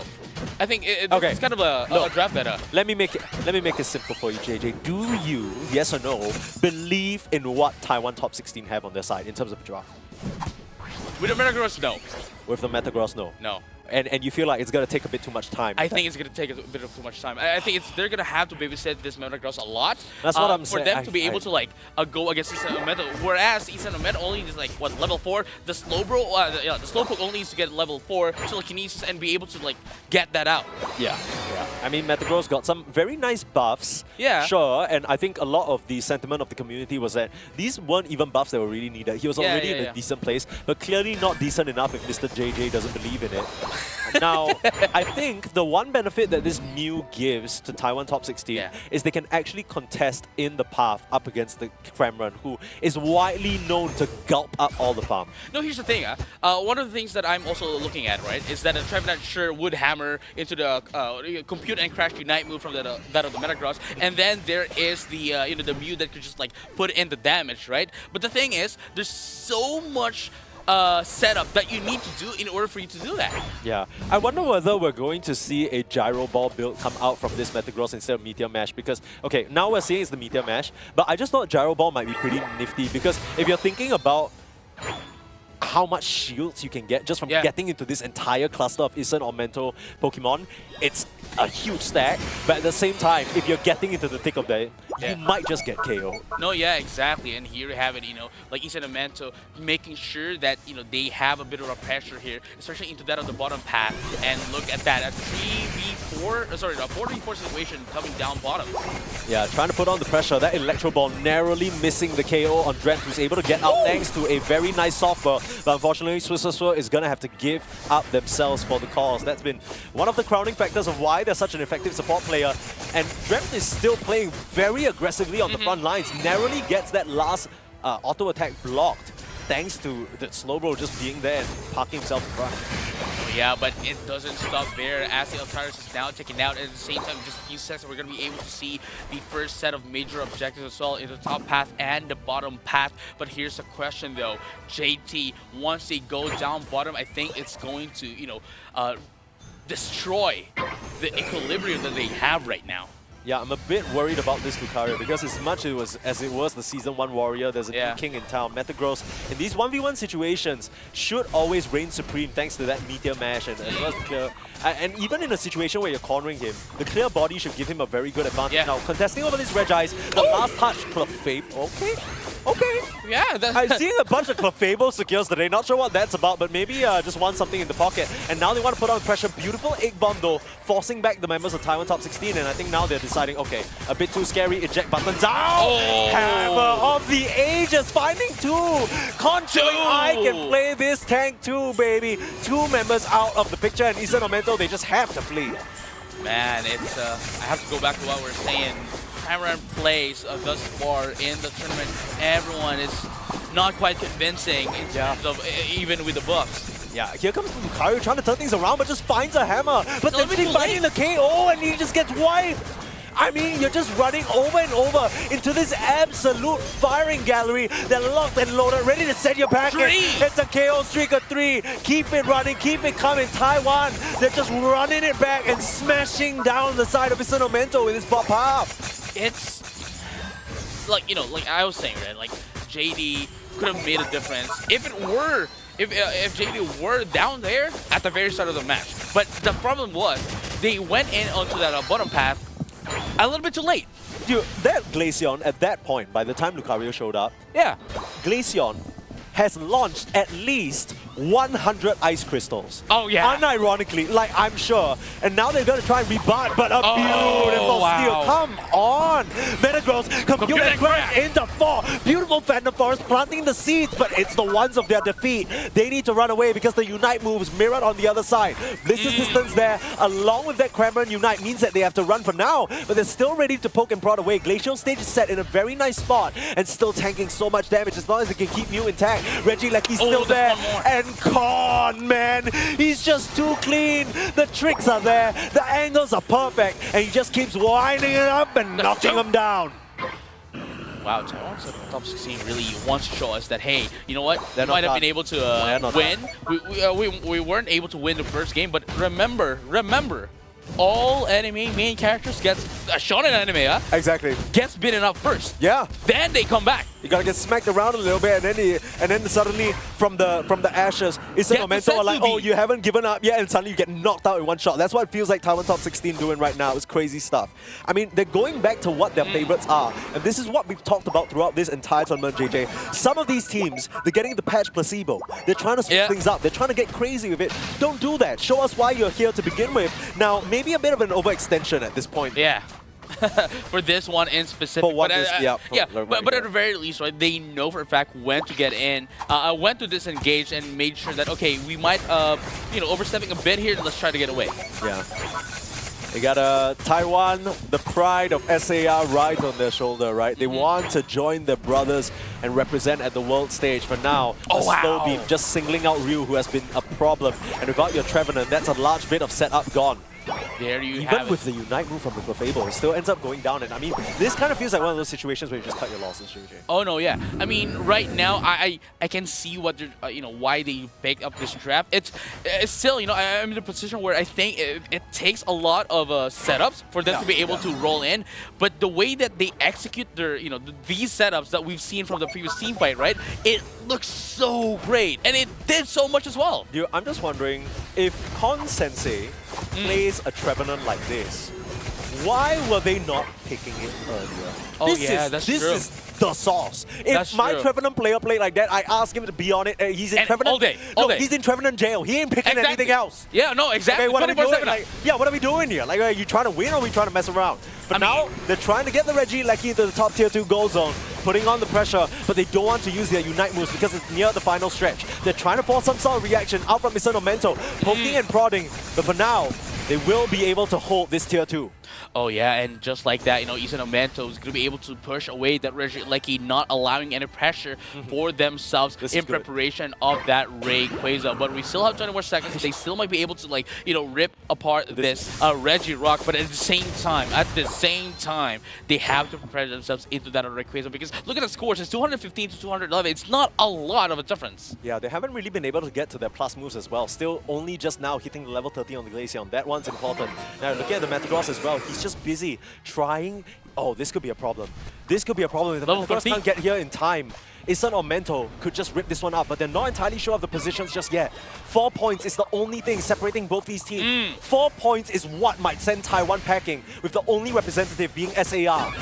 Oh my goodness, this is gonna be hype here. We're gonna be no. Ryu, okay, going for the slow beam on the Glaceon, they're trying to focus him down. Gets the kick on the Glaceon stage, gets out of there, but Ryu is already taken out. Metagross in big trouble. No. Can't run away. The Metagross gets brought down back to Earth, and despite heroic coming up from the Mew, it's been Glaceon and Mew this entire time, but it's a 3v5 situation, and now they're working on the Ray. They're starting that objective. 9 more seconds until Metagross comes back in, but the Surfs trying to create the space, trying to create the distance, trying to rip it down. They were able to steal it away. Taiwan steal it. How have they found that the ice crystals every single time, hitting their mark and slithering through the grass and sneaking one bites them right from the underbelly, and Isan or Mento, in the moment when it matters the most, they let it slip. They already had the advantage against that of Taiwan top 16, but unfortunately, the main characters, thus far, the main characters are the ones getting this game, stealing away that Rayquaza. It was so close as well. So close that Ace and Man was almost able to take that one up. My goodness, but Taiwan top 16 says, man, we're not over. We're still here. We're still playing. Man, it's just game number 2. We still have game number 3. Snake baring his fangs there. This was the type of Glaceon performance that puts you on the damn map. That's true. I think in the past we remember this name because it's one of the more recognizable ones, and he's showing, yeah, you remember me for a damn reason. I carried God of Warriors in the previous iterations, and I'm here to bring them the distance now. Taiwan, the hope remains. Xingdi rejoices in wherever he's sitting watching this match right now because you know he's rooting for his boys. Yeah. And Isan or Mento, they can't afford to get too frisky with it. This Lucario up against the Metagross, that one rotation that came late feels like it cemented their game. Oh no, yeah, for sure. For JD, right? Like that very late response coming from JD, coming from that top path is just, you know, one of the things that actually started the trend, right? Where, you know, Taiwan top 16 was able to just like get them all the time, trap them into this, you know, I wouldn't say like very obvious kind of like trap as well, but the perfect execution, the perfect timings that Taiwan top 16, you know, APAC East top 4 has been doing is just something miraculous to the point that, you know, Isan Omeda is always just eating and always are getting hit by these traps of Taiwan top 16. Yeah, honestly, even with the way that Ray fight started, it was so hopeful, like wrongfully hopeful from Ryu, in a very uncharacteristic move. So far in Isan or Mento's games, Ryu has been that stable tank player, right? And they always get the Trevenant for him. But he looks a bit out of sorts with the slow bro. He tries to go for a Hail Mary eject button forward because he spots the Glaceon, but he gets fouled by the tall grass, commits very, very deep. Nobody can get the Glaceon in time because he's slow beaming her for like a full like two seconds. Nobody's following up.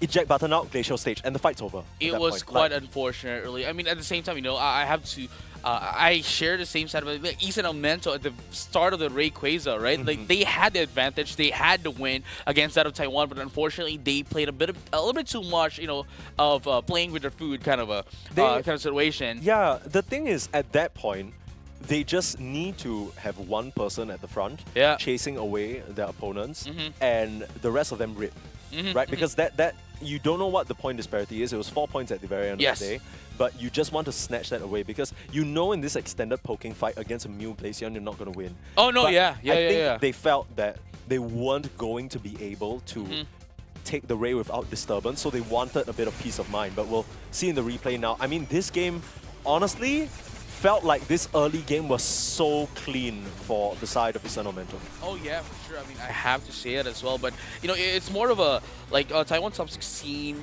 has a bit of a grip as well going against Isan or Mento, but it's just like, you know, it's looking like as much as equal it is, right? Yeah. There's a bit of it, like say a point towards that of Isan and Mento, and they were able to maintain it up until the Rayquaza, but unfortunately they kind of like folded into the Ray fight. Okay, look, I'm going to rescind my previous statement because I realized I misspoke. I said that, look, it looked pretty solid for Isan or Mento in the early game. I'm now looking at the replay and I'm just remembering that, like, yes, even though the reason why I'm saying that is because the Metagross just felt so weak. Apart from that, Snake is just carrying. We see that eject button escape again.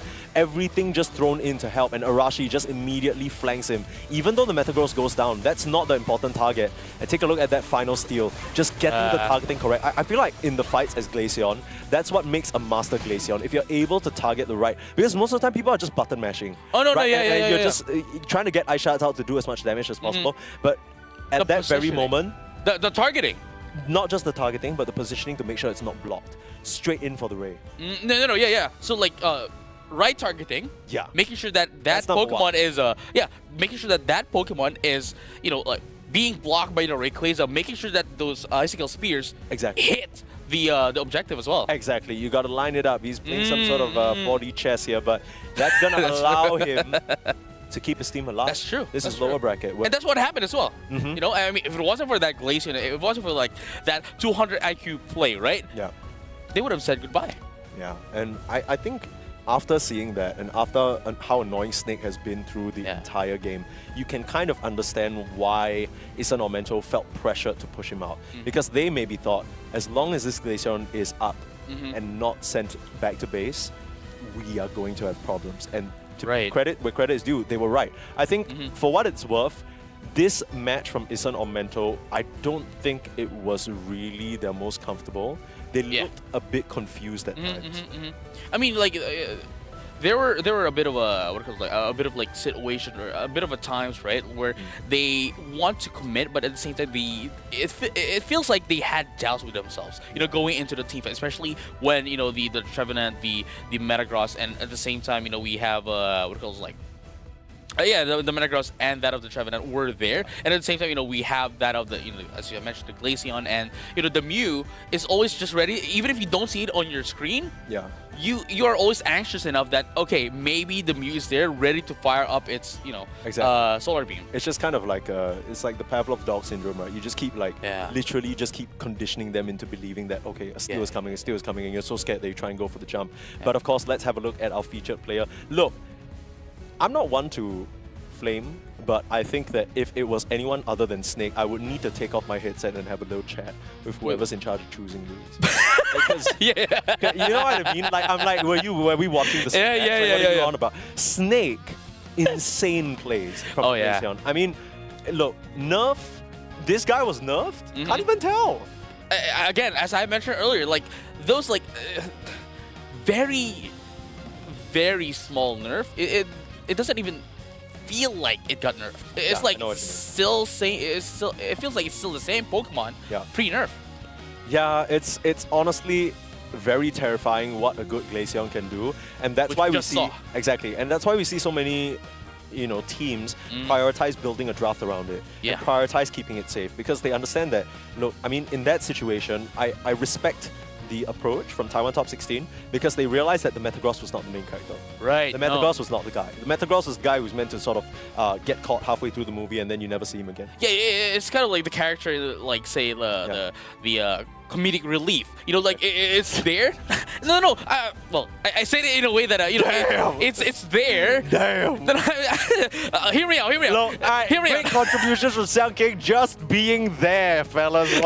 They are there, right? Just to, you know, divert the attention away from the main character. You know what actually it is, to be honest?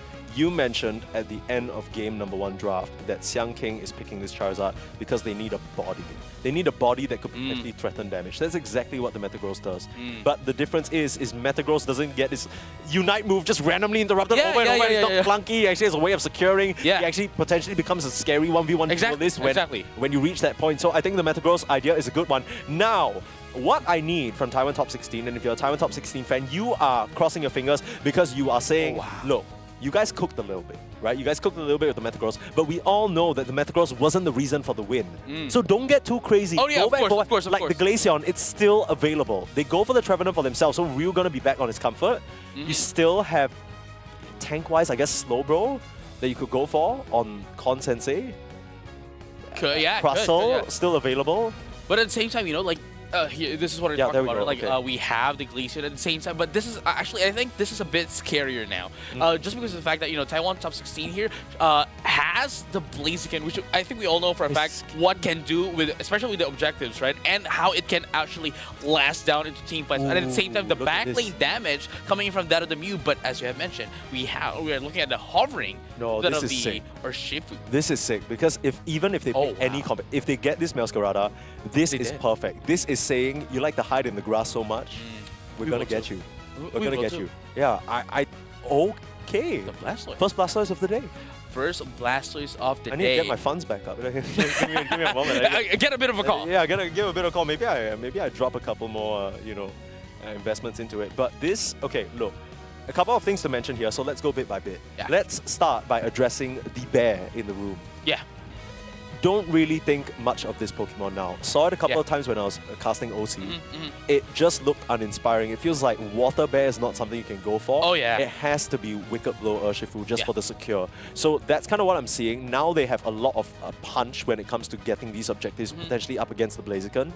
It's still a tough match though. It is like a beautiful pick as well, right? think so? It's either like because they were hovering into the Gyarados, right? Yeah, why not? But the thing is, the Dragon card is a Unite move, whereas they can essentially do the same thing with Urshifu, just doing the Wicked Blow? Oh, Wicked Blow. No, I mean, I get that. But my main thing is there's a reason why people are banning Gyarados left, right, and center. Oh, yeah. Get that effort value up and you Yes, of evolve. course. It just becomes such a big problem that literally nothing matters. Where Yeah. on the flip side, I struggle to see a world where this, It's better. respectfully, this bear can have the same level of impact. Now, okay, we've covered that base. Let's move on to the next most important thing, Meowscarada. Now, we already saw some Shadow Claw builds come out for that burst, and I think that's probably the right move here because Send only has one job this game. Yes. Dishing out of that. Cats, you know what cats like to do? What? Hunt snakes. Oh, that's true. That's true. That's literally what this is about. Like, there is nothing... That entire game, you know that Ison or Mento, at least 2 or 3 of their players are complaining about this Glaceon, saying, man, it's actually ruining my game, I can't play. Right. Sand is like, word? I got it.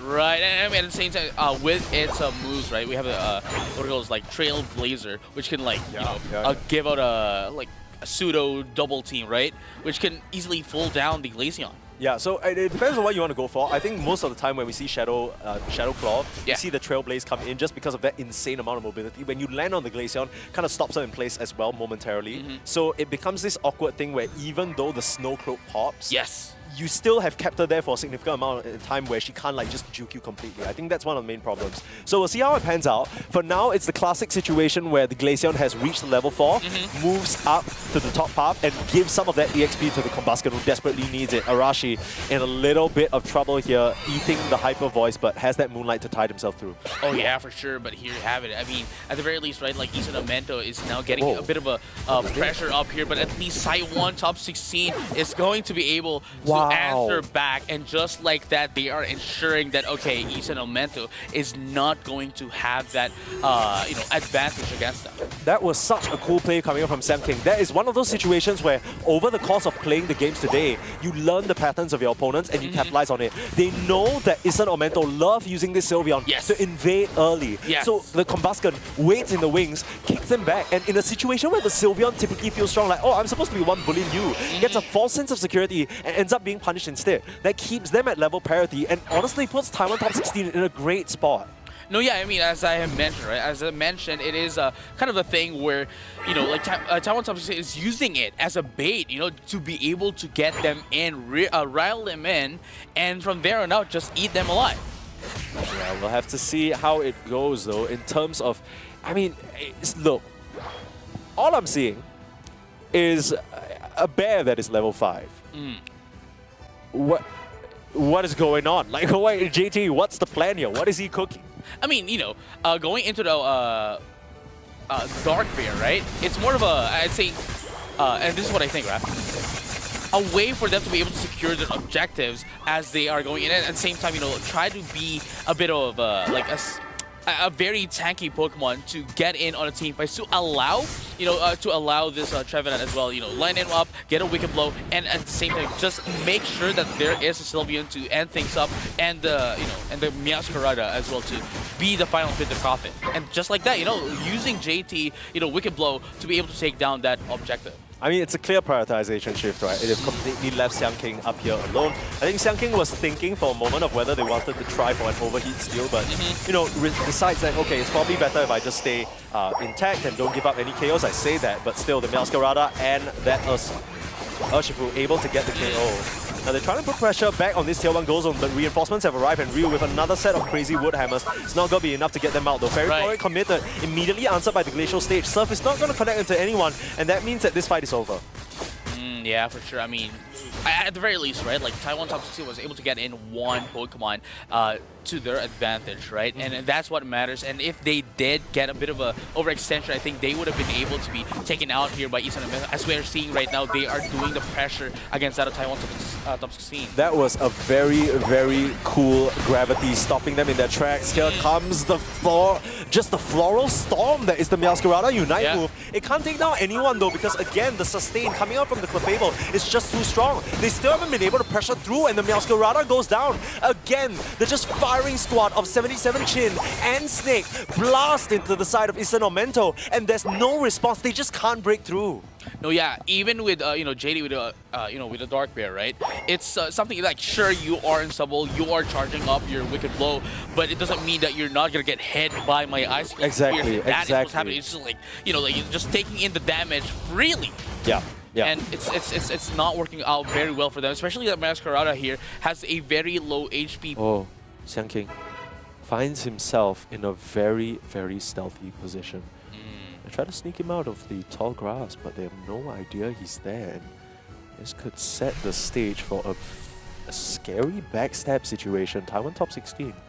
Sneaking into position now, trying to contest for this Reggie. Oh, a little bit too late there, into that of the Blaziken, but nonetheless, they have the teammates to be able to respond, and here comes Overheat to be able to take down that Regieleki for themselves, stealing that from Isenomento. Oh, the sub and the Hydro Typhoon, it's perfect. Very frolic, trying to dodge it out and keeping the Sylveon still up and running, but now you got nothing to dodge away. Floral Flourish coming through and doing a decent amount of damage, wiping down two though. The Blaziken and the Mew a bit too deep, but the gravity holds them back down. Glacial stage committed. Now this is instant. You gotta be careful. Here comes the Urshifu with the Even Fist, finally getting some action. Punches down into the Glaceon, and they've gotten Snake for once this entire series. I think that was actually quite an okay.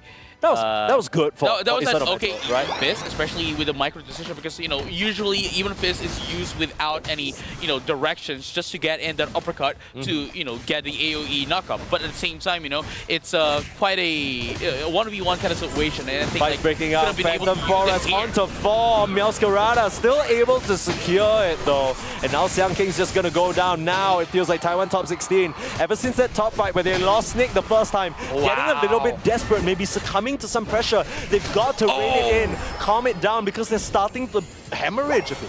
No, I mean, I think this is the time that they're looking for. This is the only thing that they're looking for. Make sure that they get in that one team fight, and just like that, they were able to, answer back even at the bottom path. Yeah, I mean, this feels like the classic situation where everything's going smoothly for you, and the second something goes wrong, that wasn't part of your plan, you didn't really account for it. Taiwan top 16 moving down to the final stretch now.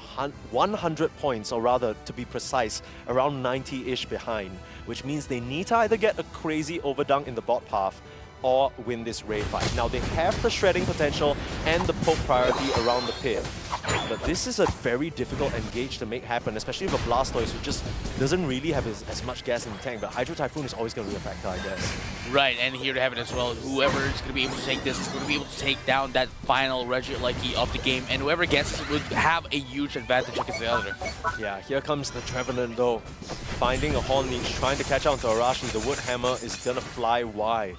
I mean, look at that, Glaceon with that of the Ice Skill Spear really doing a lot of damage, and just like that, they were able to push away Isenomento, and it's not going to be able to secure the stretch here. Like, unfortunately, though, getting a bit of a refresh here, but it doesn't matter for them because they're going to be able to take it in. Now, it is going to force Isenomento to do a bit of a, option select here to be able to, allow the Regieleki and, just wait for the split push, or prepare themselves into that Ray Pit, and that's what they're doing right now, preparing themselves for the Ray Pit, but they have to be ready for the split push. Yeah, I mean, there isn't really an endeavor coming out for now. Taiwan top 16, they can't afford to leave this Ray Pit area because the shred is real from Isenomento, but that's going to mean that they stay at this deficit, and the Regieleki basically sums up to nothing. Tremt is making a very smart play of consistently hyper-voicing that tall grass because he knows people are in the area. And it's all about the positioning. It all comes down to these tanks. How can they initiate? This is the third game. This is what we thought would be the grand finals, but here, the top potential team from Taiwan representing us in this LCQ East is going up against Philippines' top representative, and one of them is going to go home. Right, and here we have it. This is going to be the start of something new. Ladies and gentlemen, all trainers alike, the poking game is real right now. Meowscarada tries to get in a bit of a poke and scratch. Yeah, poke and scratch, and that's enough to force on Mystical Mirage. Finger on the button, a bit trigger happy now. Phantom Forest, that's a perfect connection. Here comes Even Fist. But Hydro Typhoon holds him back. It's nice from the Blastoise, but is it enough? That's the question. Yaskarada finds the Mew. That's a big force taken out of the picture. Now Blaziken in the middle, still trying to do damage. Things are troublesome now for Taiwan top 16. They're in a scramble. They need to work their way around. There's an overdone from the Masquerada. Looking to join the team. Desperation setting in. You need to rip up this way, but there's the setup. Here comes Sen, finds the snake in the grass, gets the Glacier, and hope is fading, and the chances are gone. It's an Amento route the side of Taiwan around the raid pit, and it's perfect. This Masquerada had one job, and it's to flush out these backline attackers, and down they go, down the drain, along with Taiwan's hopes of having a second representative. Down it goes with the timer in this game, and just like that, Issa Momento will push themselves to the grand finals. Look, all I'm saying, if Sant here is not our featured player, I'm walking out. Yeah. I'm walking no, out. you take the headphones off. Yeah, I will. I mean, I know you will, but you know, it's a principle. It's a principle. It's a principle, okay? It's an Amento. What a game from them, and what an adaptation. We need to start writing our apology forms because we doubted them. I doubted them. I was like, there's no way this band's gonna work. JT, you look like a fraud. He was not a fraud. I am a fraud, JJ. We are a fraud. We should issue an apology. Anyway, again, every little point kind of working out for the side of Issa Momento. They banned out the Premier Defenders, putting Con Sensei on a Blastoise that, to be fair, I think did relatively well. Yeah. Right? But it's a problem because it just doesn't stack up into Trevenant. Susu is back on his all-star Lissy, and then 90k recovery. That's crazy. That is insane. Please. 46k into the damage. To be fair, Arashi also kind of went crazy on the that's true. I think the problem is that when it comes to the Wonder Wish as a Unite move, it's not really consistent as compared to with the RNG and all. So it's like I believe correct me if I'm wrong, 8 possible picks, one being Splash. Just rolling the dice, dude. Like, I mean, it's just. It's such a consistent Pokemon, except for the Unite move. And I think that in the final few moments, it was just this weird dance, right? Everything coming in very nicely. Issa Momento essentially clear the grass. They bring the lawnmower that is the Sylveon, hyper voice, zoop, zoop, zoop, oh, you can't be here, you can't be here. So through logical deduction, slowly corner the backline attackers. Right. And there goes Scent. There goes that Even Fist initiation with the Blister Systems. Man, come on. No, yeah, I mean that's what I was saying, right? That is what I was saying. Like, Scent, I think, really did a very good job into, did a very good job to essentially bait down, Team Taiwan top 16 into poking, procting their Unite move. And that's what they did, right? Like, after getting in, the Mystical Mirage actually came in, right? And from there on out, that was the signal that Issa and Momento was looking for them to be able to, smash through everyone else. And the craziest thing is, we talked about the side of Taiwan top 16 having the poke advantage, right? Like, around this pit, by right, the Mew as well as the Glaceon should be in a good position. But here's something that I completely forgot to mention that I think made the difference. The problem is, they don't have anyone on the side of Taiwan top 16 that can reliably give them vision. This is a very understated aspect of Pokemon Unite. But the problem with Mew, as well as Glaceon, is they need to see you to pump out the poke depth. Exactly, right? And when you saw Scent, it was a bit too late.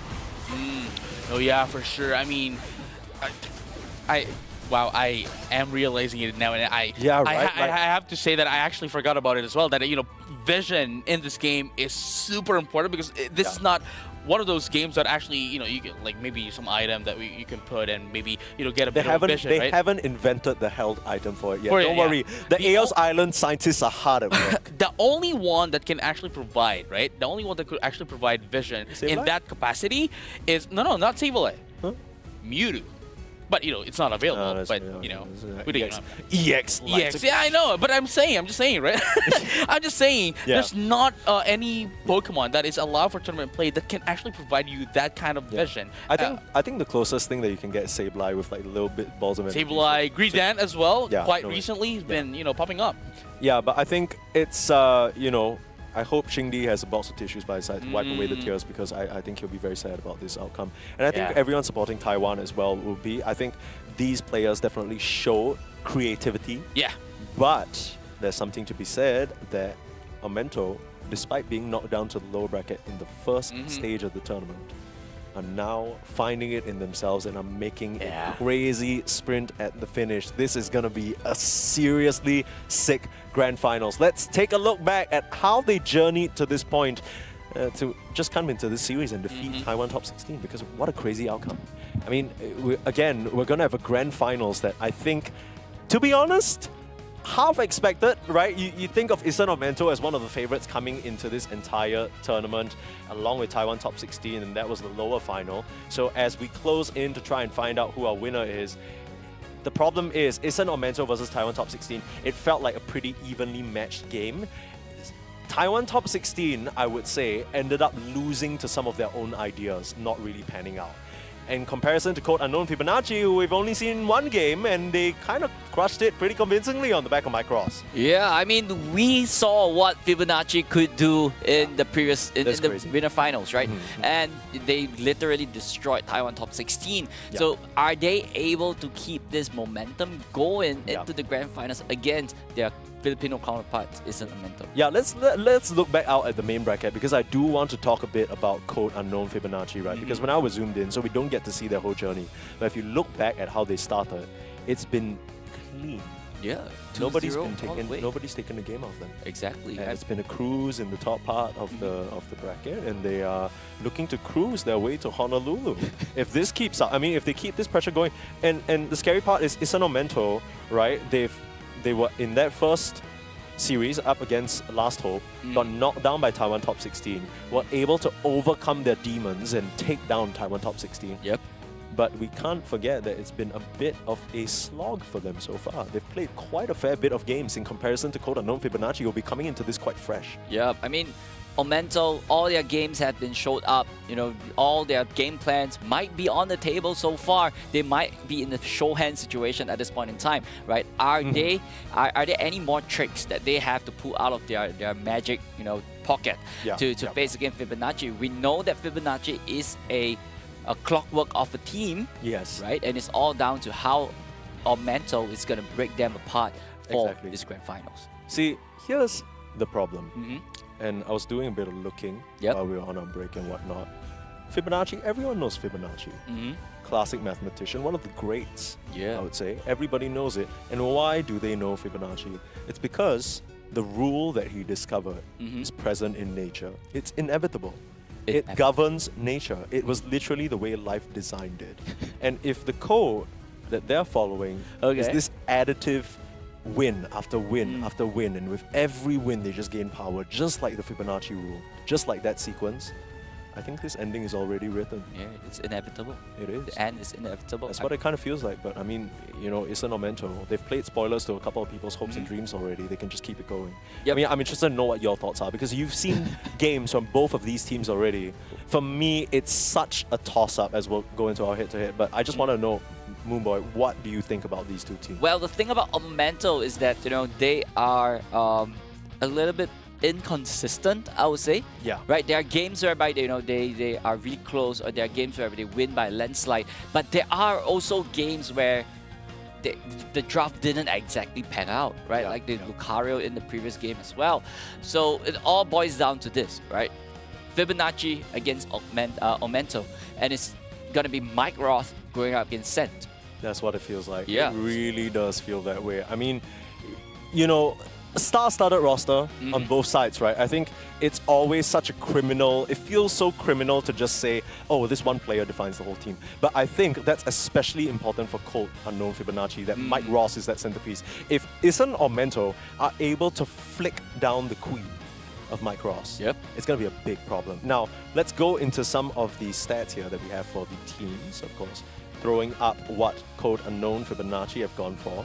Yep, for Cameron all the way. damage dealt 259,000. That's crazy. That's some crazy. huge numbers that we're talking about, right? You know, average recovery 135, pretty impressive number. They love as well. to brawl. They just love fighting. Yeah. They do not stop fighting. And I think that actually benefits them because if you take a look at what they enjoy picking, all of these Pokemon have very, very short cooldown, low committal, Yep. just poke and prod, consistently get that healing, the shielding up. You catch people with the X-Scissor and the Rock Tomb.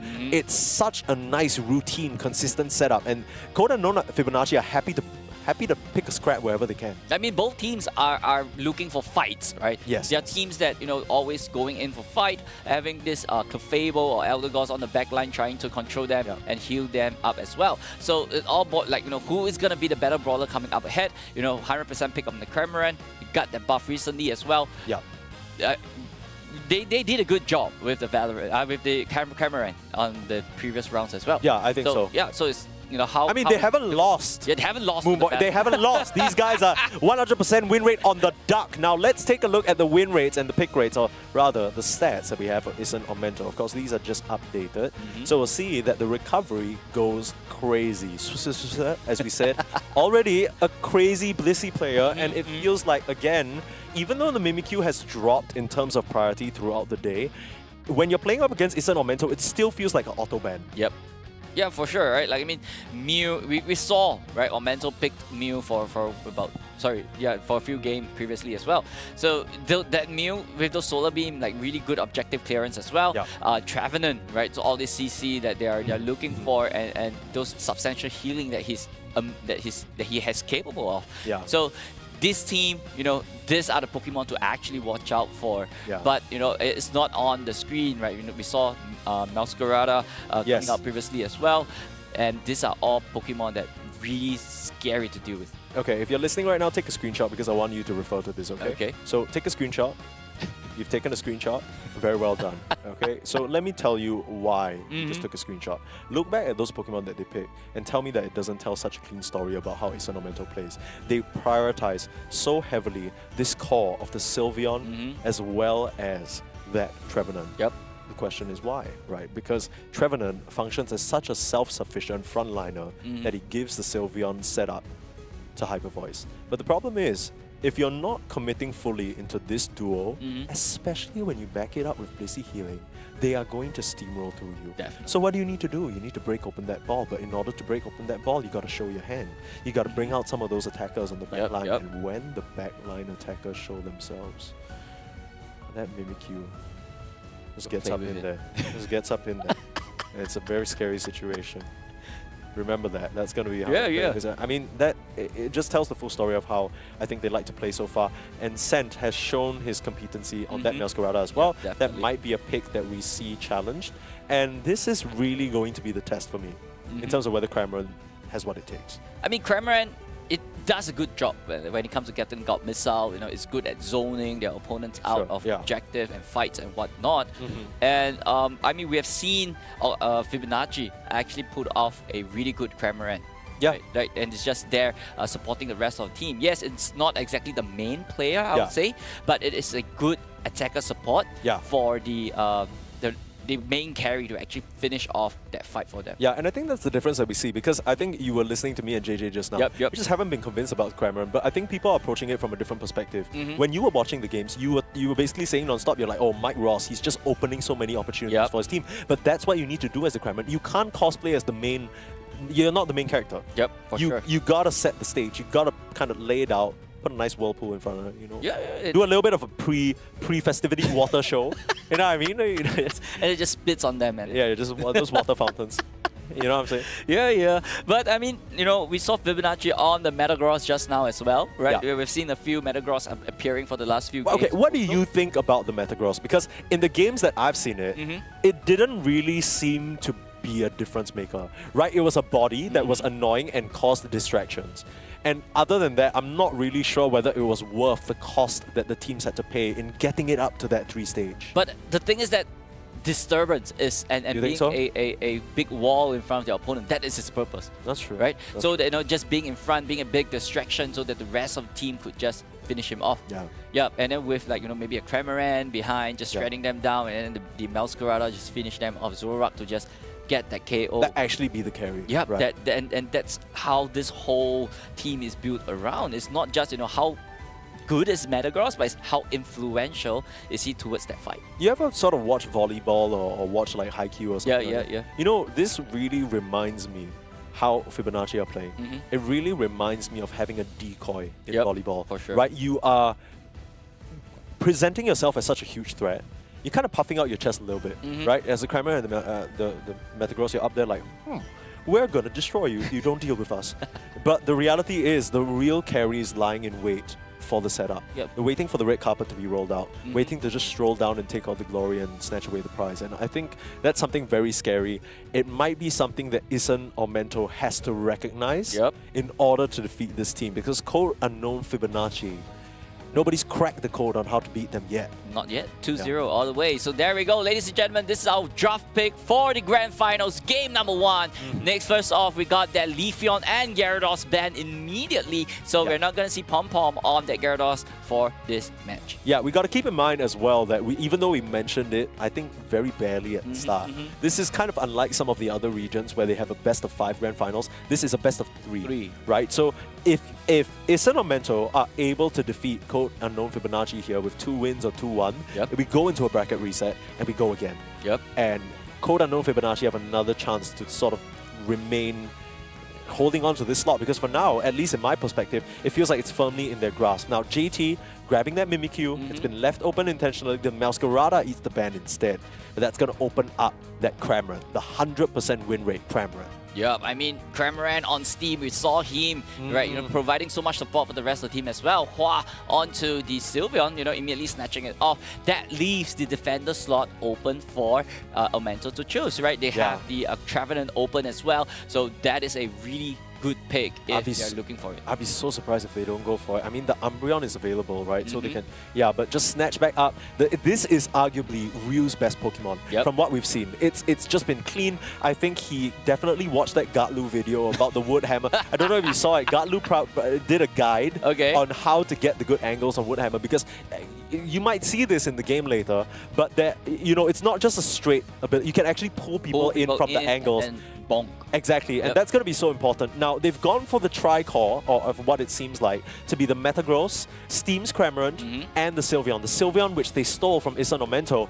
But Isan or Mento are going to take a page out of Taiwan Top 16. Tokyo. Same T. You know how it is.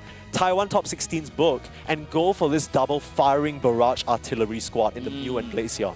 Yeah, this is just damage, right? Damage overload on this thing. You got Play With Me to just catch people off guard. You got the Wood Hammer to just bring everyone together for the Glaceon, and the Mew Solar Beam to just beam it off through. And that is just, but they are a little bit shreddy, I would say, right? Glaceon and Mew being really vulnerable by themselves as well. So it's all down to this. Mike Ross this time around on that Sylveon, and Pom Pom. We saw Pom Pom on the Metagross previously as well.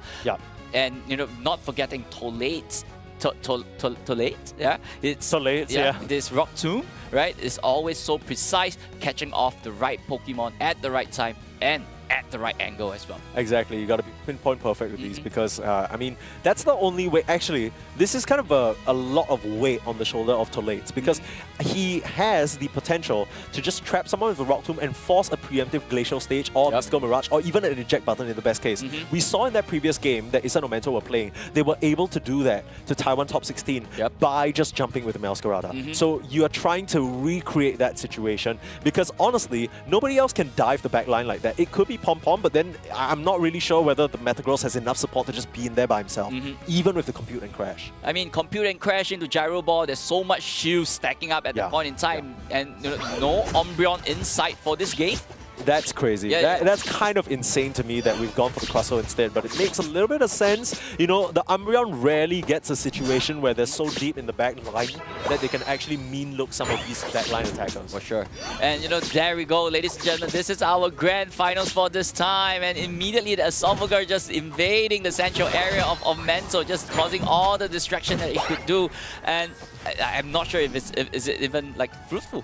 Yeah, I mean, looks like the red buff still went over to Sen, so good job on the Glaceon for being able to secure that. Not only that, but the level 4 evolution is so important for you to contest up here in this top path. Now, the Mimikyu is going to be up against the Beldum, which means that this early path stage should be pretty free. Ryu taking quite a bit of harass from this duo of the Crustle and the Cramorant. And I guess it makes a bit of sense, right? Because the Crustle just provides such a good setup for your Cramorant. I mean, with the Rock Tomb, they can't run away. The Cramorant can just, shoot it down as much as possible and spit in his face. And, that's the thing about this particular lineup and this particular composition. It's so well bred together, and, it's all down to Aumento, how they're going to break this apart. Yeah, it feels like it is built completely on this Crustle and how much he can do so too late. Just has his work cut out for him, and eject button forced out by Mike Ross. The big early game factor so far for Code Unknown Fibonacci, he's been the main driving force behind their success. And so far, he's kind of been stopped a little bit by this Mimikyu and Glaceon. Yeah, for sure. I mean, lots of denial, like I would say. And Steam wow. goes down to Drams right there. And, with that Mew being at level 6 right now, it's really scary to deal with. That was a solo KO, Moonboy. Like, that was just Dreamt finding a great opening, getting the pick off. And this is the Cramorant that they were so happy and proud about. They just brought it out every single time, feeling very confident. But starting to lapse a little bit here. Looks like Dreamt figuring something out. Now, with the Rock Tomb, they should be in a better position, but Mike Ross getting caught out by the beautiful Wood Hammer and the Icicle Spears just come through. This Trevenant is such a massive problem, and even the Metang joining here, it's not going to bear any fruit. Yeah, I mean, they get a good KO onto Mike Ross right there as well, but unable to capitalize to get the Trevenant, right? Metang was there a little bit late as well, but Ryu in a really bad position, it nearly goes right down to Fibonacci. Yeah, but that just feels like the most meaningless KO ever, especially when you're losing your Cramorant again, desperately trying to defend this goal zone. They've left it right at 3. Let's see whether they choose to take it or not. It looks like they're going to break it up. Just waiting in the last possible moment to give them a false sense of hope. Yep, as we are moving closer and closer into our very first objective being spawned. I mean, look at the level department right here, right? Level 8 on that Glaceon, and it's ready to rumble and go into it. 8 onto the Mew as well. Fibonacci has to start to rack those levels up. If not, it's going to be too late. Yeah, they're kind of getting outmaneuvered on the map right now. Just so much equity being snatched up. Ison Aumento putting themselves in a great position level-wise. Yeah, both level 8 working on that Reggie Eyes, immediately putting them down. But Fibonacci, knowing that this is not the fight that we want to take, immediately rotating straight up to the Reggie Ilecki. This Ilecki is important, and they're able to snag it away. For a moment there, I thought JT was going to send himself hurling in to try for the steal, but that recovery EXP is important. Honey onto 2! Oh, the setups, they've just been perfect from Ryu this entire time. The Metang just goes down. Here comes JT looking for more. Eldegoss just has to run. But the play of me holding that poor Cramorant in place, nowhere to go. And again, just the Shadow Sneaks stopping by for a dunk, ready to complete the jump forward, but the chase back from the Trevenant pushing them away, and Tier 1 goes on down. He might have gotten the Reggie Ilecki, but any scores? No, I mean, yes, no score coming in from Fibonacci. Instead, they even lost their Tier 1 goal zone to Aumento. So, at this point in time, Fibonacci have to start the pace going, right? They're so far behind in terms of level and skilling, and Dreamt, and it's just doing so much disruption to the rest of the team. Those Solar Beams just stopping them from doing anything possible on the map. Code Unknown Fibonacci might have just caught themselves into a very bad situation, because I understand this Sylveon pick. It's a great evolution. It's one of the favorites of Ison Aumento. You want to grab it because it's just such a functional Pokemon overall. But now, the problem with a decoy composition is you need to have a main carry. And who is the main carry right now? Is it suddenly the Metagross in this game where they're up against Mew and Glaceon?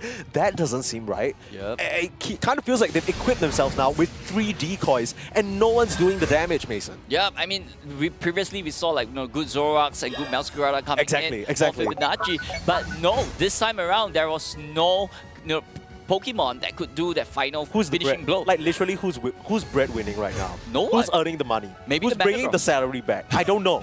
Okay, he has 4 arms. He better put them to work. Yeah, as both teams get us right here at the Regirock side, as Fibonacci already have a good positioning. Rock Tomb trapping off that Glaceon. Gatling Gun missile coming in. Compute and Crash holding back the side though. The Gyro Ball able to get him to a nice shield amount that he's able to survive. Mirage. Mystical Mirage and Bliss Assistance use huge surf, pushing them back. Fairy Frolic being forced out. They're still going to try and push forward. They're healed up very nicely, but the Phantom Forest amplifying so much damage. The Sylveon is able to work down the Trevenant, but it comes at a trade for now. The Icicle Spears, they're ramped up, and it still looks like this Glaceon has yet to be touched. Able to rain in the damage from far. Sure, you lose the Mew, but now here comes the... Oh, Mimikyu setting up perfectly, and in comes the Icicles again. Send, nobody's touching him. Someone stop Send at this point in time. 4K under this Glaceon, already at level 12 at 4 minutes on the clock. This Glaceon is just running havoc right now, and they have to stop it. If not, it's going to be too late. The snowballing is going to start. The snowball is even turning to an ice stone at this point in time. This is a avalanche. Moonboy, it is snowing hard, it is hailing, and the side of Code Unknown Fibonacci's, they are weak, wimpy mathematicians. They don't have the muscles to shovel the snow. They're getting buried in the ice right now and frozen solid. And what is a duck going to do on a frozen lake? That's the question. Just absolutely nothing. Getting wrecked. Sure, there are some moments in the fight where it feels like they're able to sustain and keep things up, but in an extended fight, much like how the Fibonacci sequence works, the Glaceon just exponentially does so much more. Yeah, I mean, Fibonacci really have to find a way. How do I get to that Glaceon? I need to stop it before the fight even break loose to begin with. And right here, you know, Omento already got a good positioning onto this Regieleki. 1 minute more on the clock. If they choose to do so, this Eleki might put more pressure on the back of Fibonacci. They were trying to wrap around on the Blissey, but SW just gets out scot-free. Now it's the Tier 1 Gold Zone that's under some threat. They want to crack this open. They finally get that Blissey, but here comes the reinforcements. Take a look at the Glaceon making a big beeline for the bot path, but they need to escape. Yeah, they gotta pull out. Yeah, Reggie has been spawned right now in the bottom since like both parties are not interested in it as well.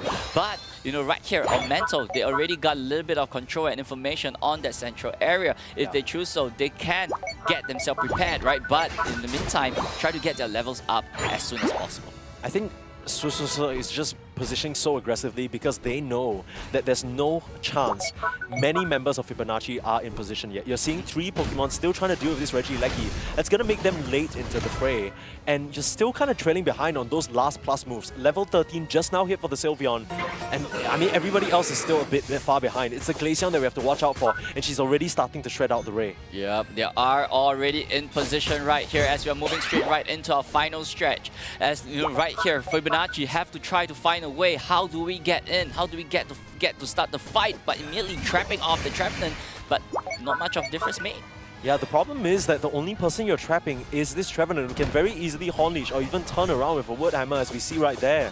Pressure mounting here as it's a 30-point difference, but there is a Tier 1 Gold Zone on the top half. Let's see how Fibonacci choose to approach. Metagross looking for an opening into the fight. Just gyro balling to safety for now. Crustle in some trouble, forced to pop the Rubble Rouser. Eject buttons forward. It's a good setup and Ryu is down. 4v5 situation, Phantom Forest, but no follow-up. Now you've trapped out the Glaceon, but who can get on top? The members of the side of Fibonacci very low. And a Solar Beam finds it. Eldegoss streaming forward. They sense their chance. They're ready to rock and roll. And that Bliss Assistant saving the Mew. That last Excisor won't be enough. And they can't find the backline. All they can do is Frolic. But Mike Ross, the big hero of this lineup throughout most of their series, just gets wrecked and sent. The main man in charge gets it done.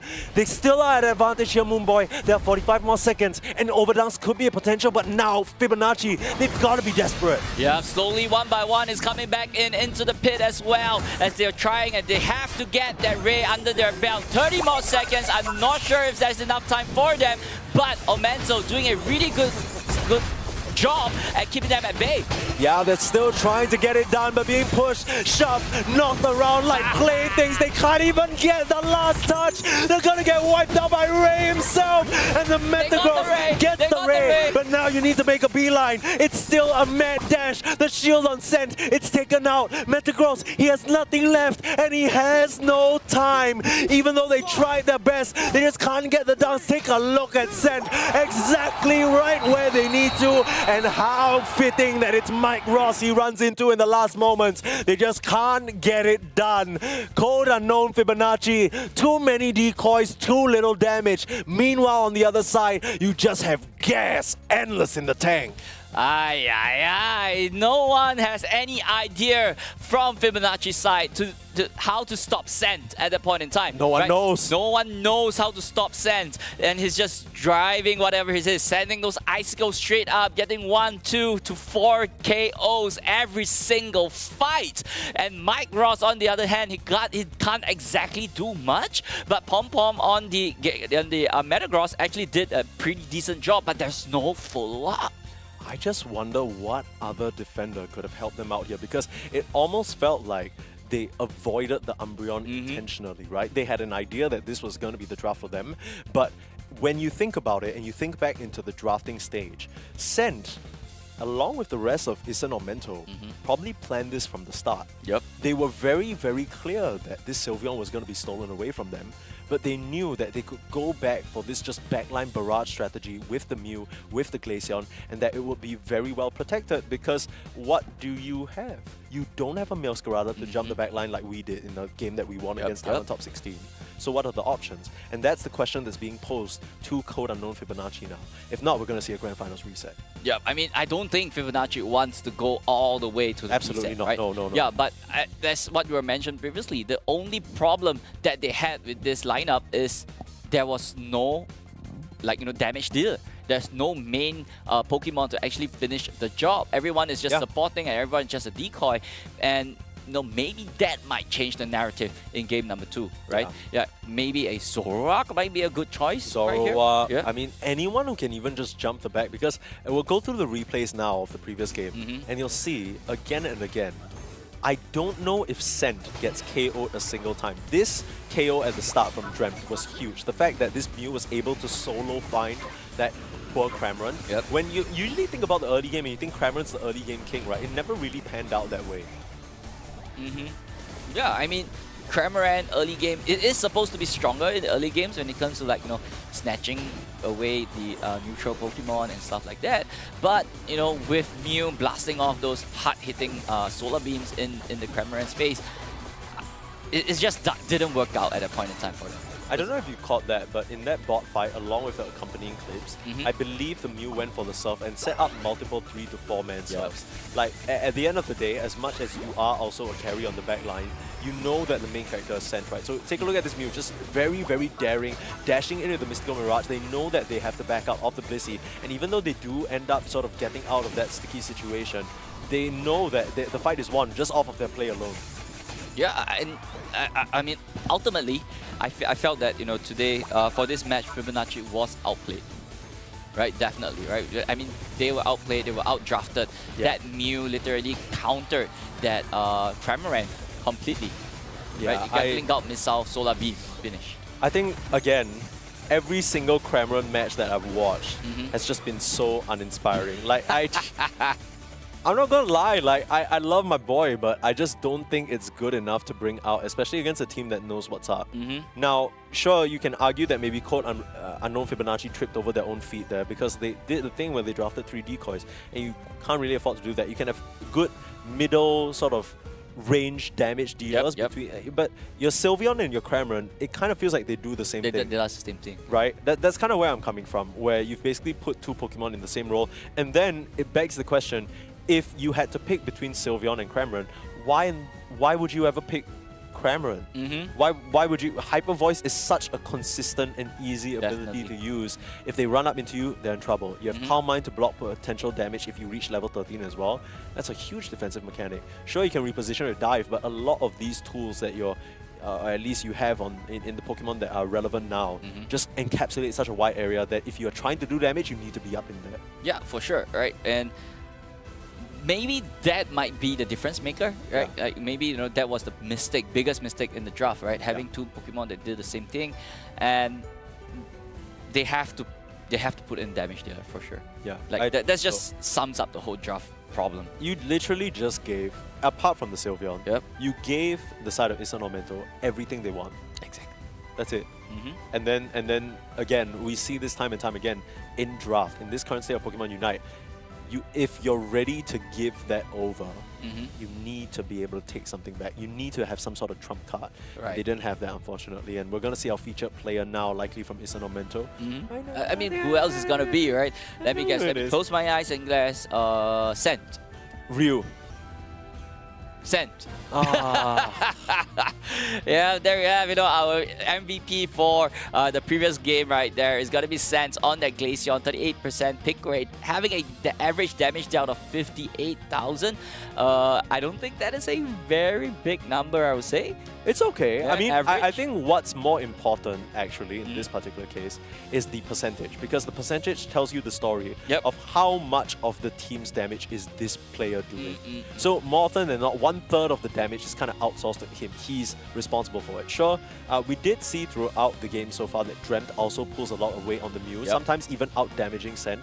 But I think in those hero moments where it's needed, it's a combination of both of them working well together. Mhm. It's just amazing stuff overall. The question is whether they can break Scent, because when we came into this tournament, at least for me at the very start of the day, I really wasn't expecting to see so much Glaceon. Yep. Espeon has just fallen off the face of the earth. Yeah, for sure. It seems like it's not something that people are really consistently enjoying, like working into their drafts anymore. And it's just up to this Glaceon, mostly because maybe so many of these Pokemon are just so tanky. Yeah, I mean, Glaceon, with those hard-hitting icicles, is just going to be doing a lot as well. Yeah. As we are moving straight right into our second draft for our second game, Meowscarada and Leafeon Band. I mean, these two Pokemon, Meowscarada being a key target for both teams. Why not? Hey, let's keep Ooh, it fair. No there one we go. plays it. Okay, so the Blissey being taken out, I love this adaptation from Code Unknown. It leaves a lot open in the pool, but, now as is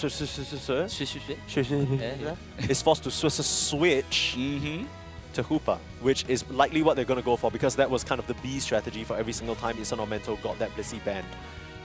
Yeah, Snatch away the Mimikyu as well. Yeah, Mimikyu away from JT, right? And I think right now Fibonacci is just are they actually overthinking in a way whereby let's just snatch away everything that they want and just play against them in terms of draft. But in the previous round, it's not exactly working with the Glaceon pick, so it's down to this time around. Is this Mimikyu pick gonna be is the right investment?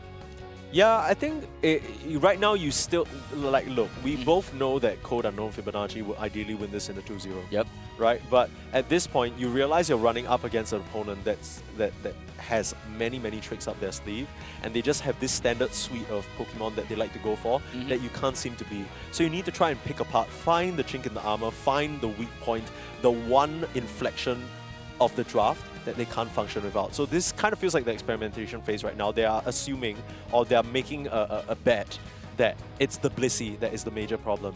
And now we're seeing how Isan or Mento want to adapt to that. They're going back for that Lucario that didn't really work out for them, but seems to be something JT is confident in. Yeah, I mean, it might be a comfort pick coming in for JT, perhaps, right? I mean, he kind of forced it in the previous game. It didn't exactly work out. And they're going to say, okay, let's just give it a shot. Yeah. We are ahead in terms of the game. If it's not working out, we will scrape it once and for all. Swirl, on the other hand, going for that Hoopa instead of the Blissey as it's being banned. This actually showed a bit more a different play potential coming in for a Mento with those quick rotations. Okay, this is cool. The Zoroark is cool because it preemptively answers a potential Mew or Glaceon last pick. Yep. Right? Which is going to be the Mew locked in. But the reason why I'm not really pleased with the Code Unknown Fibonacci draft is because they've had to go back for the Clefable. Now, the Clefable is an excellent Pokemon, don't get me wrong, right? The gravity is a huge deal. Moonlight is such a consistent healing tool. But where in the fight do you play? Because whenever you pick a Clefable, you're incentivizing your team to group up around you. Ryu is gonna be so happy. Ryu is like, hey! I see you all gathered here today for a taste of my hammer. I mean, that is a potential play coming in as well, right? But I believe, the Clefable main objective is going to be that Zoroark, right? It's going to be pocketing the Zoroark as much as possible in the early game. Sure. Right? And into the late game, it's just there to keep sustain for the what's that? The crab, right? The Crustle? Crustle, yes. Oh my god, that name just slipped out of my mouth. My mind. Yeah. So, that Crustle. So, it's just there to keep them together. Not necessarily that they always have to fight in the group per se, but as long as the Moonlight is on the right target at the right time, it's not gonna fail them. I wonder whether we're gonna see some crazy shenanigans with Follow Me, because I think my main gripe with the Cramorant so far has been every time it uses Gatling Gun Missile, it just gets focused down. Yep. Right, but if you're able to use that Follow Me and be like, hey! Just taunt the whole damage taunt away. everybody else and just kind of divert the attention. I feel like that would be the ideal use for Follow Me. So we're getting into our second game here, everybody. Code Unknown Fibonacci, an undefeated bracket so far, cruise through the uppers. Haters might say that they had it easy. Well, now this is just about as hard as it's gonna get. Issa no Mento 1 game up, 1 game away from resetting the bracket. This is a best of 3, which means that we are 1 game away from Code Unknown Fibonacci having to do it all over again. Yeah, I believe Fibonacci don't want to go through all that, but immediately Pom Pom goes right down to the Lucario. Such an early KO just before the 1 minute mark. And is that actually worth it? I mean, is it actually worth it for JT? I mean, he's getting those extra EXP, I'm sure, right? Yeah. He's not gonna complain about the KO. What kind of value proposition? JT's laughing all the way to the bank. I mean, this is also what we saw from Issa no Mento when they first picked JT's Lucario, right? When it was paired specifically with Sus Koopa. They seem to like this combination. Hyperspace Hole securing most of that EXP, but a rotation from Dremt finishing off the Zoro, and that is not what you want. Now that is not worth it. Yeah, that was not worth it, right? That hyperspace portal literally slowed Mike Ross down, and he can't exactly do too much at that point in time. He's stuck, he's slowed, the rest of the team can't exactly save it, but getting KO'd so early into the game. Okay. Yeah, okay. Even his central area is Alright. This is starting to go from bad to worse here. Yeah. This is the snowball play that you're hoping for from your Sylveon, where you get that level advantage already almost at level 7. And now you're gonna jump out of the Zora again, steal away another buff. This is painful for your Zora, man. It's not looking great for Fibonacci. They have to try to start looking for answers and start looking for ways. How can we scale this Zoroark to its maximum potential at this point in time as the rest team get it down in the bottom lane? Yeah, I mean, they're gathering down here in the bottom path, and they are looking mighty strong here, chasing down onto this poor Crustle. It's nice sustain, but the Rock Tomb actually keeps them in a very awkward spot. Eject button away, Ryu able to catch that reset home. The Hoopa's been so stellar for so far. Yeah, I mean, he's doing a good job, right? Those clutch hyperspace portal, just slowing down the right target at the right time, saving their own teammates at that perfect moment as well. And if this goes on, Fibonacci might be looking for a reset. Yeah, that's kind of what it feels like at the moment, especially when your work Clefable just gets worked down like that. Sure, you might have walls, but we have walls too. Here comes Dremt with that last auto attack, not even needed. And the Kremlin's actually gone for Surf, which is a bit of a switch up from what we've seen throughout the entire day so far. Zora started to turn things on, but eats a Surf from the Mew instead. And that Koopa portal gonna finish off the Cram. It's looked ugly for Code Unknown Fibonacci so far, and it doesn't look any prettier. Sure, they might get a pick off onto this Koopa, but honestly, it's not even. Not even!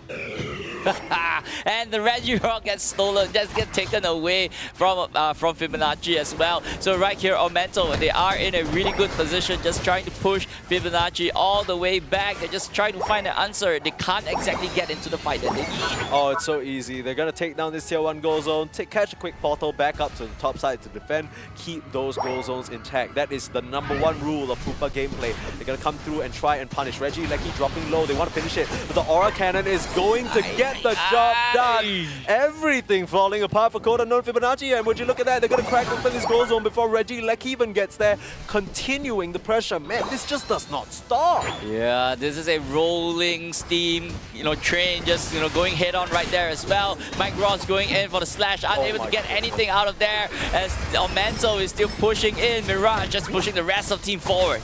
You try for the play with me, but they're right under a portal, so they just get a free reset. You're getting team wiped, essentially.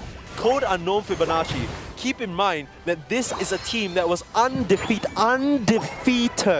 okay, throughout the entire upper bracket. And they are just getting handled by Omento right now. Yeah, and down goes that tier 2 for Fibonacci. They are just so behind right now, in terms of level, in terms of points and everything, and even in terms of wild Pokemon for them to get, or even get those EXP on. And at this point in time, I don't see a way out, Mike. It might be time to put the bird back on the shelf. Mm-hmm. Put the bird and the crab where they belong, back in nature, back in their peaceful environment. Them, right? They don't belong here on Thea's Sky Ruins. You ever see a crab fly? Not me. Mm-hmm. How did he even get here? That's the question. You get thrown out, and that's how you fly. Yeah, I don't it makes for a very angry crab. And understandable with how much his team is just getting destroyed here. 72-31, another Horn Leech setup. Forcing out the Rebel Rouser, no. Here comes the slash through. They're able to get the initial pick off onto the Trevenant. Unite moves left and right though. Issa no Mento still able to get the advantage and melt down their opposition. When it all comes together, the firepower from Issa is just too great. Now here comes Steam trying to contest, but again, you pop that Kremlin Unite move and you're just not even able to take down Lucario. Lucario... so this just in, Moonboy. Regirock is a greater threat to Lucario than anyone on the Fibonacci team. Yep, only Regirock could take him down. Only Regirock could take him down. It's so unfortunate. I mean, I feel like this is crazy because we're in the grand finals. And this is no disrespect to Fibonacci because we've already sang their praises. But this feels like it's a lower bracket match like round 1. Yep. Like with how lopsided it looks right now. But I believe it was Dreamt, right? It is Dreamt that actually controlled the whole thing so far, unable to get allow Zoroark to do anything at this point in time. But this fight though, Fibonacci might have chance. Yeah, they managed to get themselves the Regieleki, get a nice pick off onto Lucario as well. JT got caught out of position. Beautiful eject button forward from the... Oh, this Crustle turning things on here too late. Maybe it's not too late for them just yet. They still have a chance. That eject button forward, trusting the heal from the Clefable to get the setup of multiple. That is a huge injection of EXP that they so desperately needed. So I mean, this is a good turnaround for Fibonacci. Yeah, right? They got a good team fight going on. They got the Regieleki, they break tier 1. Yeah. And right now, how are they going to continue this going? They have 1 more minute on the clock to get themselves ready for that final fight. And at the same time, on Mental, they are not putting the brakes onto Fibonacci as well. They're still putting all the pressure that they could find and trying to deny as much EXP away from Fibonacci. Yeah, I guess the downside is that you still have your tier 1 goal zone up for Fibonacci, so maybe you're able to slip someone in there, perhaps the Mimikyu, get a nice overdunk, even out the score a little bit, but the disparity is just a bit too big at the moment. A full 170, which means that even with someone with full pockets, breaking open the bot tier 1 goal zone, it's not going to be enough to get you the advantage. Now, as we close into this final stretch, I'm starting to feel uncomfortable for Fibonacci because I feel like the objective rip and secure potential is well in the favor of Omento. Yeah, but I mean, it all boils down to who's going to get the Rayquaza at that very last moment. As the Regirock spawn, whoever is getting this is going to get extra defense for that final fight. And Very trying important. to try to snatch for it as well, but Fibonacci being pushed back. Very nice play there from the Crustle to interrupt that Horn Leech with the Rock Tomb. Stops that initiation from coming through, but again and again, Swiss with the reset. This Koopa has been on fire, saving ally after ally, and now Code Unknown Fibonacci need to find a way to penetrate the pit because it's just being held at a stronghold level by Issa and Omento, and they're the ones with the lead.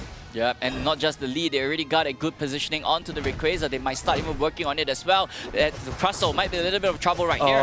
What's going on? Force to pop the Rubble Rouser. That is not optimal. The side of Issa and Omento can just reset, and that's what they're going to do. One Unite move down. You're still looking for a sneaky dunk from the Zoroark at the bot path. Keep our eyes on him, maybe coming for an off angle. Disguised up right now. The fight's gonna break out. Not catching the hyperspace hold back. Here's right in. Yeah, the Zoroark trying to rip up onto Sand, but they can't find the connection at the finish. A huge Unite move from the Kremlin. They're able to take down Drem. That's pretty significant. The Kremlin is still surviving in the middle of it. Three members down. Are they doing it here? Call Unknown Fibonacci. They rip them up. Mike Ross at a time where his team needs him the most. JT gonna try to come in for the steal, but they spot him out. And Mike Ross is on top. The Zoroark secures it. And against Solod's Code Unknown Fibonacci, it was a horrid first 8 minutes. But at the final moments, they find their target.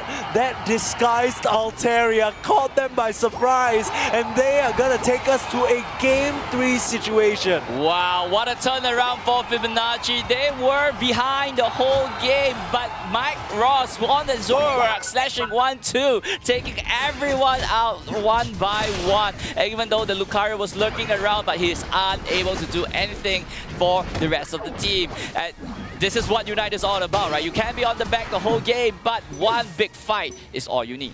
Yeah, and it feels like the ranks for Isan Omento just got completely broken as soon as the Mew went down.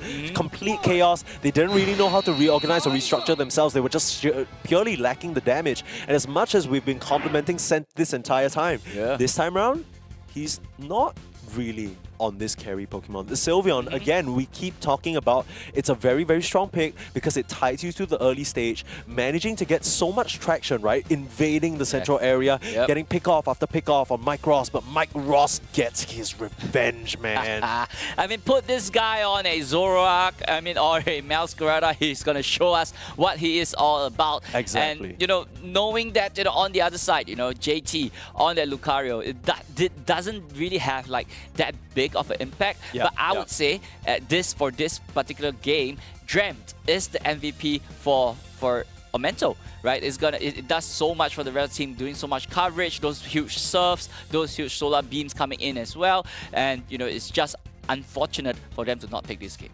It feels like they've kind of cracked it a little bit here because even though Pom Pom's performance wasn't really anything to write home about, you've denied that Mimikyu that JT is so comfortable on. So far, when we've seen JT, he's played Lucario, he's played Gyarados, he's played Urshifu. Yeah.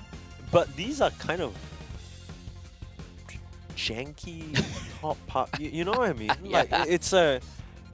Look, the Lucario is very hit or miss. It did manage to secure some nice objectives, but we've seen him kind of falter. And with Isan Omento, we always say the same thing. This is a team that struggles with consistency. It's the very reason why we found them in the lower bracket. It's the very reason why they weren't able to make the most out of previous iterations of their roster. And maybe, potentially, gonna get sent packing by Koda no Fibonacci. I mean, is this gonna be, their another shortcoming, another deja vu again? Yeah, I'm so close yet so far kind of moment. Another moment to add to the already existing list of moments where they've fallen short, which is just such a sad thing to say. Yeah, definitely. But, Fibonacci, though, they played really well into the final stretch as well, and that's exactly what they did. And, I believe in the first half of the game, the Mew Dreamt actually did a lot of disruption for Fibonacci, right? They're unable to execute their thing well, but they managed to turn it around and just play it against him, and that therefore, get that extra edge that they need. Yeah, I wonder whether this is going to build the confidence for Tolates because he had a really tough game. And honestly, even in that final stretch, a few suboptimal positions. Right? We saw him kind of get caught out, forced to use the Rubble Rouser. I honestly am very excited to see this replay because I think, frankly, it's a miracle that they were able to even make a winning situation. So we see this final sort of Reggie Rock fight. It doesn't go nearly anywhere planned for the side of Fibonacci, of course. And for sure. They're able to snag away this Reggie Lecky though. So it's honestly not too bad, and that was a very nice eject button for, you see that? Jumping forward, catching the Mew. So the setup is there. As long as the Zoroark can do well, it's good, but it's this moment. I mean, the Zoroark gets onto Scent first. I don't even know what even goes on in this fight, to be honest. It looks like there was a play with me on the Mew, and that's how they go down. So they focus everything on the Mew. Yeah, sorry, I'm just like recapping through this because I think everything happened in such a flash, and then suddenly, at first I saw the Mystical Mirage, and then everything is over. And Mew disappeared. Yeah, but I think, this game plan is definitely going to be control Dream, right? If you control Dream, everything else is going to be easier for everyone, right? The Trevenant would be not disrupted, I would say. Light Screen would not block off the Zoroark from doing its thing. So that, as long as they control Dream, the rest of the game plan is going to be mechanic. Like everything is like, hands off. Like clockwork, right? Like everything's going to play itself. Yeah, everything's going to play itself. I think that's actually a really good observation because if you look at what Scent was playing, even with the Glaceon, the only thing that these evolutions can do is damage. They don't have any form of utility. Definitely. Where on the flip side, Light Screen pushing you away and then all these serves and coachings, and it's just so obnoxious, man. I mean, Mew is basically a toolbox at that point in time, right? Dude, even with the nerfs too. It's still good. They were like, alright, all your special attack, we're taking it. We're taking it. And then this guy still shows up, does so much damage consistently too. It's kind of crazy. It might become a situation where, they might have to consider banning out the Mew. But even without their Blissey, there were still moments where they looked amazing. I mean, the Hoopa, right? Susus with It's the the Hoopa. Hoopa. Those like really good moment. Early game, they have good hyperspace so to catch the Zoroark out as well. Good, like, you know, really good time, well-timed retreat for the rest of the team to come back on to reset.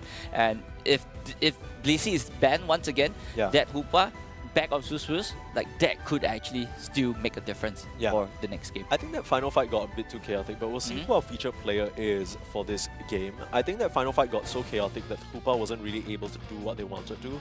Mike Ross, of course, is our featured player, having a great performance, but only in the last 1.5 minute mark because he got stunted early. Yeah. He was just getting shafted. Yeah, I mean, getting KO'd so early into the game, his central area, wild Pokemon being removed as well, is so behind in terms of level. He can't exactly be ahead of his opponent, but you know, he managed to find a way to, the team managed to find a way to funnel those EXP into him, and that's where, you know, he actually gets the extra edge that he needs and just dashing straight right in to get what he needs as well. Yeah, absolutely. Mike Ross, I think the coolest part about him is that his frequently used Pokemon, the pick rates are so low. So that implies that he just has such a wide pool. Yep. Because even the Pokemon that he's picking the most are, you know, not really that high up in terms of frequency. Showing a lot of flexibility as a player, showing that experience come in as well. It's an Aumento, code unknown Fibonacci. We might be one game away from wrapping it all up or getting a whole set again. So I have to see how it all pans out. Blissey, and this is what I love about Pokemon Unite. You just reach a stage where all the Pokemon that were banned throughout the entire rest of the day just get ignored because you're trying to target ban out your opponents. That's what respect, right? This is all That's about respect. respect. I know that Susup is a good Blissey player. Let's just not allow him to play it. But Pom Pom back onto that Gyarados once again. We saw Pom Pom on the Gyarados previously, and he's a beast on this dragon. Yeah, now Gyarados is a Pokemon that we've only seen intermittently throughout today, right? I think, in fact, it was actually Isan Aumento who played it once, and on JT it didn't really work out. That's kind of how they ended up in the lower bracket to begin with, up against Taiwan top 16. So Pom Pom, maybe, hopefully a bit more success. I think there's always this situation with priority picks in draft where people get so used to banning it out or expecting it to not be in the pool that they forget how to make it work. Definitely. Right, so that could be something that Code Unknown Fibonacci go back, or at least kind of fall prey to. Steam is going to go back for that Cramorant. I think he went for a bit of a different build from all the Cramorants that we've seen. He actually went for the typical Surf Hurricane. Yeah, so just providing that disruption for the squad, but you're still kind of missing that carry in the early game, I feel. Yep, and Totalus this time around changing his Pokemon onto the Umbreon. Maybe the Crustle is not exactly working out. Yeah. So hopefully this Umbreon is going to be making a difference right here. On the side of Aumento though, everything, is all their comfort picks for whatever we have seen today. But Mike Ross this time bringing the three-headed bird into Tear Sky Ruin. It's something fresh from him. Yeah, I think so far Dodrios have been very hit or miss, and I think that's the very nature of the Pokemon. This draft from Code Unknown Fibonacci feels extremely volatile. They've gone one step deeper, denying the Hoopa from Susu, forcing Susu for the first time to go into a third Pokemon. Right, and the Clefable, sure, it works pretty decently with Ryu, but in terms of accompanying the team and standing next to evolutions, it might be a bit awkward. It's just going to get you in the way of Dragon Current or Triple Trample. It's easy setups and whatnot. I will have to see how it works because Scent now back on a quote-unquote carry Pokemon. Yeah, I mean, back onto the Glaceon, right? Yeah. We saw that he's really good on it. There's nothing that could stop him this time around. But that back then, and this time around, Dodrio might, or even Gyarados, might be the answer to, just dive right into the Glaceon and just try to do something against it.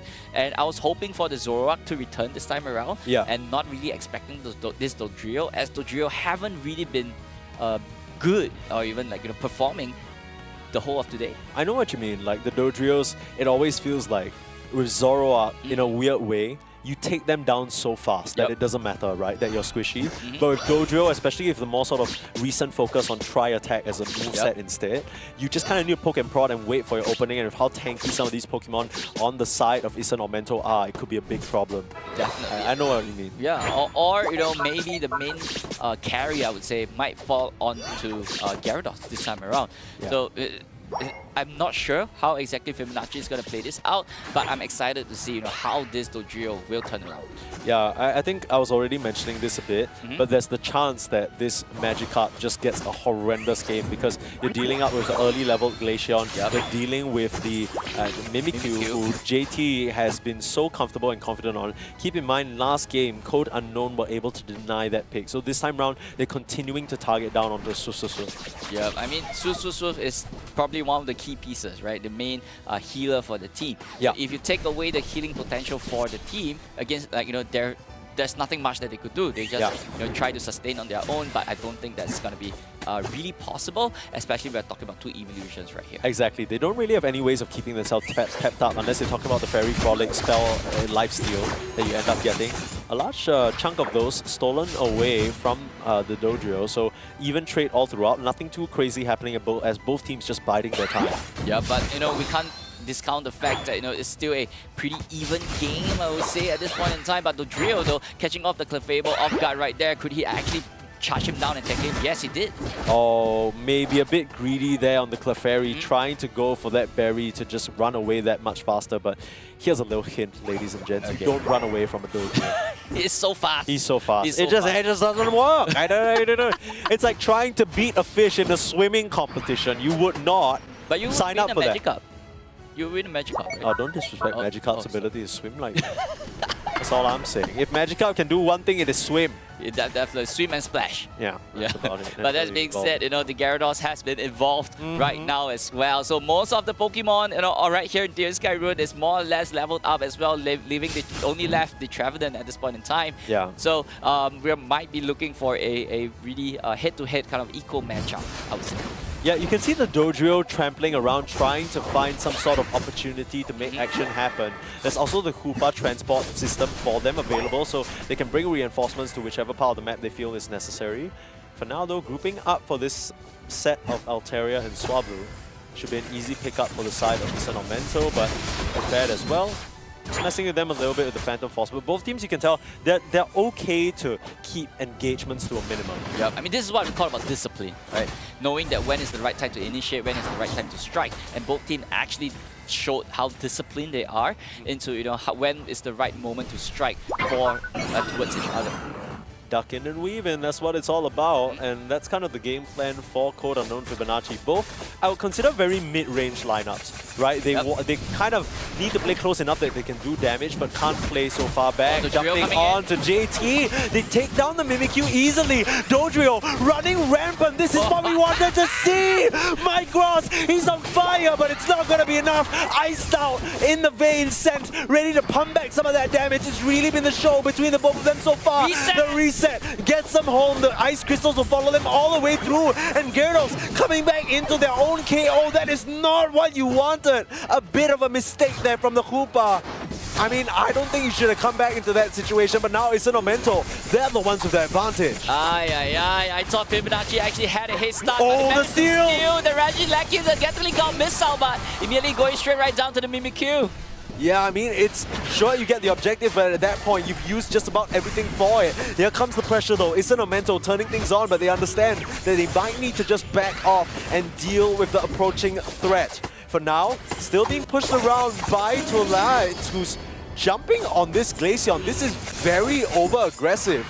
Yeah. Catches the reset home, though. I mean, there's no world where the Umbreon is able to KO the Glaceon there. Yeah, I have no idea why they actually went for the push. Confused. Yeah, maybe just to put a little bit pressure to push them back to get a little more space, but I think it was unnecessary at that point in time. I mean, you just show off the new Hollow. It's a beautiful effect. You were talking about the Crescent Moon. I love it, I love it. A little bit of a night shine on as we get into the later hours of the day, slowly but surely. Both these teams gotta be suffering from a bit of fatigue now. It's been many hours of Pokemon Unite for them, but they need to lock in. This could be the game that sends Code Unknown to Worlds in Honolulu, walk away with $7,500 in their pockets. They just need to stand on business and keep things going. Hornleech not able to get the steal, but the Phantom Forest setting up a fight. Rings Unbound, bringing in the portal, but I'm not sure whether this is what you wanted. You're losing members. Cameron finishes off that Sylveon, though, and Glaceon taken down. The Evolutions in a pair get wiped out, and the Cameron able to clean up.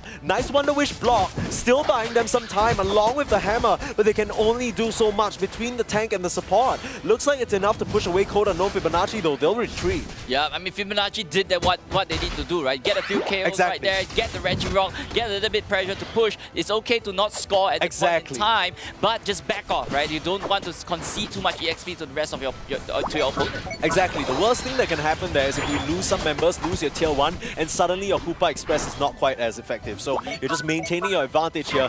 Up 60 points, now rotating to the Regieleki. Oh, would you look at that? Yeah, there's no tier 1 gold zone for anyone on Ison or Mento to even come to, even if they wanted. So they're just gonna get a free Regieleki. The question is whether anyone on Code Unknown Fibonacci sticks around, because we've seen teams start to just let that Regieleki through. Yep. And so far, Ison or Mento, they're winning the fight on the bot path. Yeah, I mean, it's a good trade right there, but Omento managed to get that 2 KO for themselves, managed to just close off their tier 1. But the Regieleki on the top side, though, immediately, dropping down tier 2 to 24 for their defense. So how is Omento going to be turning this around for them? Wow, Mike Ross actually going for that dunk, sacrificing himself there. There's no way he gets out. Sacrificing. There's no way he gets out. If he managed to get out there, I would call the police, because we have a criminal on the loose. Okay, this is Code Unknown Fibonacci. They are so close. You must imagine the tension starting to rise for them. They came into this quite literally living up to their name, being a very unknown factor. But now they are one game away from snagging a spot right from under Ison or Mento, who are the Philippines favorites, like we mentioned. Starting to put the pressure on this top lane are Ison or Mento, and it's successful so far, taking down the Umbreon for essentially free. Crystal's still raining in, and it's too much for Fibonacci to deal with. Yeah, but we're saying, right, even though Omento don't really good as prominent as before, but Sando, on the other hand, is still really strong, right? This Glaceon is just doing so much damage and just taking out so many KO for the team. Yeah. And if Fibonacci still have to try to control this Glaceon as much as possible. If not, that snowball is going to be running once again.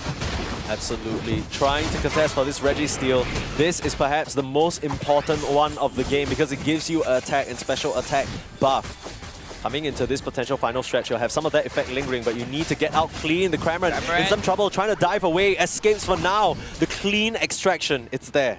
Yeah, I mean, that is a good retreat coming in from Fibonacci. Omento unable to capitalize on that push that they need. 5 more seconds till that final stretch. Omento already in position, waiting for Fibonacci to engage for the final stretch. It is going to be a tough situation because Code Unknown Fibonacci, their tools for initiation are limited. And knowing that Omento, they want to be the first one to take a piece of the pie. Umbreon on the front lines, trying to catch a reset. Back foul play, it's clean. Dragon Current, looking for a target, looking for Dread, very frolic. Nice dodge, gets out of trouble. Need to kite back now though. Sen starting to lay in the damage, and here comes the Rings of Bound. They finished off the Sylvia at the start. This is looking scary. Triple trample through the whole team, but there's the hammer holding back the members of Fibonacci in place, but it's too much firepower. They're catching the resets, they're getting the heals back, and Ryu, despite his best attempts, despite hammers that could feed a build-up for a lifetime, it's not enough to get them the advantage. The Ray Pit remains in control of Fibonacci. They still remain in control of the game with a 100-point lead. Wow, I mean, Sen did really good job, controlling them at bay, but immediately going straight right down, and that's the signal for Omento to back off and not engage towards Fibonacci. Fibonacci is still really good position right here, but could Omento turn this around and force it into a reset? They have to. There's only one Unite move, and there's a Cramorant. We gotta watch out for that Gatling Gun missile in the positioning. It's Ryu being picked down for now. They're catching another reset with the portals. Oh, but the beautiful hammer takes him out. This could be it. But the Gatling Gun missile defending his teammates, taking down Ryu. They need to get the key targets, so the Hoopa's out. This is starting to turn around here. It's not a mental sense. No one has touched the Glaceon, and Mike Ross, he just has to run. It's Mike Ross against the wall. Rayquaza being napped down, running away, trying to dodge, but they have the Shadow Sneak taking down the Dojo. They can't do it. It's an Omento. They're gonna have more than enough time to get the dunks in, and as a result, Moonboy, we're getting ourselves a full reset. The best of 3 continues into a best of 6 because it's an Omento. they're not ready to say goodbye to Honolulu just yet. Oh my god, Permasneeze, this is what a series this is so far. We thought that Fibonacci, they had a great lead, but Omento with sense, I would say. Those Glaceon, those Icicle shots just diving straight right in, cancelling out Fibonacci chance to close this series off. And we're going into a reset. And what a game this is. I mean, look, it all came together when the Unite moves were online. Yep. Code Unknown Fibonacci, you gotta imagine how things could have been different. If in that fight, the Kremlin was able to initially pop the Gatling Gulp Unite, maybe they would have been able to send Ison or Mento packing, so they wouldn't be even able to contest. It seemed like a very clear game plan from Unknown Fibonacci that they didn't want to touch the Ray, but that might have ended up costing them because they were still sticking around. Mike Ross was still worried about the back cap in the top part. He wasn't able to contribute to the fight. And I mean, Ison or Mento, the one thing about them is that they are competitors. If they make one mistake, they're going to learn from it. They said this in their team profile. They said, we're going to face mistakes without fear. They make the initial mistake of fumbling the positioning in the fight. But you fool them once, they ain't gonna get fooled again. Yeah, for I mean, this is an Ison or Mento that's evolving and coming into this grand final reset. If they're playing with this level of tenacity, you gotta be careful, man. Definitely. I believe Ryu was the one who actually saved the whole game for Ison or Mento, right? That big wood hammer and just denying that reset for Pom Pom. And you know, that's where everything just goes south for Fibonacci, right? They're unable to get the reset. They're just half beat at that point in time, and all Omento need to do is just zone them in. Yeah, it was what a crazy game. I look, this is no discredit to Pom Pom. Again, I feel like I'm sort of raising his name in a lot of these situations. I'm not saying it's his fault, right? But it goes back to the point I was talking about where this Pokemon, Gyarados, has been banned so much that you reach a point where you don't really remember how to get the most out of it anymore. And it's a one-sided affair because you would think that, okay, if a Pokemon is banned out, your opponents forget how to play against it. Not true. Not really, especially if a Pokemon like Gyarados, where how you counter it is very telegraphed. It's always going to be weak in this early stage. That's why we saw Ison or Mento come up to this top path and put such a high priority. The Dragon Current is the most telegraphed thing in the damn world. That was the easiest Fairy Frolic dodge I've seen and dreamt, just danced up on him.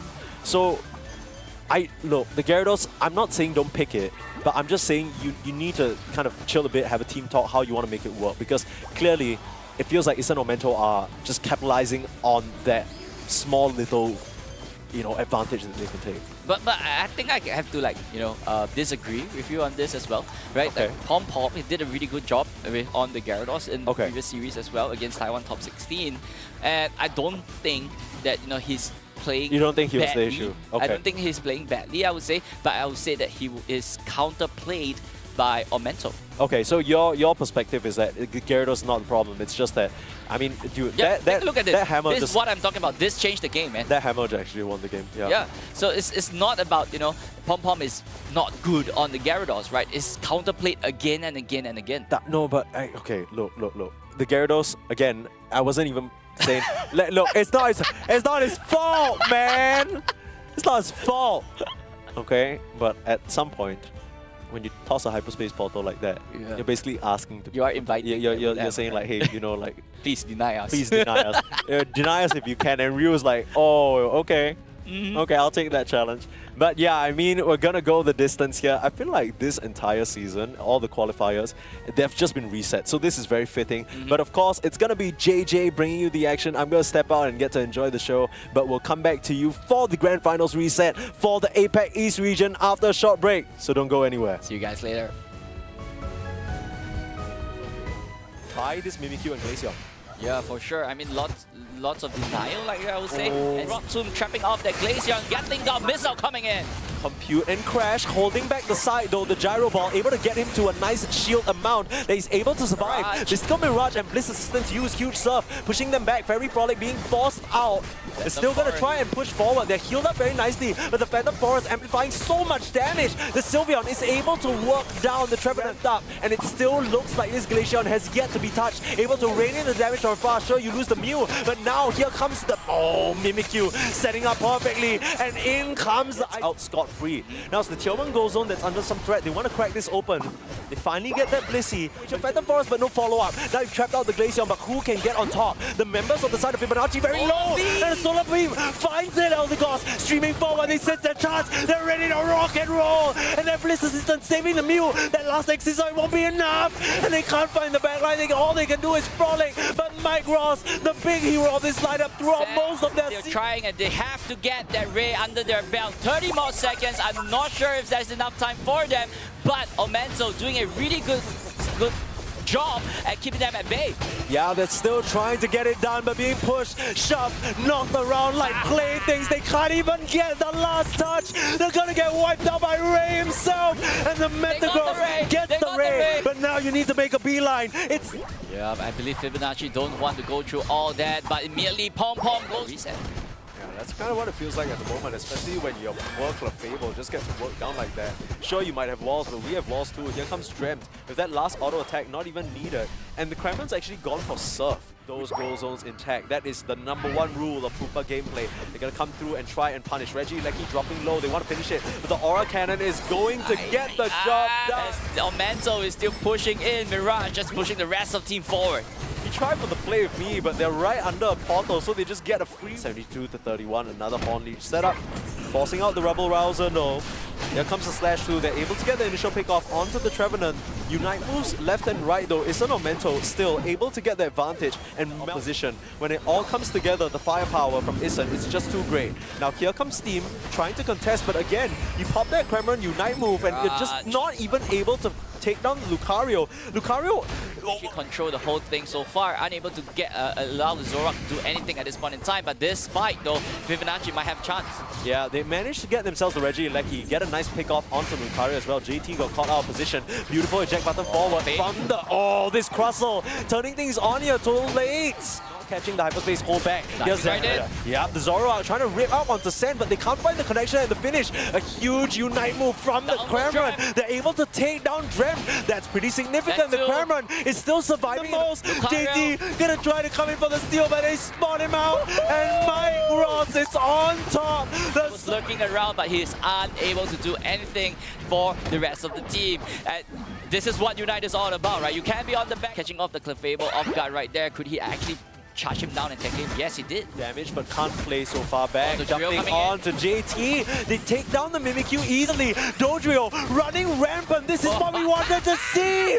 Mike Ross, he's on fire, but it's not going to be enough. Iced out in the vein, sent, ready to pump back some of that damage. It's really been the show between the both of them so far. The reset gets them home. The ice crystals will follow them all the way through. And Gyarados coming back into their need to stand on business and keep things going. Horn Leech not able to get the steal, but the Phantom Forest setting up on Rings Unbound, bringing in the portal, but I'm not sure whether this is what you wanted. You're losing members. Kremlin finishes off that Sylveon though, and Glaceon taken down. So how is Omento going to be turning this around? Dragon Current looking for a target, looking for Dread. Fairy Frolic, nice dodge. Gets out of trouble. Need to kite back now though. Sen starting to lay in the damage, and here comes the Rings Unbound. They finished off the Sylveon to start. This is looking scary. Triple trample through the whole team, but there's the hammer holding back the members of Fibonacci in place.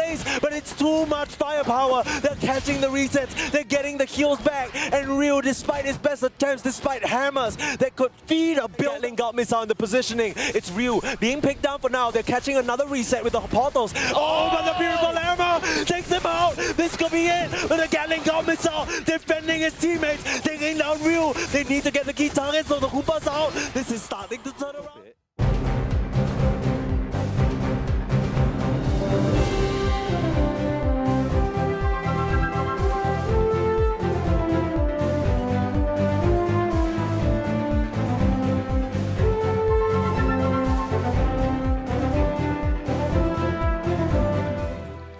Ladies and gentlemen, and all trainers alike from across the globe, we are once again back for the Pokémon UNITE Championship Series APAC East Last Chance Qualifiers. My name is JJ, and with me still is Moonboy. Yes, I mean, that was a great finals that we have seen just now, JJ. Lots of, crucial moments, lots of clutch moments for both teams as well, and we are forced into a reset right here, and both teams looking good, and I believe right here Augmento looking really strong and might even close this off. No, yeah, I mean, okay, let me put it this way. While you guys were casting, right, you guys doing the grand finals, I was having a bit of a talk with the I guess you could call it like the handler of Augmento, right? So this is Jaina. Jaina here is the handler. Apparently couldn't watch the games. Oh no! Couldn't watch the games because they're too nervous. They were panicking about what's happening. They couldn't like watch it. Okay. They were so scared of what would happen. But I mean, look at what happened. Ethan Augmento was able to get a reset, and now we're going to have more games. Yeah, I mean, if Augmento could keep this momentum going and keep this consistency going, they might, finally get to Worlds for their very first time. But if, they break down or Fibonacci manage to, get something to click once again, they might fall short once again. Oh, no, yeah, for sure. But, I mean, again, this is a Grand Finals reset, and no mistakes can be done here anymore. Because one mistake, I mean, again, it means bye-bye. It means goodbye to Honolulu. Right? Yeah. Like, it's not only the prize pool. Like, okay, yeah, the prize pool, it's already given up. At this point in time, it's not about the money. It's not about the money. It's about representing, the APAC East. And even more so, going to World Championships. Yeah, I mean, and this time it's in Honolulu as well. Hawaii is such a great opportunity to even explore outside of your own country as well. Right. And together with so many Pokemon and all the Pokemon community as well, it's gonna be a awesome time of the weekend for them. I mean, yeah. I wish we were there as well. We would have had a very amazing weekend as well if we were there with especially with the people, with the audiences, and just cheering and just being part of the fun. But being part of the fun, exactly. And I cannot imagine how great it would be for you to be not only watching, but be the one actually competing in the World Championship stage. Yeah, I mean, not just competing for your team, not just competing for your region, but your own, your country as well. Right. Everything is on the line for all 30 teams in Worlds. But before that, we have to get through this Grand Finals. Yes, sirree. And now, I think we're still waiting for them to get ready up. Again, Ethan Augmento versus Code Unknown Fibonacci. I don't know what to say. I really don't know what to say. You know what? We have Ethan Augmento, who's been playing for quite a while. Right. Really veterans as well. They're already known. And we have Code Unknown. Same thing. And it's they always meet on community stuff in the Philippines and stuff, and they're always on the top 8. So this is, I guess, unsurprising as well that we're going to be seeing a Grand Finals reset, because I mean, you saw it. You were casting it. They were just so good. Everyone is so good, I would say. But speaking of which, maybe get a little bit of your opinion on the first Grand Finals, right? What is the downfall for Fibonacci? What could be done better? Right. I mean, honestly though, I was already thinking that it could have gone 2-0, because it was looking pretty bleak, right? Going into game number 2, but at the very least, Ethan Augmento was able to Micross with the Zoroark. Yep. Right. They were able to position themselves very well that they were able to just eat them up. But at the very last, on game number 3 though, I think it was more of a timing. It was a very draggy match. It was a very draggy match to the point that it really just gave Ethan Augmento that momentum, that really needed spot. That again, the tree with a wood hammer, that was just perfect. I was watching, right? I was watching the moment they were able to drag out the games, put out the wood hammer, just it's over. It's over. It's over.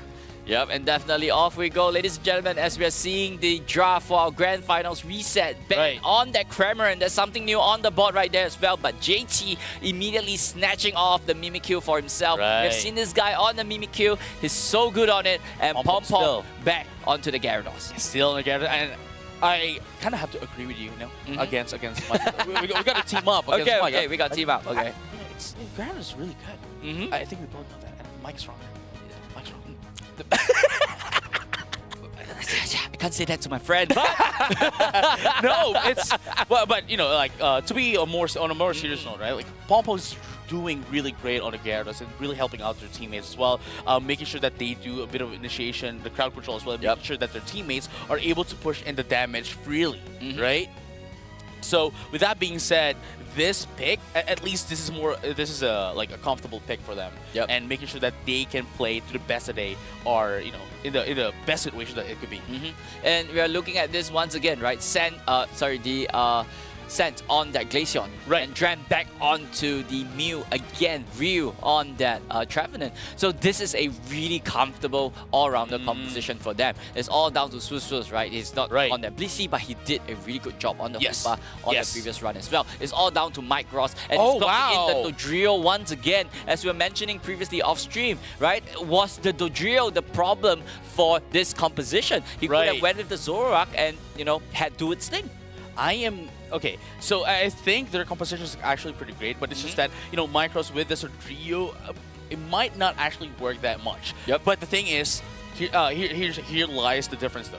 It is Micros. He knows how to play, you know, all these speedsters. Yeah, and you've seen him play, you know, the Zoroark. You've seen him play even the Glaceon.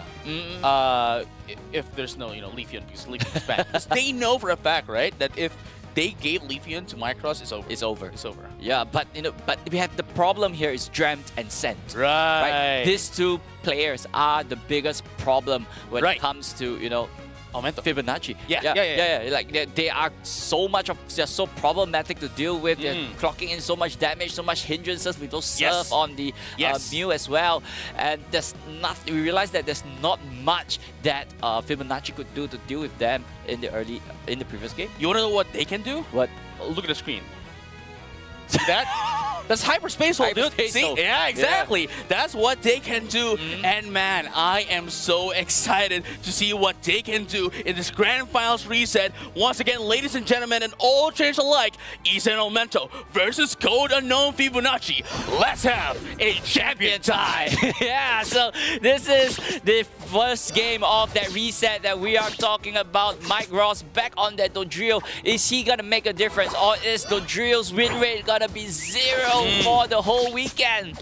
Let's find out together. Here we go. Starting off with this, you know, kind of a bit of a kind of a farming phase, you know, getting in the XP to make sure that they are prepared for the upcoming team fights here. And the Magikarp as well, you know, they really need to, you know, stay on this, make sure that the effort value goes up as soon as possible. Yeah, but immediately on the top half, the Glaceon just going up top, 3-man pushing in so much, you know, pressure onto that Magikarp. They know that the Magikarp is a bullying target, right? And they're gonna do the best of their ability in the early game to bully that Magikarp as much as possible and not allow it to be a Gyarados, like, you know, at the fastest pace. I mean, look at this though, like Micros currently at the you know, central area trying to get up, and you know, the moment if they can get control of the top path, I think they would have a very huge chance of having the early game advantage, as you can see as well. But it's good as well that Isen Omento was able to acknowledge this and try to get away as much as they could so that they wouldn't be taken out here by Fibonacci. Yeah, look at those damage coming in by Scent, right? Just dashing all the icicles, going straight right in as well. There's nothing much that they could do but retreat, and they have to try to feed the Magikarp as much as possible at this point in time, but Omento is just doing such a good job keeping them at bay. No, yeah, that is true. But here you go, though. Like, the Magikarp's still a Gyarados. Still not going to be able to, you know, help down the teammates. But once it comes up, I think that is when Micros can actually do more stuff. Because at the very least, right, there's someone, you know, helping them out with the crowd control and stuff. And that's what I'm saying, you know. A Gyarados is now up.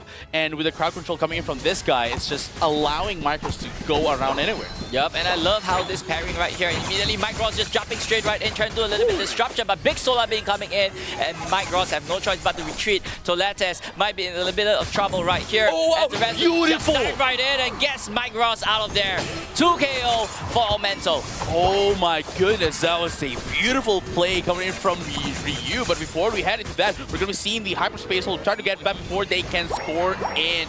And man, I just want to really go back, right? Like, they went in to go for the Wood Hammer immediately, then goes for the, reposition themselves with that of the eject button, and they're not even stopping there as they still want to get one more clip. Fable going down into Fibonacci. Yeah, and there you have, that might be the lower goal zone being taken out there as well. The Sylveon has no choice but to reset right there. And on the top side, the Gyarados is online. That's good news for Fibonacci, but they have yet to score a single point.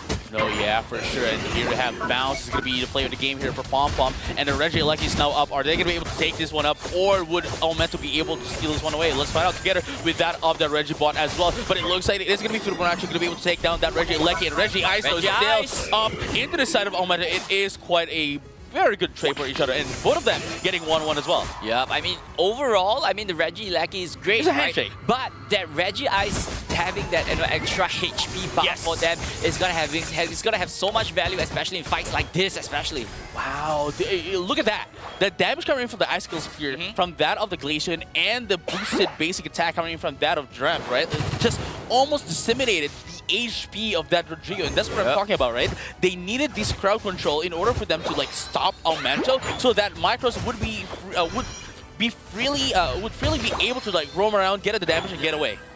Yeah, but the Fibonacci is just allowing it to happen. Yeah. Mike Ross just diving straight right in, but that's the Trevenant that we're talking about. He can't exactly too much to a 3. Yes, he's a Wood Factor, but he's a Dodo Bird, but he can't do much. But here we go as well. I mean, at the same time, right? That's why they have the eject button, just to reposition themselves with that of sometimes the Wood Hammer and that of the Horn Leech. But with that being said, though, it looks like they want to give that a bit of a trade, 1-for-1 trade, and taking in that first Squirtle as well, Dunsop, which is a very good trade if you ask me. Yep, definitely, it's a good 1-for-1 trade right there as well. It's gonna be a scruffle right here, as Fibonacci just putting in so much pressure onto them as well. Jumping onto Sen. Sen just eject button out of there alive. And right here, no much casualty. Oh no! There though, but Clefable might be a little bit of trouble right there, being trapped. Solar Beam it down as the rest of Fibonacci retreats and farm up.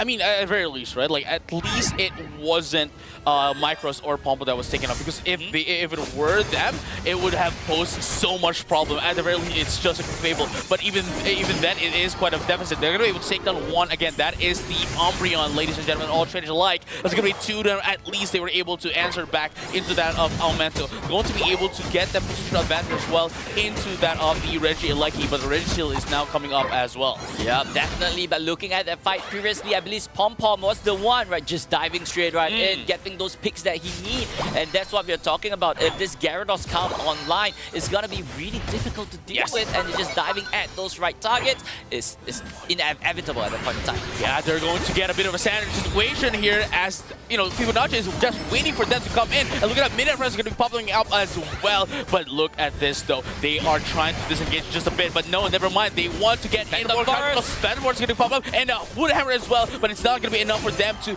get into that of the hyperspace hole. They're going to be able to take down 1 in the process. Fibonacci, though, currently on the deficit against that of positioning into that of the Registeel. Yeah, and there we have, Aumento already started on to the Registeel as well. Fibonacci tried to get an angle to just get right in, but managed to get the reset onto the Trevenant, and back he comes. But they stole it! Steal stolen by Fibonacci. Dragon Current into Set, going to be able to take down 2 in the process to make that 3. Fibonacci is calculating to make the 4. Ladies and gentlemen, all trainers alike, Fibonacci doing the Fibonacci spiral, calculating everything in turn place. Yeah, down to the very last decimal as we speak. Managed to steal that Registeel and just, go all the way in. But now the problem for Fibonacci is Toletes. Is he gonna, he have to start doing a little bit more impact, right? He's always the one being the first one to go down. He's always overextending, and he's not the Crustle that he was. Yeah, I mean, it's good as well. I mean, you're the defender. You have to defend your teammate, but at the same time, you have to make sure that you sustain yourself to be able to be use for in a much longer time for your team as well. Yep, definitely. And there we have, on the bottom side, trying to deny a little bit more. But Mike Ross and Pom Pom already gathering up, moving together as a unit. That might spell disaster if you're bumping into him out of nowhere.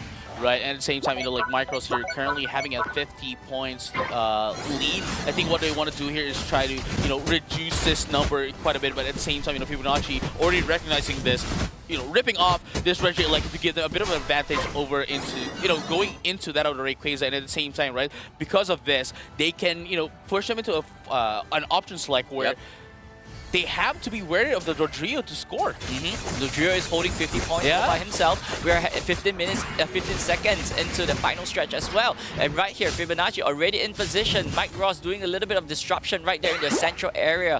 And, it's all down to Aumento. How are they going to engage? Because they have really strong engagement potential coming in with their Pokemon kit. Oh yeah, we are going to be finding out the answer to that question as the Rayquaza is now up. Look at that dive coming in with the bounce into that of the Gyarados. Going to be able to take down the Wood Hammer before actually going back up. Phantom Force is going to be popped up. France is going to be popped up as well. Dragon Current, but not yet. A bit late into that of the response here, but nonetheless, going to be able to take down 2 in the process. Maybe 3. Not a bit of a low here, but the Gyarados is low. That is the thing. Pom Pom needs to be careful here. But look at that though. Dram is going to be popped up here. Going to be 3v1 situation, and Micros was able to jump away, taking out this Mew. And just like that, Fibonacci now has an outnumbered advantage against that of Aumento into that of the Rayquaza. Yeah, I mean, that's a good Rings Unbound coming in just to bring a little bit of more in reinforcement. But Sand going down right here as well. This might be crucial. This is their time though. But 2 more Pokemon being knocked out from Fibonacci's side of the field as well. And right here, Aumento got a good positioning onto Rayquaza and starting it as well. How would Fibonacci respond to this? Wait, no, look. Fibonacci doesn't have any damage as of yet. And look at the spawn timer as well. It's so long. Rayquaza, 1/3. Oh my goodness, I'm so, this is so intense right now. Are they going to be able to steal it away? No, they're not. Aumento's going to be able to take down that Rayquaza for themselves and going to remove all the, well, not remove, but widen the gap that already have against that of Fibonacci and possibly getting in this game as well. And here you have it, 200 down, well, just 100 yet. Down the drain, and now they have an even greater lead. Yep, another 88 down for Aumento as well. 551, 201, 30 more seconds. There's still a chance that Fibonacci could do something to flip it around, but it seems like there's nothing possible for them to be done. So Lattes holding 40 points all by himself, but with a slither of health, that's not the position that he is looking out for.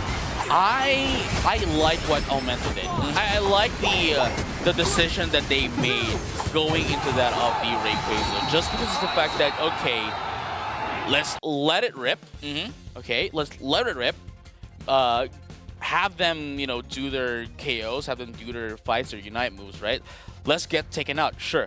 And then immediately after that, like, the decision was, okay, let's take a chill pill.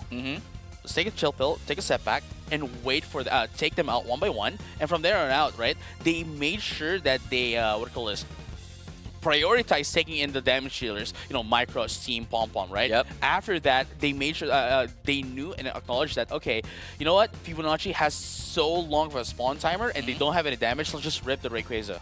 Yep, I mean, that was a good decision-making by Aumento, right? Yeah. And knowing that, Mike Ross and Steam was out of the game, out of fight for a good, 20 more seconds, and they have to capitalize on that. Yes. Even though, Scent is not part of the it's not back at the point in time, but they still have to take whatever they can. But the next question is, how impactful is Mike Ross on that Dodrio? It's not as, fanciful as what we've seen previously when he was on the Zoroark. And instead, I would say this game, Pom Pom was the one, doing that main front runner for the team.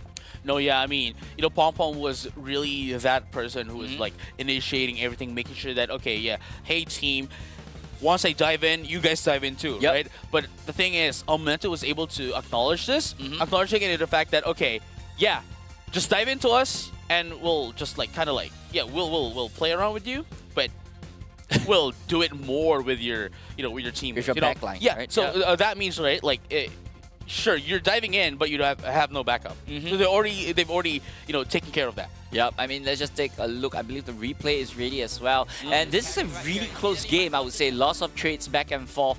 I mean, Fibonacci, unfortunate they didn't Right. exactly, capitalize on that final fight right there as well. But not forgetting a Ryu on that Trevenant, really a lot of, really clutch wood hammer, I would say. Yes. Well timed, well positioned. And this is what we were talking about earlier. Like, Yeah. Look at that amazing micro decision to reposition that wood hammer from the back, then use eject button to get them up. Yeah, and that's just so well positioned and just everything is just under his palm at that point. He has the whole world in his hand. Yes. I mean, honestly, it might be small, right? For an average viewer or for anyone really. It might be a small thing, but like to know how you do it in a mechanical sense, you appreciate it in the fact that, okay, that is actually pretty hard to do, especially in the heat of the moment, right? So to be able to like think clearly while you're doing all these stuff, clashing into the other team is just phenomenal. Yep. I mean, it's not easy, right? Like, just doing all this micro maneuver, it looks easy on screen. Yeah. But, to actually catch those timing, those accurate, to be really accurate, like how Ryu did with the Trevenant, it takes a lot of skill. Yes. So this is a next question for Fibonacci. Is the Trevenant the biggest problem for them? And, is that what they're going to be targeting for, the next draft? Well, I mean, no, I don't think Trevenant is like the biggest problem they have. I think it's more of I think like Fibonacci's composition might have a huge factor here because they really wanted to have, based on what we saw, right? Yep. They wanted to funnel into that Micros, right? They wanted to funnel it, but at the same time, Micros was doing multiple things at the same time. Yeah. He has on 3 that hits, game but he can't concentrate. Right? No, exactly, right? If say for example we go back to obviously the Leafeon was banned, but you have mentioned right as well that we saw that the Zoroark wasn't banned. I think they would have been able to like make more a fight towards like the team fights right against that of Isan Ometa if they were able to use the Zoroark instead of the Dodrio. But I do recognize as well, I do acknowledge the fact that what they're trying to do, try to get a bit of a score and try a bit of a what it goes like damage out of it. Yep.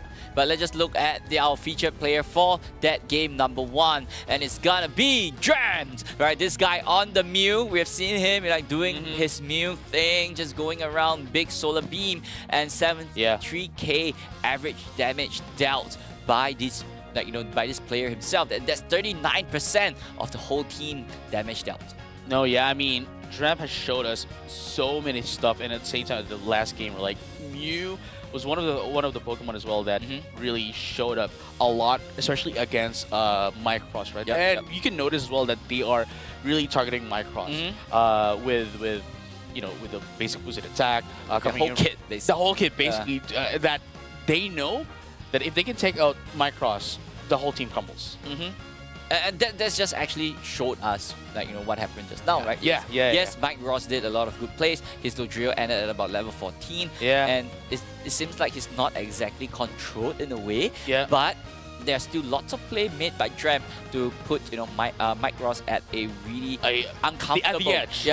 At the edge, a very uncomfortable position and he's forced to make a different play or even a plan B, and that might that actually did put Augmento in that favorable position. And at the same time, right, like the way that they were using Mew as well was just phenomenal. Just to say that like it's more of it comes with the game sense, right? Game sense and game experience, right? Like, yeah, sure, we can see that there might be there's no one on the tall grass, or maybe we can see there's someone actually hiding, and coming with experience, they know for a fact that okay, if I use this, there might be someone there. Yep. That what's the term here? Like ambushing them, basically, and poking them on places that might have some people. It's actually a very scary thing to be facing off against. All right, let's just go straight right to the draft once again, and we got Blissey ban. Yeah, Blissey and Leafeon ban this time around. I mean, it is the same ban from previously,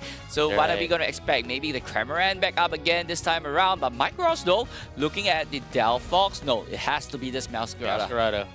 Oh wow. Again, Isan Ometa is still respect banning Leafeon, but even then, right? It's just really that strong. Cramoran though is gonna be banned.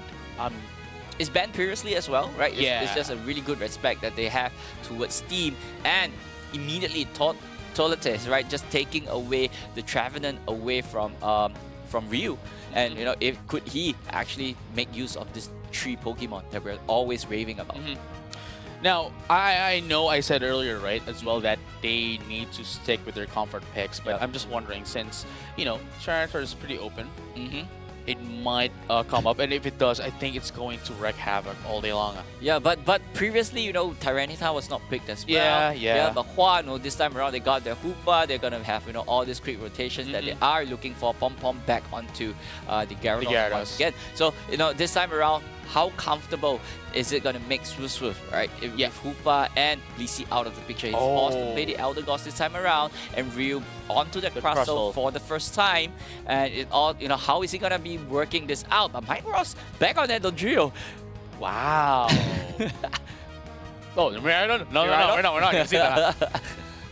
But it's really going to be interesting if we do get to see, you know, Cinderace. We haven't seen it in quite a while, but it makes more sense for them to be able to like go for the Pikachu. Okay, now this changes things up, right? Like Delphox, kind of understandable.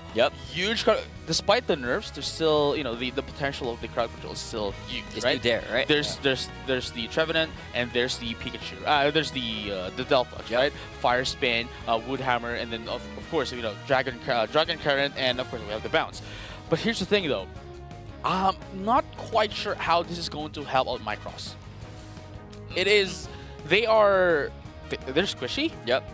Sure, they have crowd control, but especially Pikachu, right? Especially Pikachu here, I'd say it's like very hard to maneuver, and you have to be very intricate with the Pokemon that you know where to place yourself, because the moment that you misplace yourself, even by the tiniest bit, you'd get caught up. Punished. Exactly. Yeah, but the thing about Pikachu maybe is, you know, Steam's you know, pocket Pokemon, right? Like pocket pick that he just Hail Mary, let's just do it. Right, you know? And there's so much potential with this Pikachu as well, even though we have not exactly seen it in the WCS. But on the other hand, Scent, right? Ditching the Glaceon this time around for that Metagross, and that actually allow, you know, Fibonacci to have a little bit more space, try to bully the Metam and Beldum as much as possible, and not allow it to be a really strong Metagross to begin with. But I mean, you know, like there's also the reason why there's the Sylveon and the Mimikyu, which would definitely give them a much harder time, especially with the Play With Me going into that other trio. But with that being said, ladies and gentlemen, Code,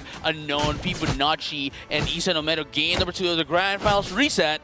Let's have a champion time. Is Issa Nomento going to Hawaii for after this round, or we are going for game number 3 if Fibonacci win this one under their belt?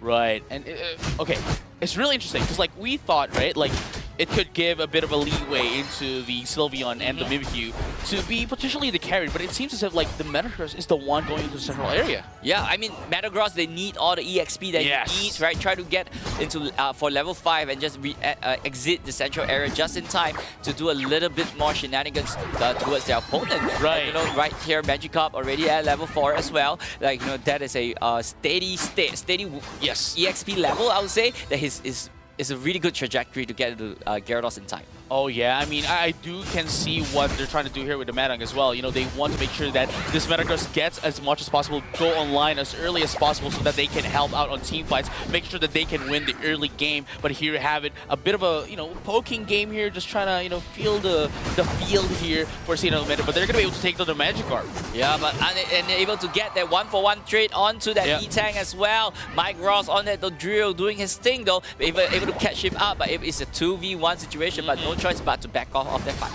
No, and actually that's quite true as well. And you know, like Metagross still going into the central area to be able to, you know, get as much XP as we have mentioned earlier. I think this is going to provide so much problem for Fibonacci, especially that, you know, it sustains a lot, and there's no Umbreon on the other side as well. Yep, no Umbreon, no, you know, nothing to suck those nothing to suck all the armor shield away from their from the Metagross as well. But it all down to this Pikachu, right? Like how is he gonna be, you know, using those card control to his favor to try to control or mental as much as possible.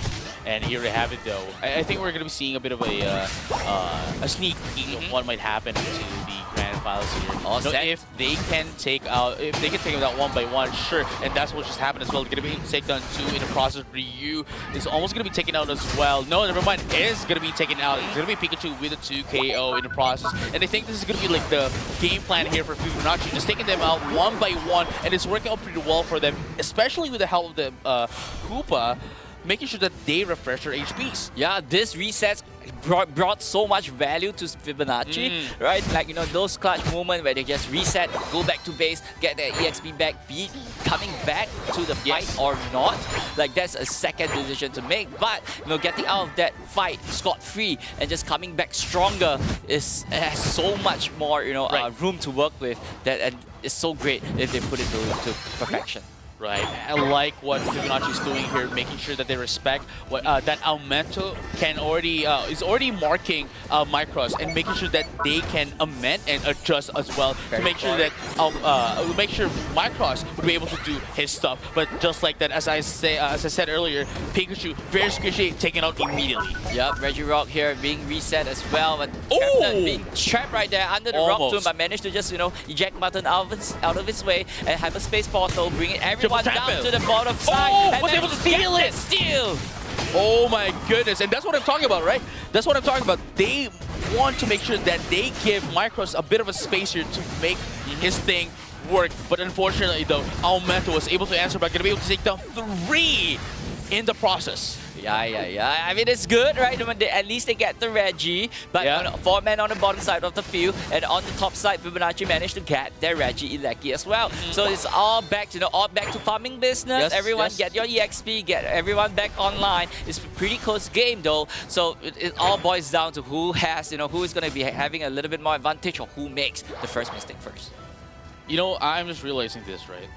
As well, like compute and crash into the Mimikyu and the Rock Tomb is actually a very scary thing to happen. Yeah, I mean, you're not everywhere. You're not going to be able to go anywhere. And just like that, you know, the Mimikyu and the Sylveon would just be able to like proc you. So if that ever happens, and I think it's there's a high possibility of that ever happening. And look at that, Counter Clock is going to be popping up here just to get a bit of a healing into the Aumento. Yeah, Pom diving straight right in. Might be a little bit of that position as well. And there we have Aumento just pushing in so much damage. Oh my goodness, it's not going to be enough though, but Micro's taken down in the process. Is going to be Pom down as well, and Steam, I don't think they're going to be enough to be able to defend this Rings portal. Unbound. Rings Unbound is going to be popped up as well, just to get in some teammates, but unfortunately if they do jump there, they're just asking to be taken out. Yeah, I mean, that was a really bad position to actually press into the Rings Unbound, and the thing about Rings Unbound is that it takes so long to actually get that. Wait, it actually got cancelled. Oh, it got cancelled. He got cancelled. Because he still has like Unite move. Yeah, I mean, everything is looking great right now. I mean, unable to get that reset onto Mike Ross, but this Reggie Lecky will be marching straight right to that tier 1 gold zone. Aumento looking really strong to close off and have punch their ticket into Hawaii.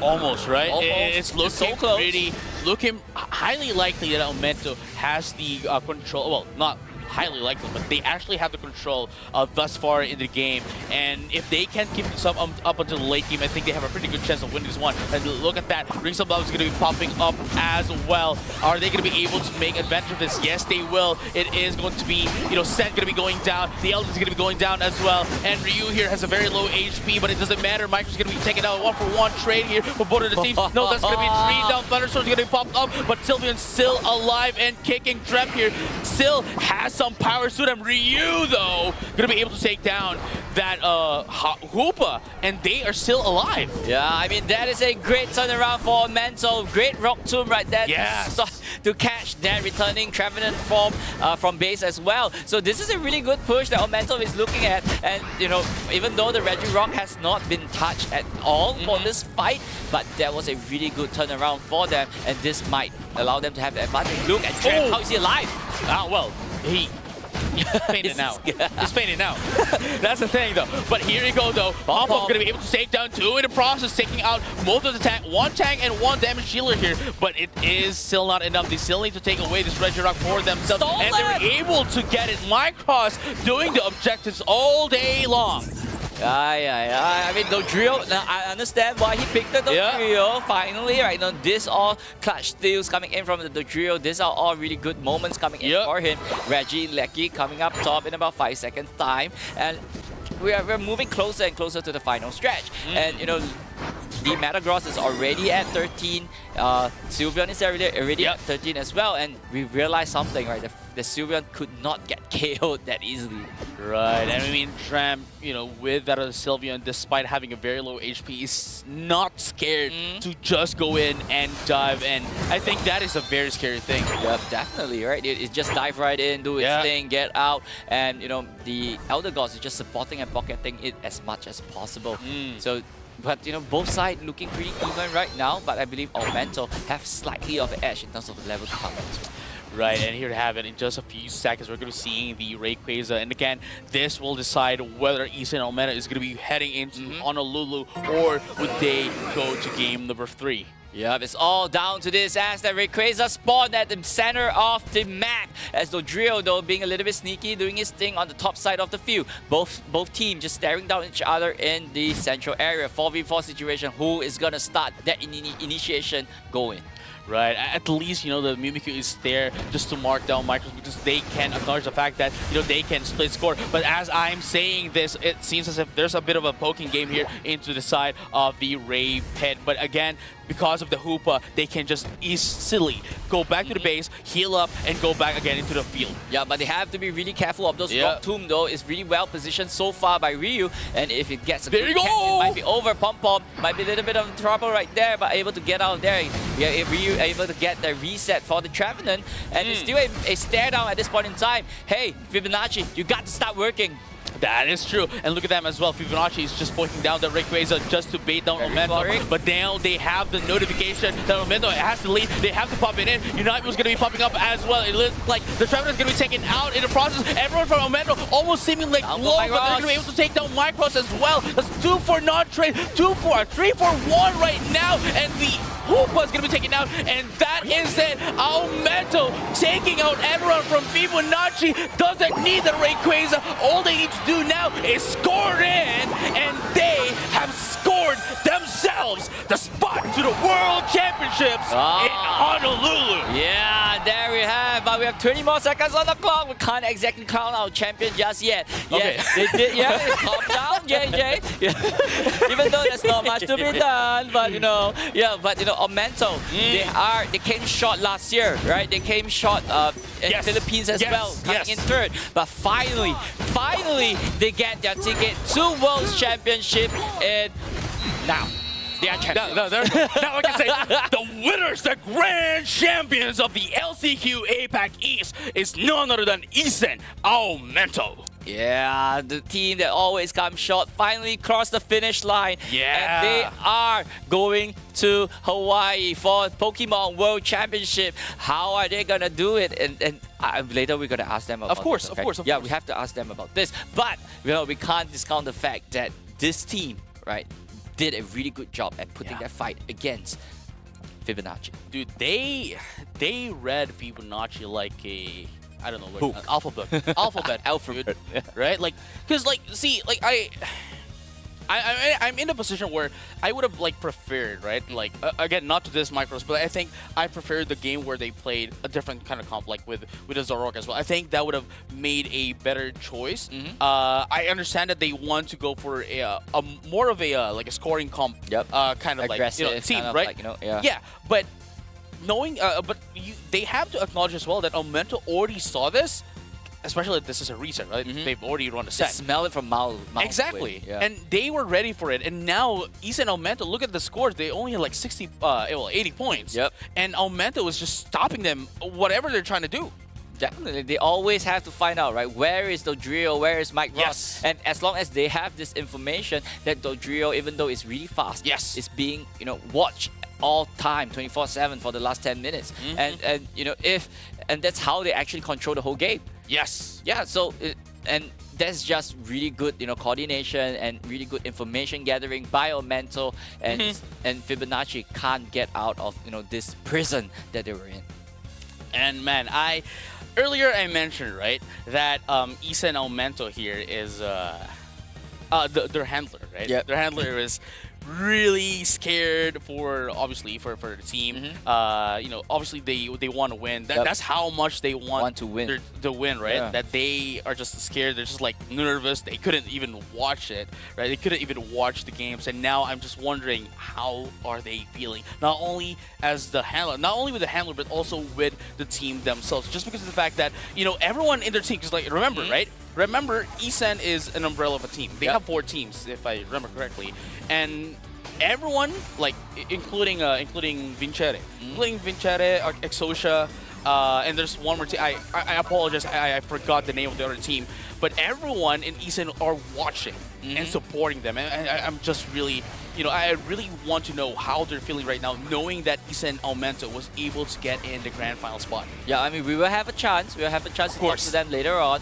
So, but, you know, as much as they are feeling really happy right now, you know, they had a Cinderella run, I would say, right? Being brought down to the lower bracket and then climbing all their way back into the grand finals, force that reset and beat the undefeated Fibonacci for the whole day, right? Like, that's just really impressive coming in. And if they keep this level up, you know, our region will be stronger than ever.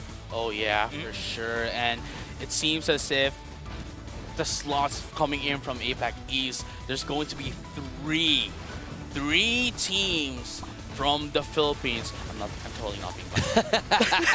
I'm totally not being biased. Okay, sure. I get you. You have to be objective. Okay. I'm not okay. I'm not hype at all. I promise. I'm not hype at all. I mean, yeah, sure, it's my region, but like, but we have 3 teams in the world. You know what I'm saying? It's okay. It's cool. We're like Japan. Hey, stop flexing, okay? All right. So I mean, even though, you know, the reset was very close for both games, right? I mean, Fibonacci did put really good fights here and there, and but really unfortunate. I really love the Pikachu pick though. Like, you know, it was actually working pretty well as well. Yeah, and it did its job. It does its burst damage here and there. Yeah. Managed to just initiate a few fights here and there as well. But it's just unfortunate, you know. And look at the positioning of the team, right? Like, they know for a fact that they cannot dive in. Because the moment that they dive in, being a very squishy Pokemon, they are just going to get ripped up. And they make sure that they are positioning themselves very well, that they can do something for the team. But unfortunately, though, as we have seen, you know, like, Aumento was able to see this from a mile away and was able to rip them up. Yep, and there we have, ladies and gentlemen, our champion for LCQ, and they will be going to Worlds in Hawaii, and it's gonna be ESEN Aumento, JT, Sen, Dreamt, and Ryu. They are our champions for LCQ APAC East. There we go again. Last chance qualifier, and the one who took it is ESEN Aumento. As you have mentioned, they're always short. They always fall short, sometimes second, mostly third. But this time, this is their time. Yeah, this is their time. They have to shine. They finally made their moment, and they're going to Worlds. And hopefully, right, they will represent us really well as well. And the Philippines. Stop it. Okay.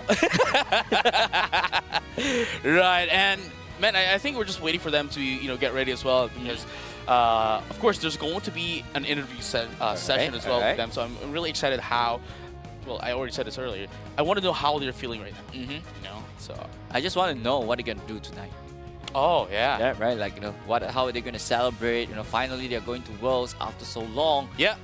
Tonight is definitely gonna be the biggest celebration that they are gonna have, and then have another celebration in Honolulu as well. Well, I mean, do you want to know how I would celebrate like tonight? No. No, you don't want to know. I don't want. Okay. Yeah. Okay. It doesn't involve me, right? Well, no. Okay. No, Sure, please. 3 teams from the Philippines, dude. I mean, you gotta represent. You can represent, yeah. Okay. Yeah. No, yeah, but once again, congratulations to ESEN Aumento for really taking a spot. And honestly, we cannot dismiss the fact, we cannot dismiss the prowess of Code Unknown Fibonacci as well, because they played good. Yeah, they are a really good team, right? I really love them. Honestly, I thought that coming into the grand finals, they are favored. They look good and everything. But, you know, ESEN Aumento managed to figure them out and just get the win. And it's just unfortunate for Fibonacci. Yes, they are really good players. Yes. I love the whole, you know, dynamics, right? There's Steam, there is Pom Pom, there is Mike Ross, this 3 combo just coming in and just do its thing. And they did it really well. It's just unfortunate that, you know, ESEN just know what they're doing. I think okay, if they didn't get hit but by that wood hammer, I think that game would have Been over. been over. Yeah. But that one, it was literally it was just that one It was moment. that one moment. It That was one that wood hammer. one moment. Yeah. No, and it's just fascinating how something that is small. Oh, obviously it's not small. One but move. The one move Yeah. changed the entire trajectory of what could have happened in the entire, not only the game, but the entire series. Yeah, definitely, right? And that forced that reset and whatnot. Yeah. And I think maybe we can talk a little bit more about Ryu, right? Like he's so good on the Trevenant, but despite the Trevenant being taken away from him in the final game, he did really well on the crossover as well. Yeah. Those well-timed and well-placed Rock Tomb really did disrupt their opponent to the maximum, I would say. Right, and man, it's just you know, again, we're still setting up things up so that we can talk to the you know, we can talk with Ethan Almento. But like, is there anything like you'd like to ask? Is there anything like you want to know? You know, again, in the Philippines and maybe in Ethan Almento. Maybe like, you know, what is their training regime? How are they going to prepare themselves for Worlds? Yes. Right? We're not talking about, you know, Filipino community tournament. Yeah. We're not talking about APAC East. Yes. We're talking about the Worlds. world, right? All the big boys are there to play as well. How are they gonna be, you know, holding themselves up against teams like Elevate, you know, MYS, or even Nouns Esports, like all the other teams as well. So it's not gonna be an easy feat, I would say. And yeah, how are they gonna do this? Yeah. Plus, I mean, as you have mentioned, like the big boys, right? They already have experience going to the world. They're always always in Worlds as well. Been playing for what, 3 years? Going to be 3 years now in Worlds, right? And they all have the experience. They're not anymore like easily faced. Right? They're no longer easily faced, and you know, just experience-wise, it's just so dominant, so overwhelming that it might actually factor out Ethan Almento here. Yeah. So just how, right? Hopefully, you know, they can give us a little bit more insight. Yeah. And at the same time, not leak out too much problem, not much, you know, strategy, I would say, right? So that, you know, the rest of the world could play against them. But, you know, them being played one of the most games, I would say, today. You know, the most games today, you know, they play from lower bracket all the way to the reset. Yeah. It's definitely gonna be a long day, and they deserve the celebration, man. Oh yeah, and remember I told you this earlier. It's oh wait, we never said this in the broadcast, I believe. Yeah. That this month is actually the anniversary of the creation of Team Isen as an umbrella team. So the mere fact that they won, right? The mere fact that they were able to win, or at least like a team of them, right, was able to get and guarantee a spot in Worlds. I think that it's not an anniversary gift. It's an anniversary gift. Yeah. Exactly. It's not just them winning Worlds. It's not just them. It's not just them winning Worlds, but more so a gift for them, something to celebrate even more. Because going to Worlds is already like celebration worthy. Yep. But for you to have it as an anniversary gift as well, I think that would, you know, hold more meaning to the teams. Yeah, definitely. I think this win is definitely going to be bringing not just Omento, but the whole of Isen together. And, you know, this is the moment where the whole Isen should gather collectively to help Omento to get to the best of their capability, to play their best in world stage, to represent, you know, Isen as a team to greater heights. No, yeah, I totally agree with you 100%. And yeah, you know, like, I don't know, I'm currently lost of words right now. You're crying, man. You're crying. Stop crying. No, JJ, stop crying. Stop it. Stop it! No. Stop being a baby, alright? I'm not crying, dude. No. Yeah, so I mean, this is a great day so far, right? Yeah. We have lots of moments. We have seen lots of teams coming into this matchup as well. We've seen a lot of different compositions that work, that doesn't work. Maybe what is the best moment for you today? I don't know, man. Like, there's a lot of huge contenders. I think I think the biggest one is like the wood hammer, because that really changed everything up. Because if it wasn't for that wood hammer from Ryu, it would have been over. It would have been over. Yeah, but ladies and gentlemen, the team is ready. Let's just go straight right to it. We're not interviewing just one person, man. The entire We're team. interviewing all 5 players from ISA Auckland. And let's go, guys. Oh, there you go. What's up, guys? Can you hear us? Narinig nyo ba kami? Yes. Ayun. So, just for everyone's clarification, like, this is what happened with the PH qualifiers as well. I will be talking to them in Tagalog, in Filipino, so that everyone can express themselves properly and better as well, right? And then I'll just be translating for you guys. So, Isa and Aumento, kumusta kayo? Sobrang saya. Chill lang, gutom. Sobrang gutom. Walang ulit pahinga. Right. So I just asked how they're doing. They said they're happy, they're hungry, and they're tired. Yeah, it has been a long day, but first off, congratulations to you guys, for the win for the LCQ, and you guys will be going to Honolulu really soon, right? So first question, you guys deserve it, yeah. So how are you guys gonna prepare for Worlds coming up? Yeah, paano kayo paano kayo magpe-prepare? No, paano kayo magte-training bago sa Worlds? Kasi alam naman natin na all the big boys are there, right? So we know that there's the threshold. So paano nyo mapapantayan? Paano yung training na gagawin nyo going sa Worlds? Unang-una yung mga namin. Siguro errors and mistakes. Dito ako siguro, alam naman para so they can see it. Go.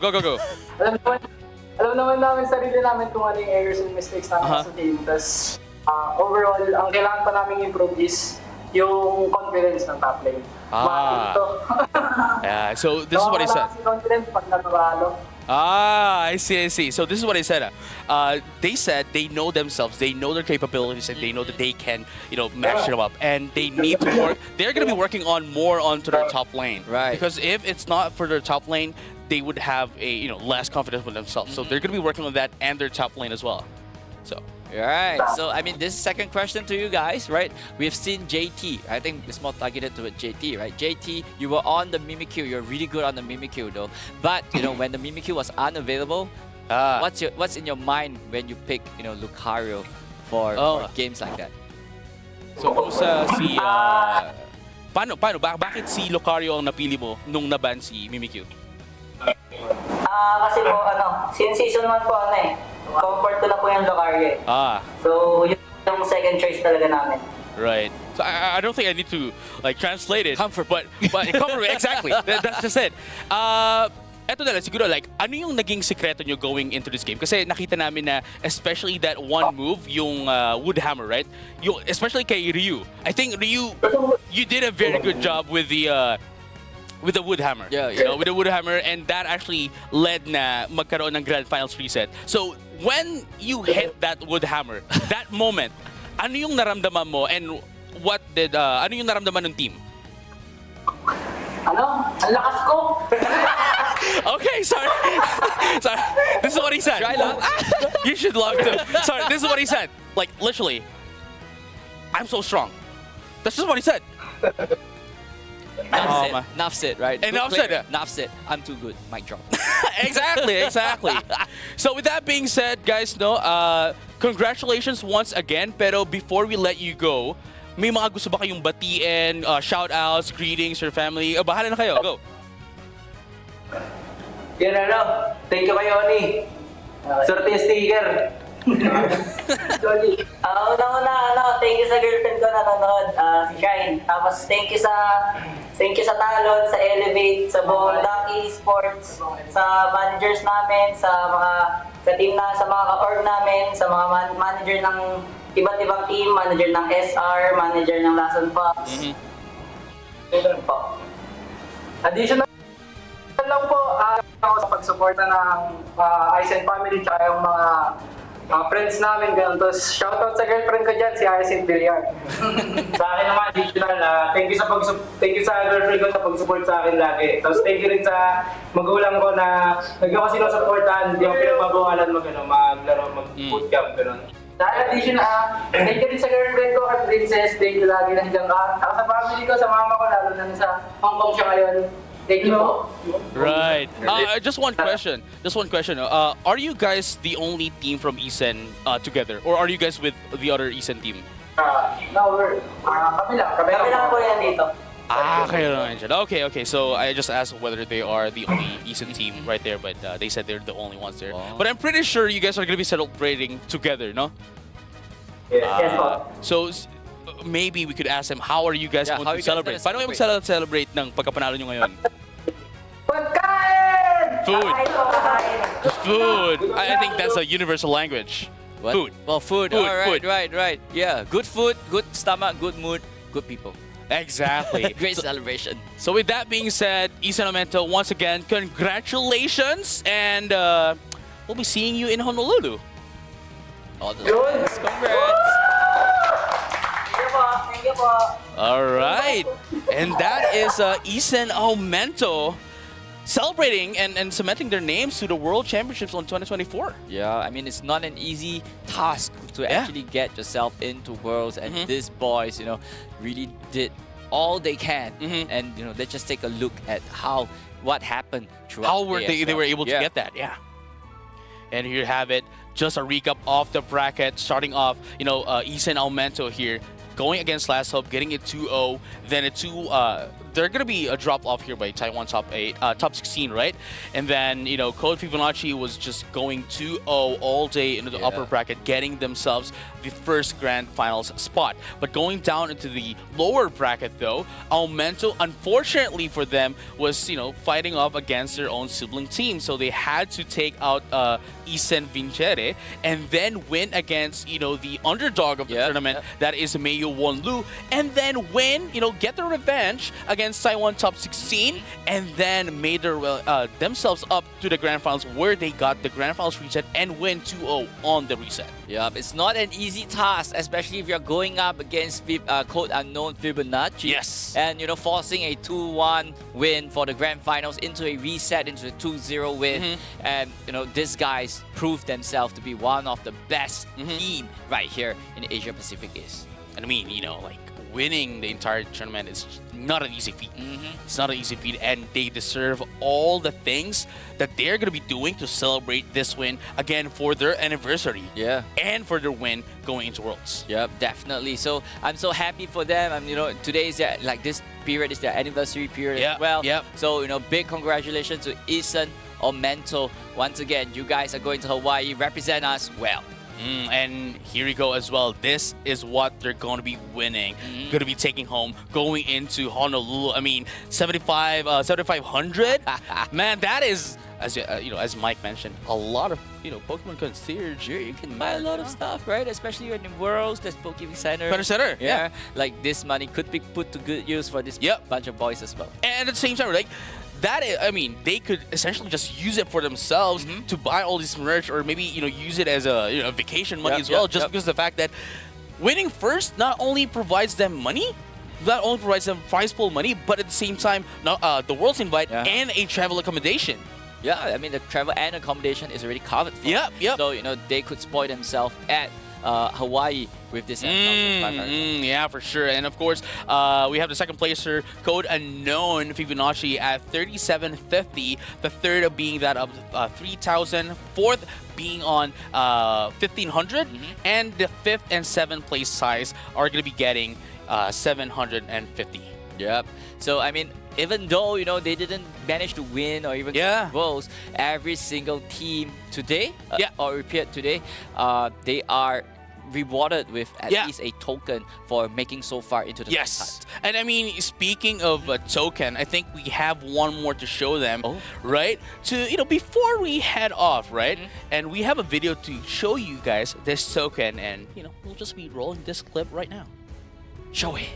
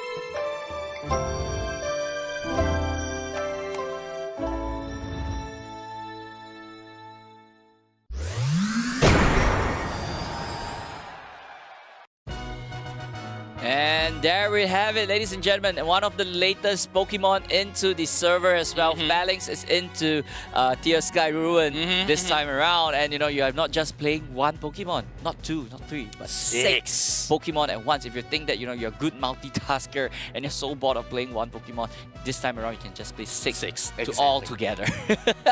And I mean, honestly, I'm quite excited to see as well, because I'm pretty sure like Phalanx is going to be allowed for play in Worlds, and it's going to be, I believe, the first, if not NAIC. Yep, NAIC. Correct me if I'm wrong, right? If not NAIC, the first time that we're going to be seeing that would have to be Worlds, and definitely there might be more Pokemon as well, right? There might be more Pokemon that might come up before Worlds, so it's really going to be an exciting match. We're going to have 30 teams as well, and man, I'm just so excited to see Pokemon World Championships, Moonboy. But with that being said, ladies and gentlemen, and all trainers alike, my name's JJ, his name is Moonboy, and our other casters apparently not here yet. Mike, or Permasneeze, there we go, Permasneeze. In behalf of everyone here, thank you very much for watching. I hope you guys enjoyed the broadcast. And this is it, the APAC East Finals.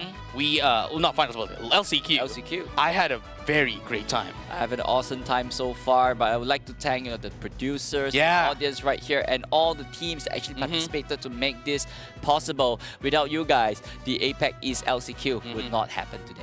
And with that being said, ladies and gentlemen, all trainers alike, this has been the Pokemon UNITE Championship Series APAC Pacific, Asia Pacific, APAC East Last Chance Qualifiers. We have been your casters, and we are happy to be back here to deliver you guys the action of Pokemon UNITE. We'll see you guys on the next one.